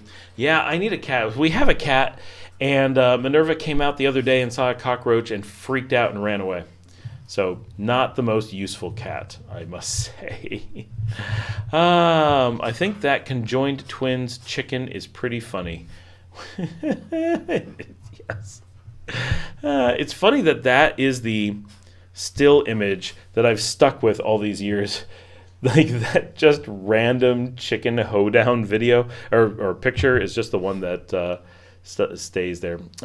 Dale says, got to start somewhere, prove the concept. It's true. Yeah, picking a town that we could really, wrap our community arms around and do something would potentially be, a really viable thing. But it's got to be a small enough community, right? La Paz Central, I think, is small enough and doesn't have that much trash. Las Pinitas, places like that are really tough. It's like, oh, but it's the beach, but they have a cleanup once or twice a week. And you barely notice because the tourists come through, mostly Nicaraguan tourists, and they just devastate the place. So much trash shows up. And so it's like really discouraging to the people who are doing cleanups all the time. Now, if you're trying to clean up the beach, yeah, you just want to clean up the beach. That's its own goal. But if you are trying to deal with like the back streets and stuff, like it's really discouraging to see those messes, but also there's fewer tourists on those back streets. So, maybe Las Pinitas or Ponaloya is a place to start and have signs and all kinds of things. I don't know. So it would be very cool. I'd like to see that. But we've been looking at that for a long time, and it's always, how do you actually make that kind of difference? How do you actually get that started? And you can see in different places in the country that they've started putting up those signs, going to, huge fines if you litter and all that. But then the reality sets in that people basically never get caught. They've always got excuses. It's really poor people often who are doing it. So how much are you really going to fine them? Like, isn't that really devastating? And is it really the poor who should bear the brunt of it? And flat fines are really painful, right? We were talking about the way that things hurt the poor versus the rich. If you're fining the poor something that they could pay, right, 100 cord, maybe 500 cord, then the rich are going to be like, I don't care, just litter, right? And then what does that fix? Now you get people who are basically just paying to be able to litter. Okay, that raises a little bit of money for cleanup, but you see the problem. The United States has a smaller income disparity, and that helps, right? A $1,000 fine is payable by everyone and painful for everyone, nearly. It's very, very rare that you couldn't possibly pay it, and very rare that it would be little enough that it wouldn't hurt. But for Nicaragua, it's really easy to end up with a fine that is insurmountable to someone who's poor, who's living and barely able to put food on the table, or maybe just marginally failing to put food on the table. And then that fine may be meaningless to someone wealthy. And that's very problematic, obviously. And so that is something that you have to consider. In Matagalpa, one of the things that they've done is they have these huge fines, up to 50,000 cord, so it's in excess of $1,000 US. But then to really drive the point home, because they they recognize that only the rich can own cars. If you litter out of a car, they maintain the right to take your car, right? So the poor could be fined up to like $1,500, but the rich could be fined up to $55,000. So that kind of helps. But I don't know how often they're actually taking someone's car. I don't know how often you'd put yourself in a position where you might have someone take your car. I think you might take a moment and think really hard and careful about being in a position where someone might want to take your car. But yeah, we were impressed when we found that car seizures was part of their litter fine program up there. And it shows to some degree. It's a much cleaner place, but everywhere's got the litter, and some of it, is always going to be this incredible amount of storm runoff that just goes everywhere, and there's just so little to be done when the storms cause the trash to migrate all over. Hold on, I gotta let the dog out again, as I predicted. Yes, I know. You're going. There you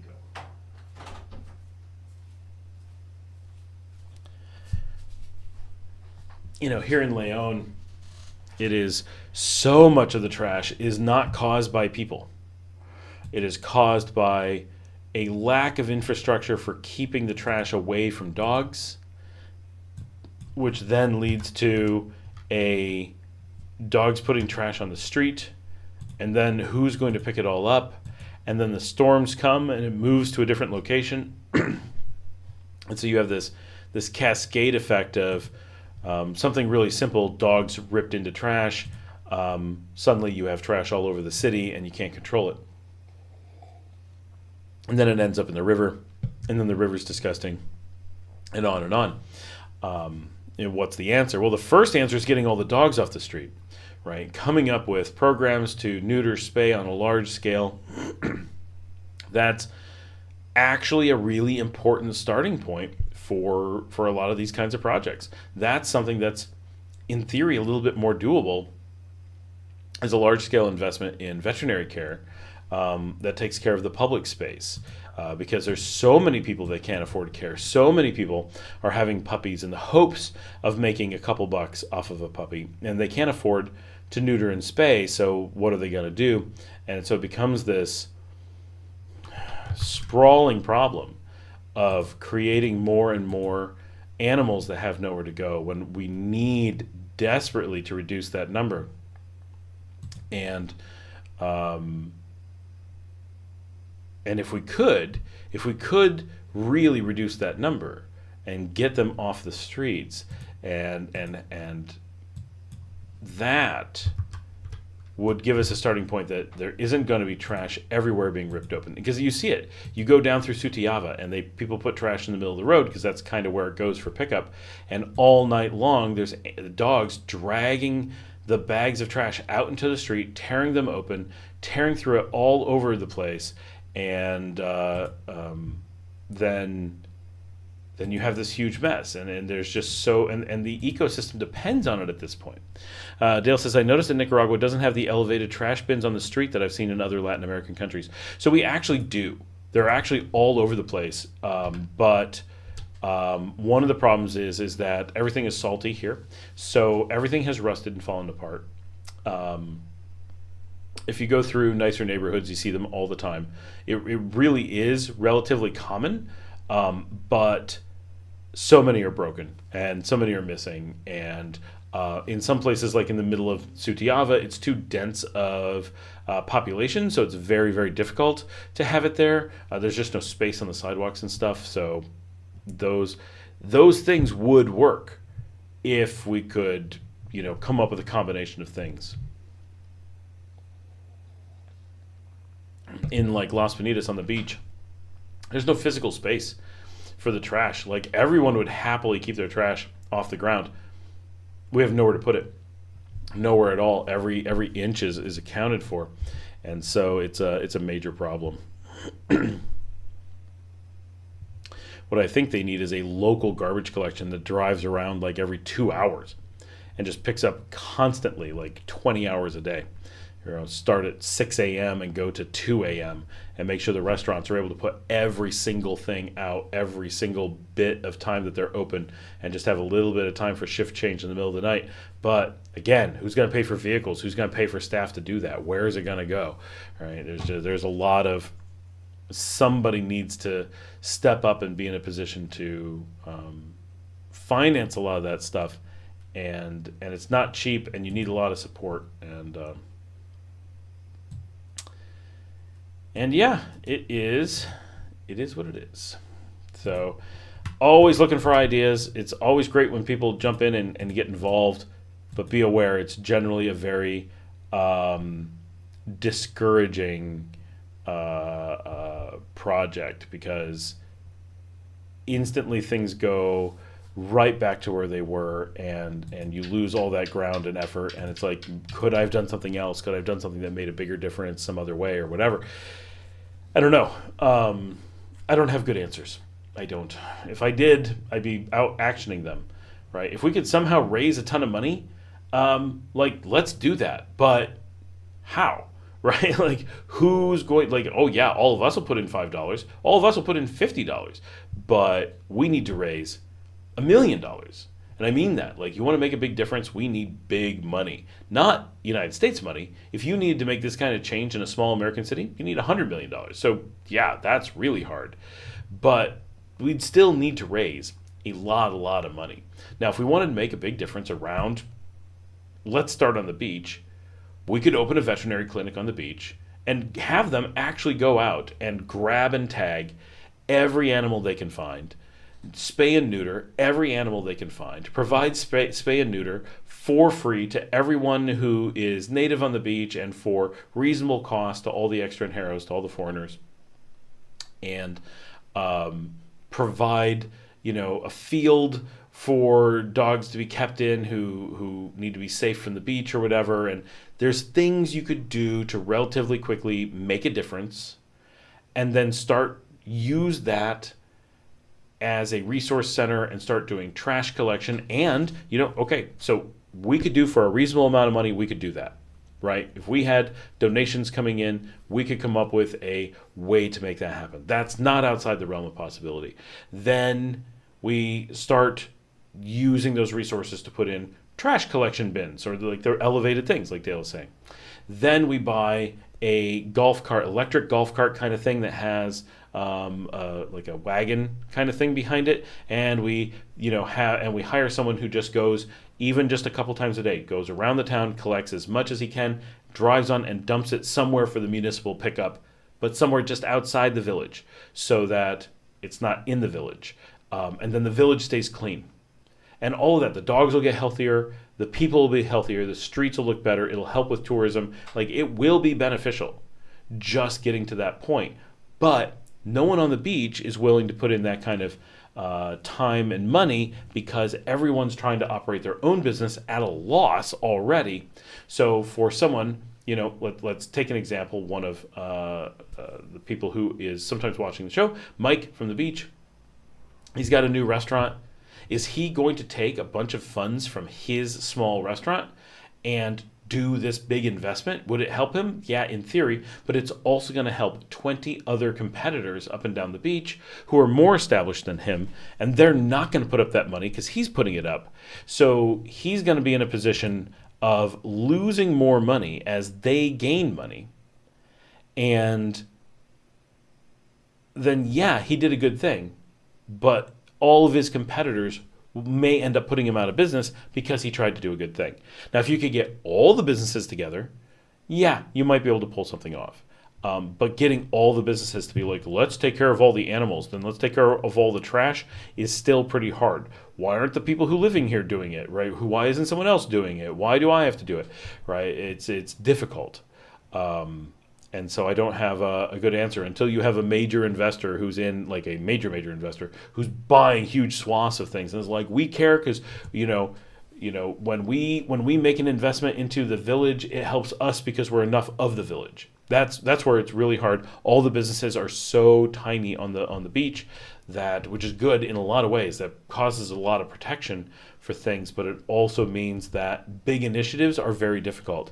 When we had to save the beach, when there was the estuary silted up, everybody was like, "Oh, we'd like to help, but," and there was this whole, it's someone else's problem. We'll just pack up our business and leave.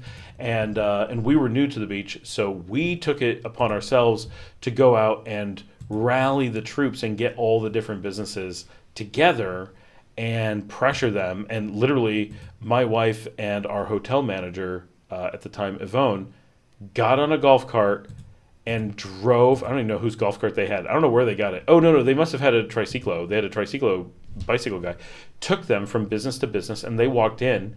And they're like, "We own and run one of the hotels and restaurants on the beach, and you're all going to help. We're getting involved, and we're putting in money and effort, and we're making sure you do too." And she was like super guilt tripping every single person. And they did, and the whole community got together, and we saved the estuary, and the federal government stepped in with big equipment, and it was a really big thing. This is like in 2021. So those things can happen. But they're very hard. You got to have a clear vision, a clear need. You got to justify it to the people who are going to be willing to jump in. So, possible? Yes.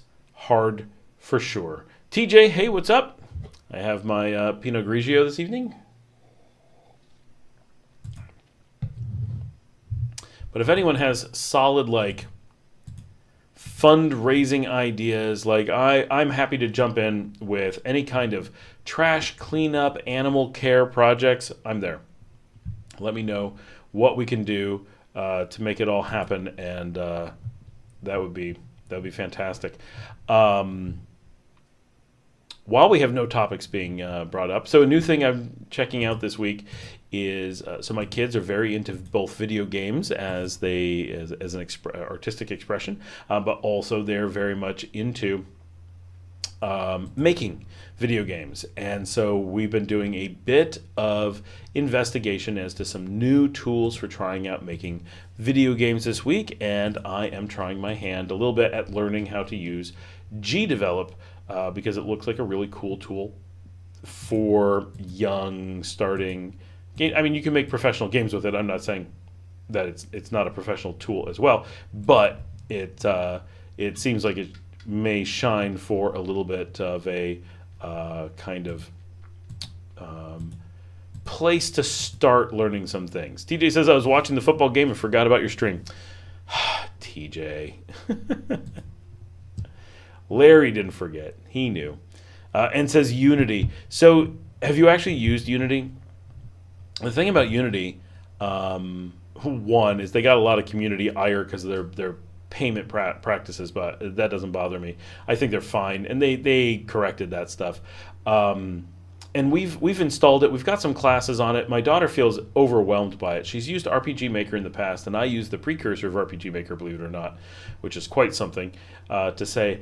But we're looking at GDevelop and Godot and Game Maker because all of them have a lot easier learning curve, I think, than Unity. Unity is obviously super cool. And for us, the majority of what we're interested in is 2D games. And so, at least at this point, and so Unity obviously really shines at 3D. Obviously can do 2D no problem. But especially like GDevelop and Game Maker really have this strong, built for 2D gaming DNA, if you will. I'm open to Unity. I'm not. It's amazing. I looked for a long time for Alfredo, and now I have a bunch. Life's good. I had Alfredo for dinner just before starting the live stream. Ta-da! I feel like having played a little bit with Unity, but only a very little bit, and now playing with these three other tools. And adventure game construction Adventure Game Studio, which I used in 2000. I feel pretty good about that they would be better for what we're looking to do at this stage. Long term, I'm sure if all goes well, we want to get into 3D gaming and stuff like that'll be something as well. But kind of need to start at a more. Because remember, my kids are 15 and 13, so I got to make sure it's accessible still.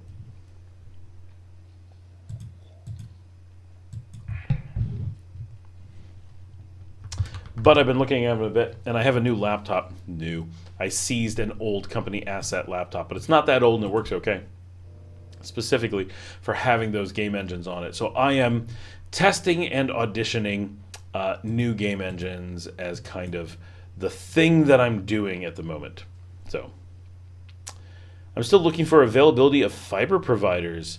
Have you talked to Teco? I know they're hard to get a hold of. They're a pain, but if nothing else, have social reach out to Teco for you because they know her. They'll be like, "Oh, you control a lot of accounts. We'll go deal with that." I've never worked with telecable. 250 fiber. Wow. Is that both directions? Is it really fiber? I'm looking them up. Telecable from Spain? Telecable from Costa Rica? It's too slow? Wait, what's too slow? I don't understand. Do you mean that it has too high a latency?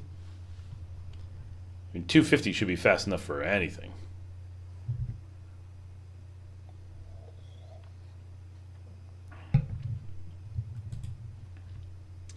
Telecable Leon. They don't have a web page, but they do have a Facebook page. That's always a vote of confidence.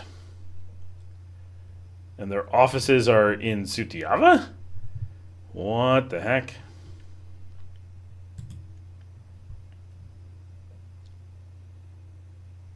Yeah, as far as I know, Teco's the fastest. I don't think anything will compete with Teco. That's why the businesses all use Teco, because it's low latency, direct. It's their own fiber infrastructure, as far as I know.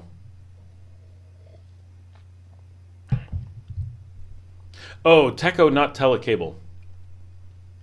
Wait, what do you mean it's too slow? Our Teco's really fast. Yeah, Teco should be the fastest. Well, TJ, the speeds that are stated are not what matters. Right? It's the latency. That's what matters. 250 is faster than, is more bandwidth than you could reasonably use. Like so much more. I'm on 50, right? And yeah, there's times that I'd like more than 50, but and we've had 100 out at the beach. But you're talking about running a studio and lots of users.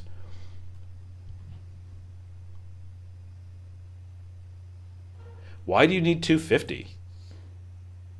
Right? 250 megabits? What are you going to do with that?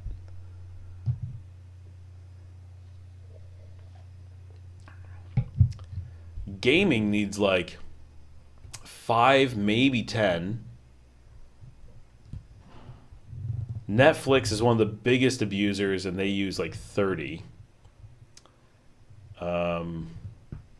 Even with all my super crazy high speed uploads and stuff that I do, 50 really does plenty.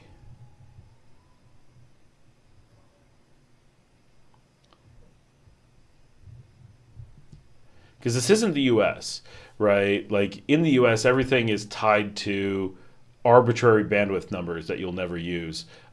Here it's not. So I don't know what speeds Teco offers. They offer enough, right? Like they offer more than you are going to be able to use for any given purpose. I'm looking at their website, see if they tell us. I mean, I think you can order whatever you want, right? But this is commercial, like quality fiber, so you don't want consumer speeds.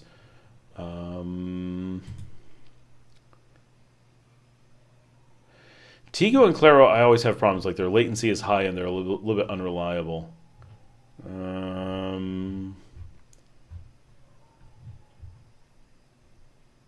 Oh, Teco, yeah, you don't want Teco's consumer stuff. That's just silly.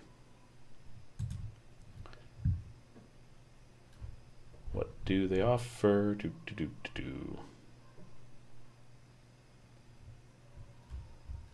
You have to contact them. They don't offer list of their speeds.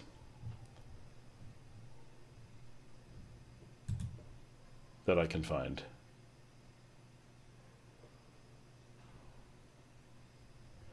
What if you get good latency with Claro? Why look for fiber? What latency are you getting? Hold on, let me see.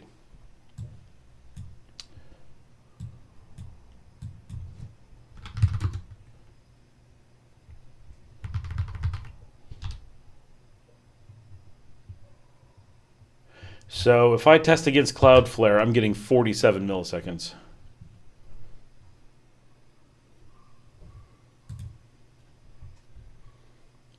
That's Teco from the desktop. Yeah, they don't list their speeds. I'm pretty sure their speeds are whatever you buy, right? You want 10 gig, they'll give you 10 gig.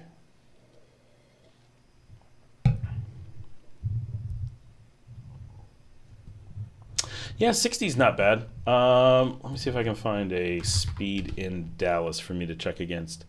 Let's see, that's a VDA server. So don't have much Dallas left anymore.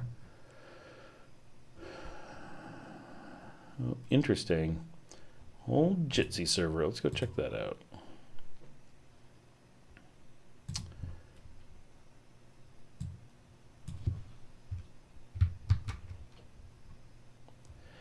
Oh yes, when Claro, I've seen that. Yeah, we don't have that problem with Teco.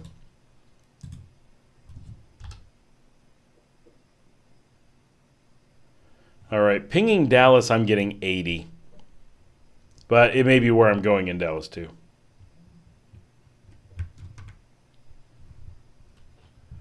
Claro cable. Yeah, a lot of cable providers, because cable uses a lot more power than fiber does. That's one of the reasons why it's not as popular.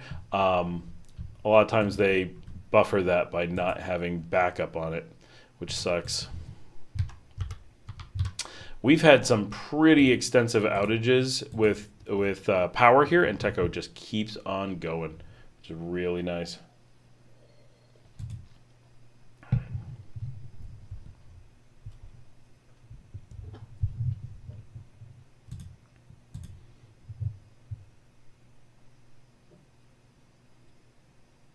Played Fortnite with some friends and got about a 60 ping. All right, cool. Yeah, that's pretty good. I never play Fortnite, so I don't know what kind of pinging I would get. What city in the US do you know are they playing from? Because you're probably getting point to point with how Fortnite works.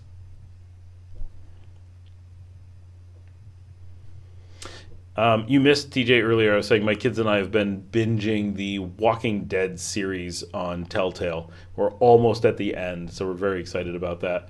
And we stopped playing that because my wife plays that with us. She likes that. Oh, you run your own media servers. Okay. That's what the one I just checked was one of my own servers. I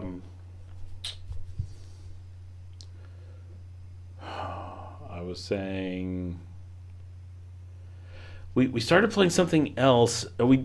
My daughter started playing Tiny Glade because it just came out. Oh, Central and Dallas. But we started playing another game, and now I can't... we're playing Resident Evil as well. Working our way through Resident Evil slowly. Working our way through Telltale Walking Dead pretty quickly.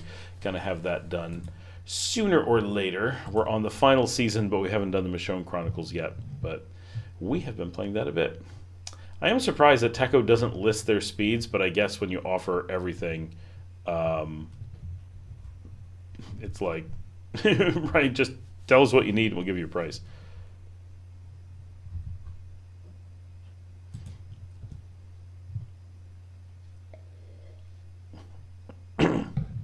$70 terabits a bit. Terabytes is a bit. 70 terabits is a byte. Yeah.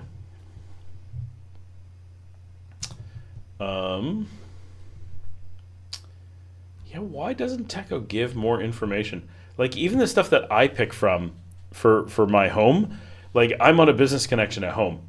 So, TJ, that's what I do, right? If you go to Teco Residential, it's all like, let's see, dedicated, fiber, pay-per-view. We don't have any of that. We don't have any of the TV stuff. Like, they don't even talk about it, which I really like that they don't talk about it. But their plans are like $32 for 20 meg, $38 for 30 meg, $46 for 40 meg, all of them with like TV and some other things. I don't know. I'm like, I pay way more than that and don't have TV, but I also have 50/50 dedicated, and it's really good and stable. So like, but I know you can get 100 and more. Like that's no problem. I know places that have it. Like, you're not even doing a special request for that. I have not played 7 Days to Die.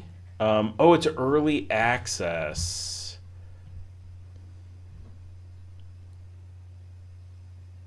Early access, but has 18 million copies sold.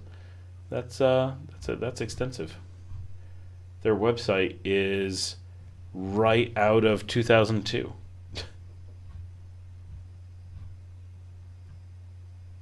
And they have blog articles going back decades. Very strange. This cable has about 130. Yeah, I mean, I had Claro cable for a little while, and they have fast speeds, but it definitely does not keep up with the Teco at all. Ooh, Hooded Horse sale on Steam. Now I'm distracted as I look at video game sales. Actually, they don't have anything I want. Nope, nothing. I don't really know many of these games.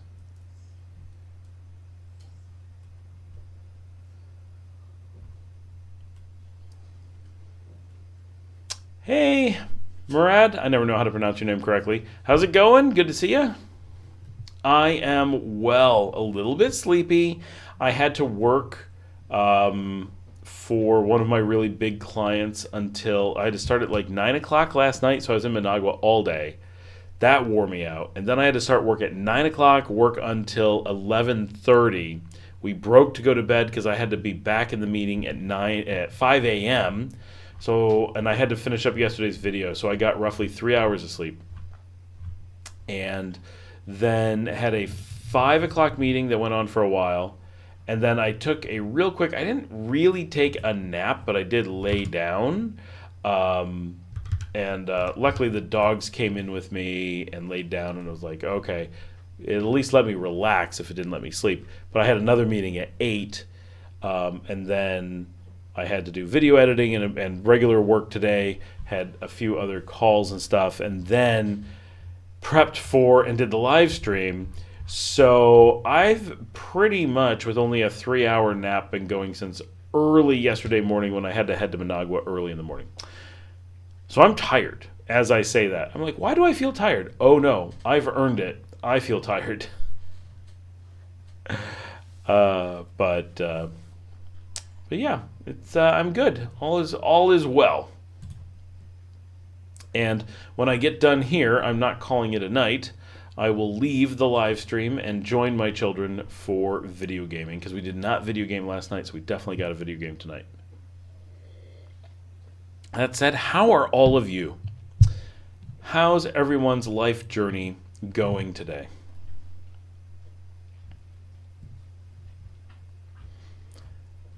Other than TJ, No, TJ too. Anyone got some new video games you're playing? How many of you know that I'm really into video games? Like, I do mention it from time to time, but like, do people realize that like it's a thing I take very seriously? And like my whole family, we're very much video gamers. You really earn your tiredness all the time. Yes, I do. Way too much.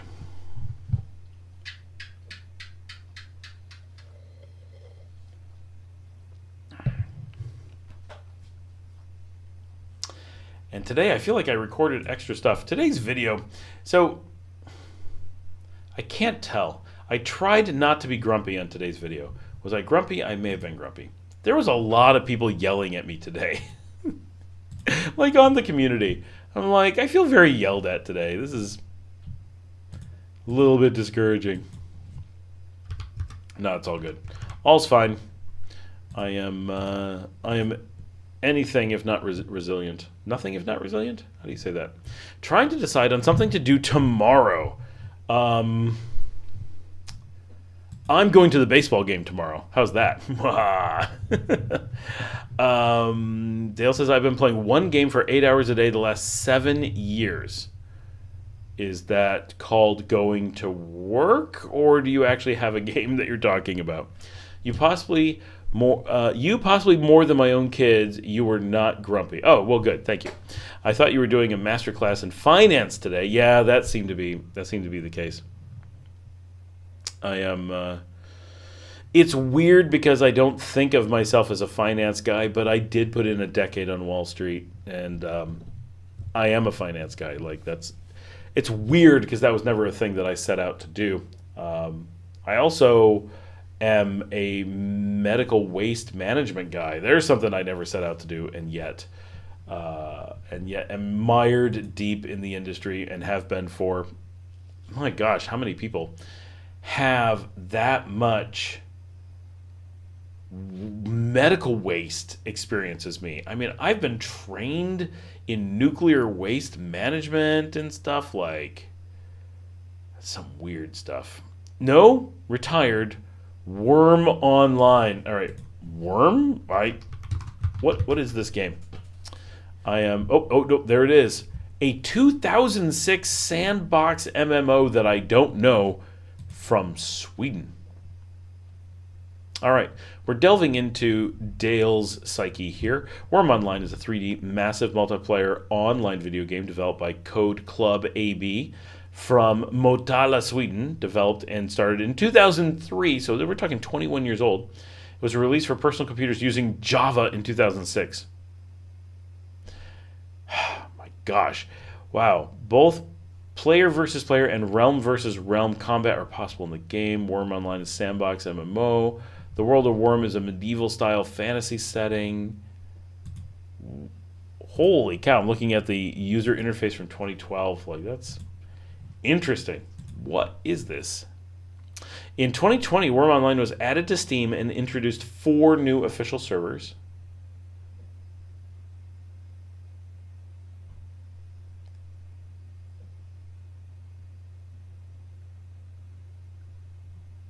Interesting. TJ says, I did go to the school the other day and talked with some of the advanced English students. Nice. High school, college, colegio, universidad. TJ says, I looked at 3 different houses this week. Nice. Dale says, ultimate sandbox. Yeah, it seems like, for reading the description, it seems pretty cool. Interesting.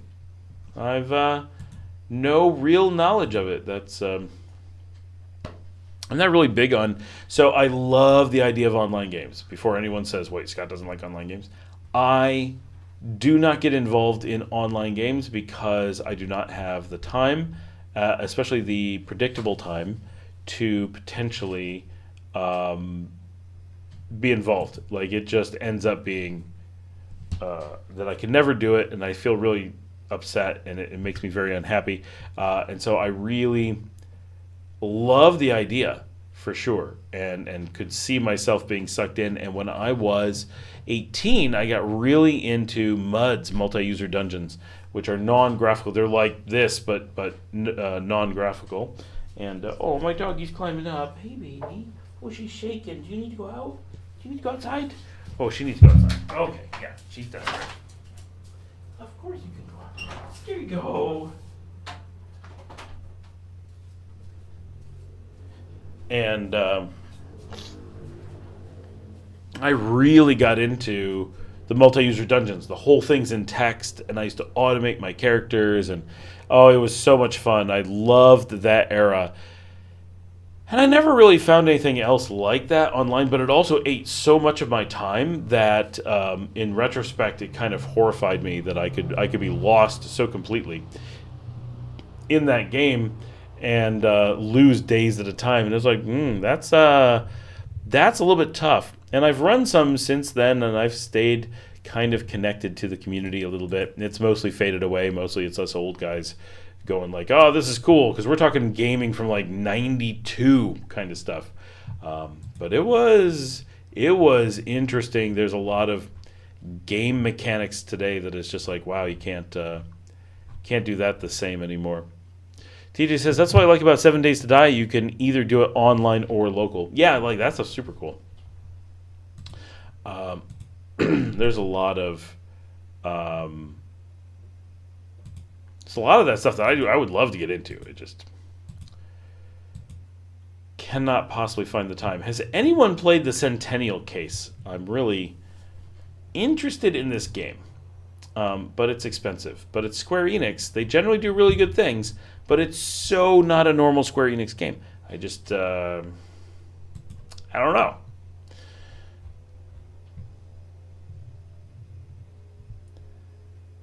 I've been looking at the Final Fantasy sales. Not because I'm so into Final Fantasy, but I'm really into kind of the classic everything. Okay, there is a bunch of really cool stuff coming out from Square Enix that I did not realize, including... No one's going to care. But, oh no, everything moved. Wait, now I've got to find it all. Where did it go? Hold on, there was great stuff that I'm really interested in. And it disappeared. I don't know what happened. But it looks like a bunch of the Dragon Quest games are finally releasing, and some other new stuff. How do I get back to that initial page? I'll try this again. Okay, that's why I want to play Anna or try it. Oh yeah, that one does look good too. No, I agree. Oh, here we go. New and upcoming. Oh, she's back. My doggy is back. Okay, here's one I was interested in. Life is Strange has a new title that has been announced. Dragon Quest III has been announced. Visions of Mana has been announced. A new Dragon Quest Monsters. I don't know if I care about the Dragon Quest Monsters, but real Dragon Quest I definitely care about. So Dragon Quest 1 and 2 are due next year. Dragon Quest 3 seems to be coming maybe next year. That's some cool stuff.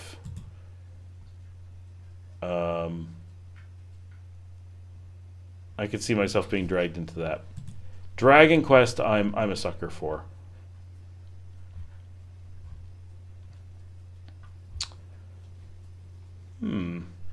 Very interesting.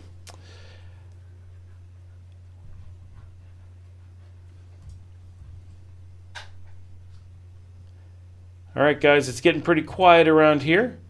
Are we wrapping up? Are we calling it a night? Does anybody got anything? It is pushing 11:30. I have had a long day. We've had a pretty good stream, but the number of views is kind of low. Or pretty low, actually. But having Dr. Jorge was really cool. And we had a lot of people donated on the chat. That was super cool. And we got new subscribers. Also super cool. So all that very, very awesome. Hopefully the financial chat was interesting. I don't bring that up, but people seem to like to have it on the chat. I don't know why it makes it that way, but they do. All right, I'm checking the subscriber. I know we got more subscribers. There we go. Yeah, I think 8 subscribers now. I know that doesn't sound like a ton. I was kind of anticipating 2, right? So that there's 8 subscribers now is pretty neato.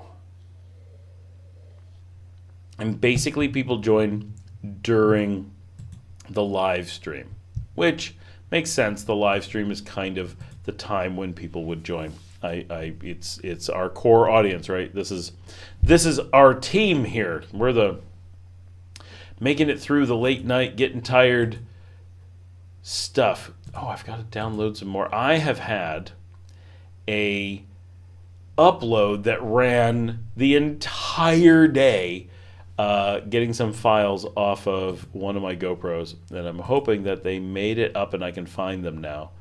There they are. Oh yeah, 2 videos. One is an hour and 11 minutes long, and the other is an hour and 9 minutes long. All right. I knew that they were out there somewhere. I need to download those. Hopefully, I have enough space to download them.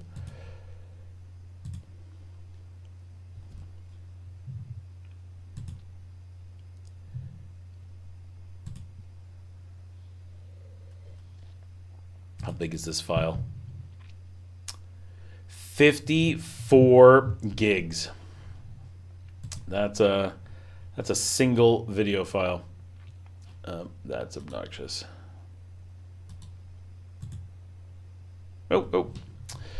Janet says, I'm not being interesting, but I'm also doing Duolingo at the same time, plus I'm going to subscribe when it comes out of my Social Security in the US. No, Janet, don't do that. But thank you. Janet says, and the automatic thing usually comes out earlier than the day you set it up.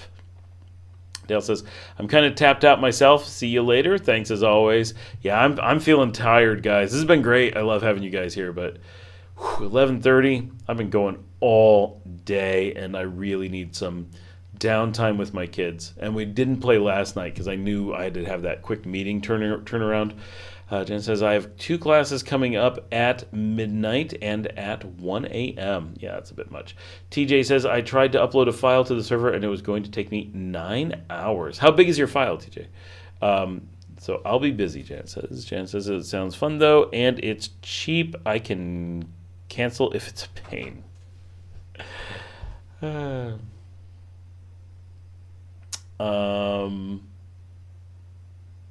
9 hours. Well, yeah, I do big downloads. That's why I do wish I had a little bit more than 50 megs, because 50 megabytes, because sometimes the downloads are just because I do so much media up and down all throughout the day. It's really extreme. So it's kind of like, yeah, that would be nice, but I make do at 50. I'm in pretty good. But I do have things that are like 9 hours, but because it's a continuous up and down, I'm able to manage it. I did have dinner, though. So that's a lot of times we do the live stream and I have not had dinner, and it's like, but today I did. So that part's good. Wait, Visions of Mana. I've not heard about this. Anyone know anything? Release date August. Wait, is it out? It must be. Brand new title in the series revolving around the Sacred Sword. How did I not know this was coming? This is amazing. There's a new Mana game, and it's only $60. Yeah, I'm not falling for that, but I am interested. And there is a Dragon Age 3 is coming out. I will totally be a sucker and get that. Oh, it's coming really soon. Wait, when's Dragon... did I say Dragon Age? Dragon Quest. When is Dragon Quest 1 and 2 coming out?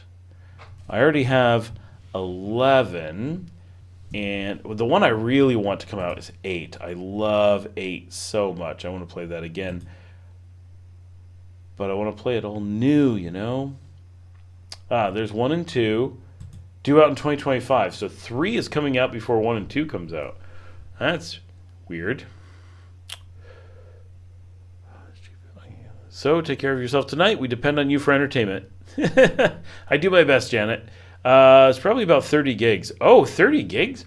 That shouldn't take 9 hours.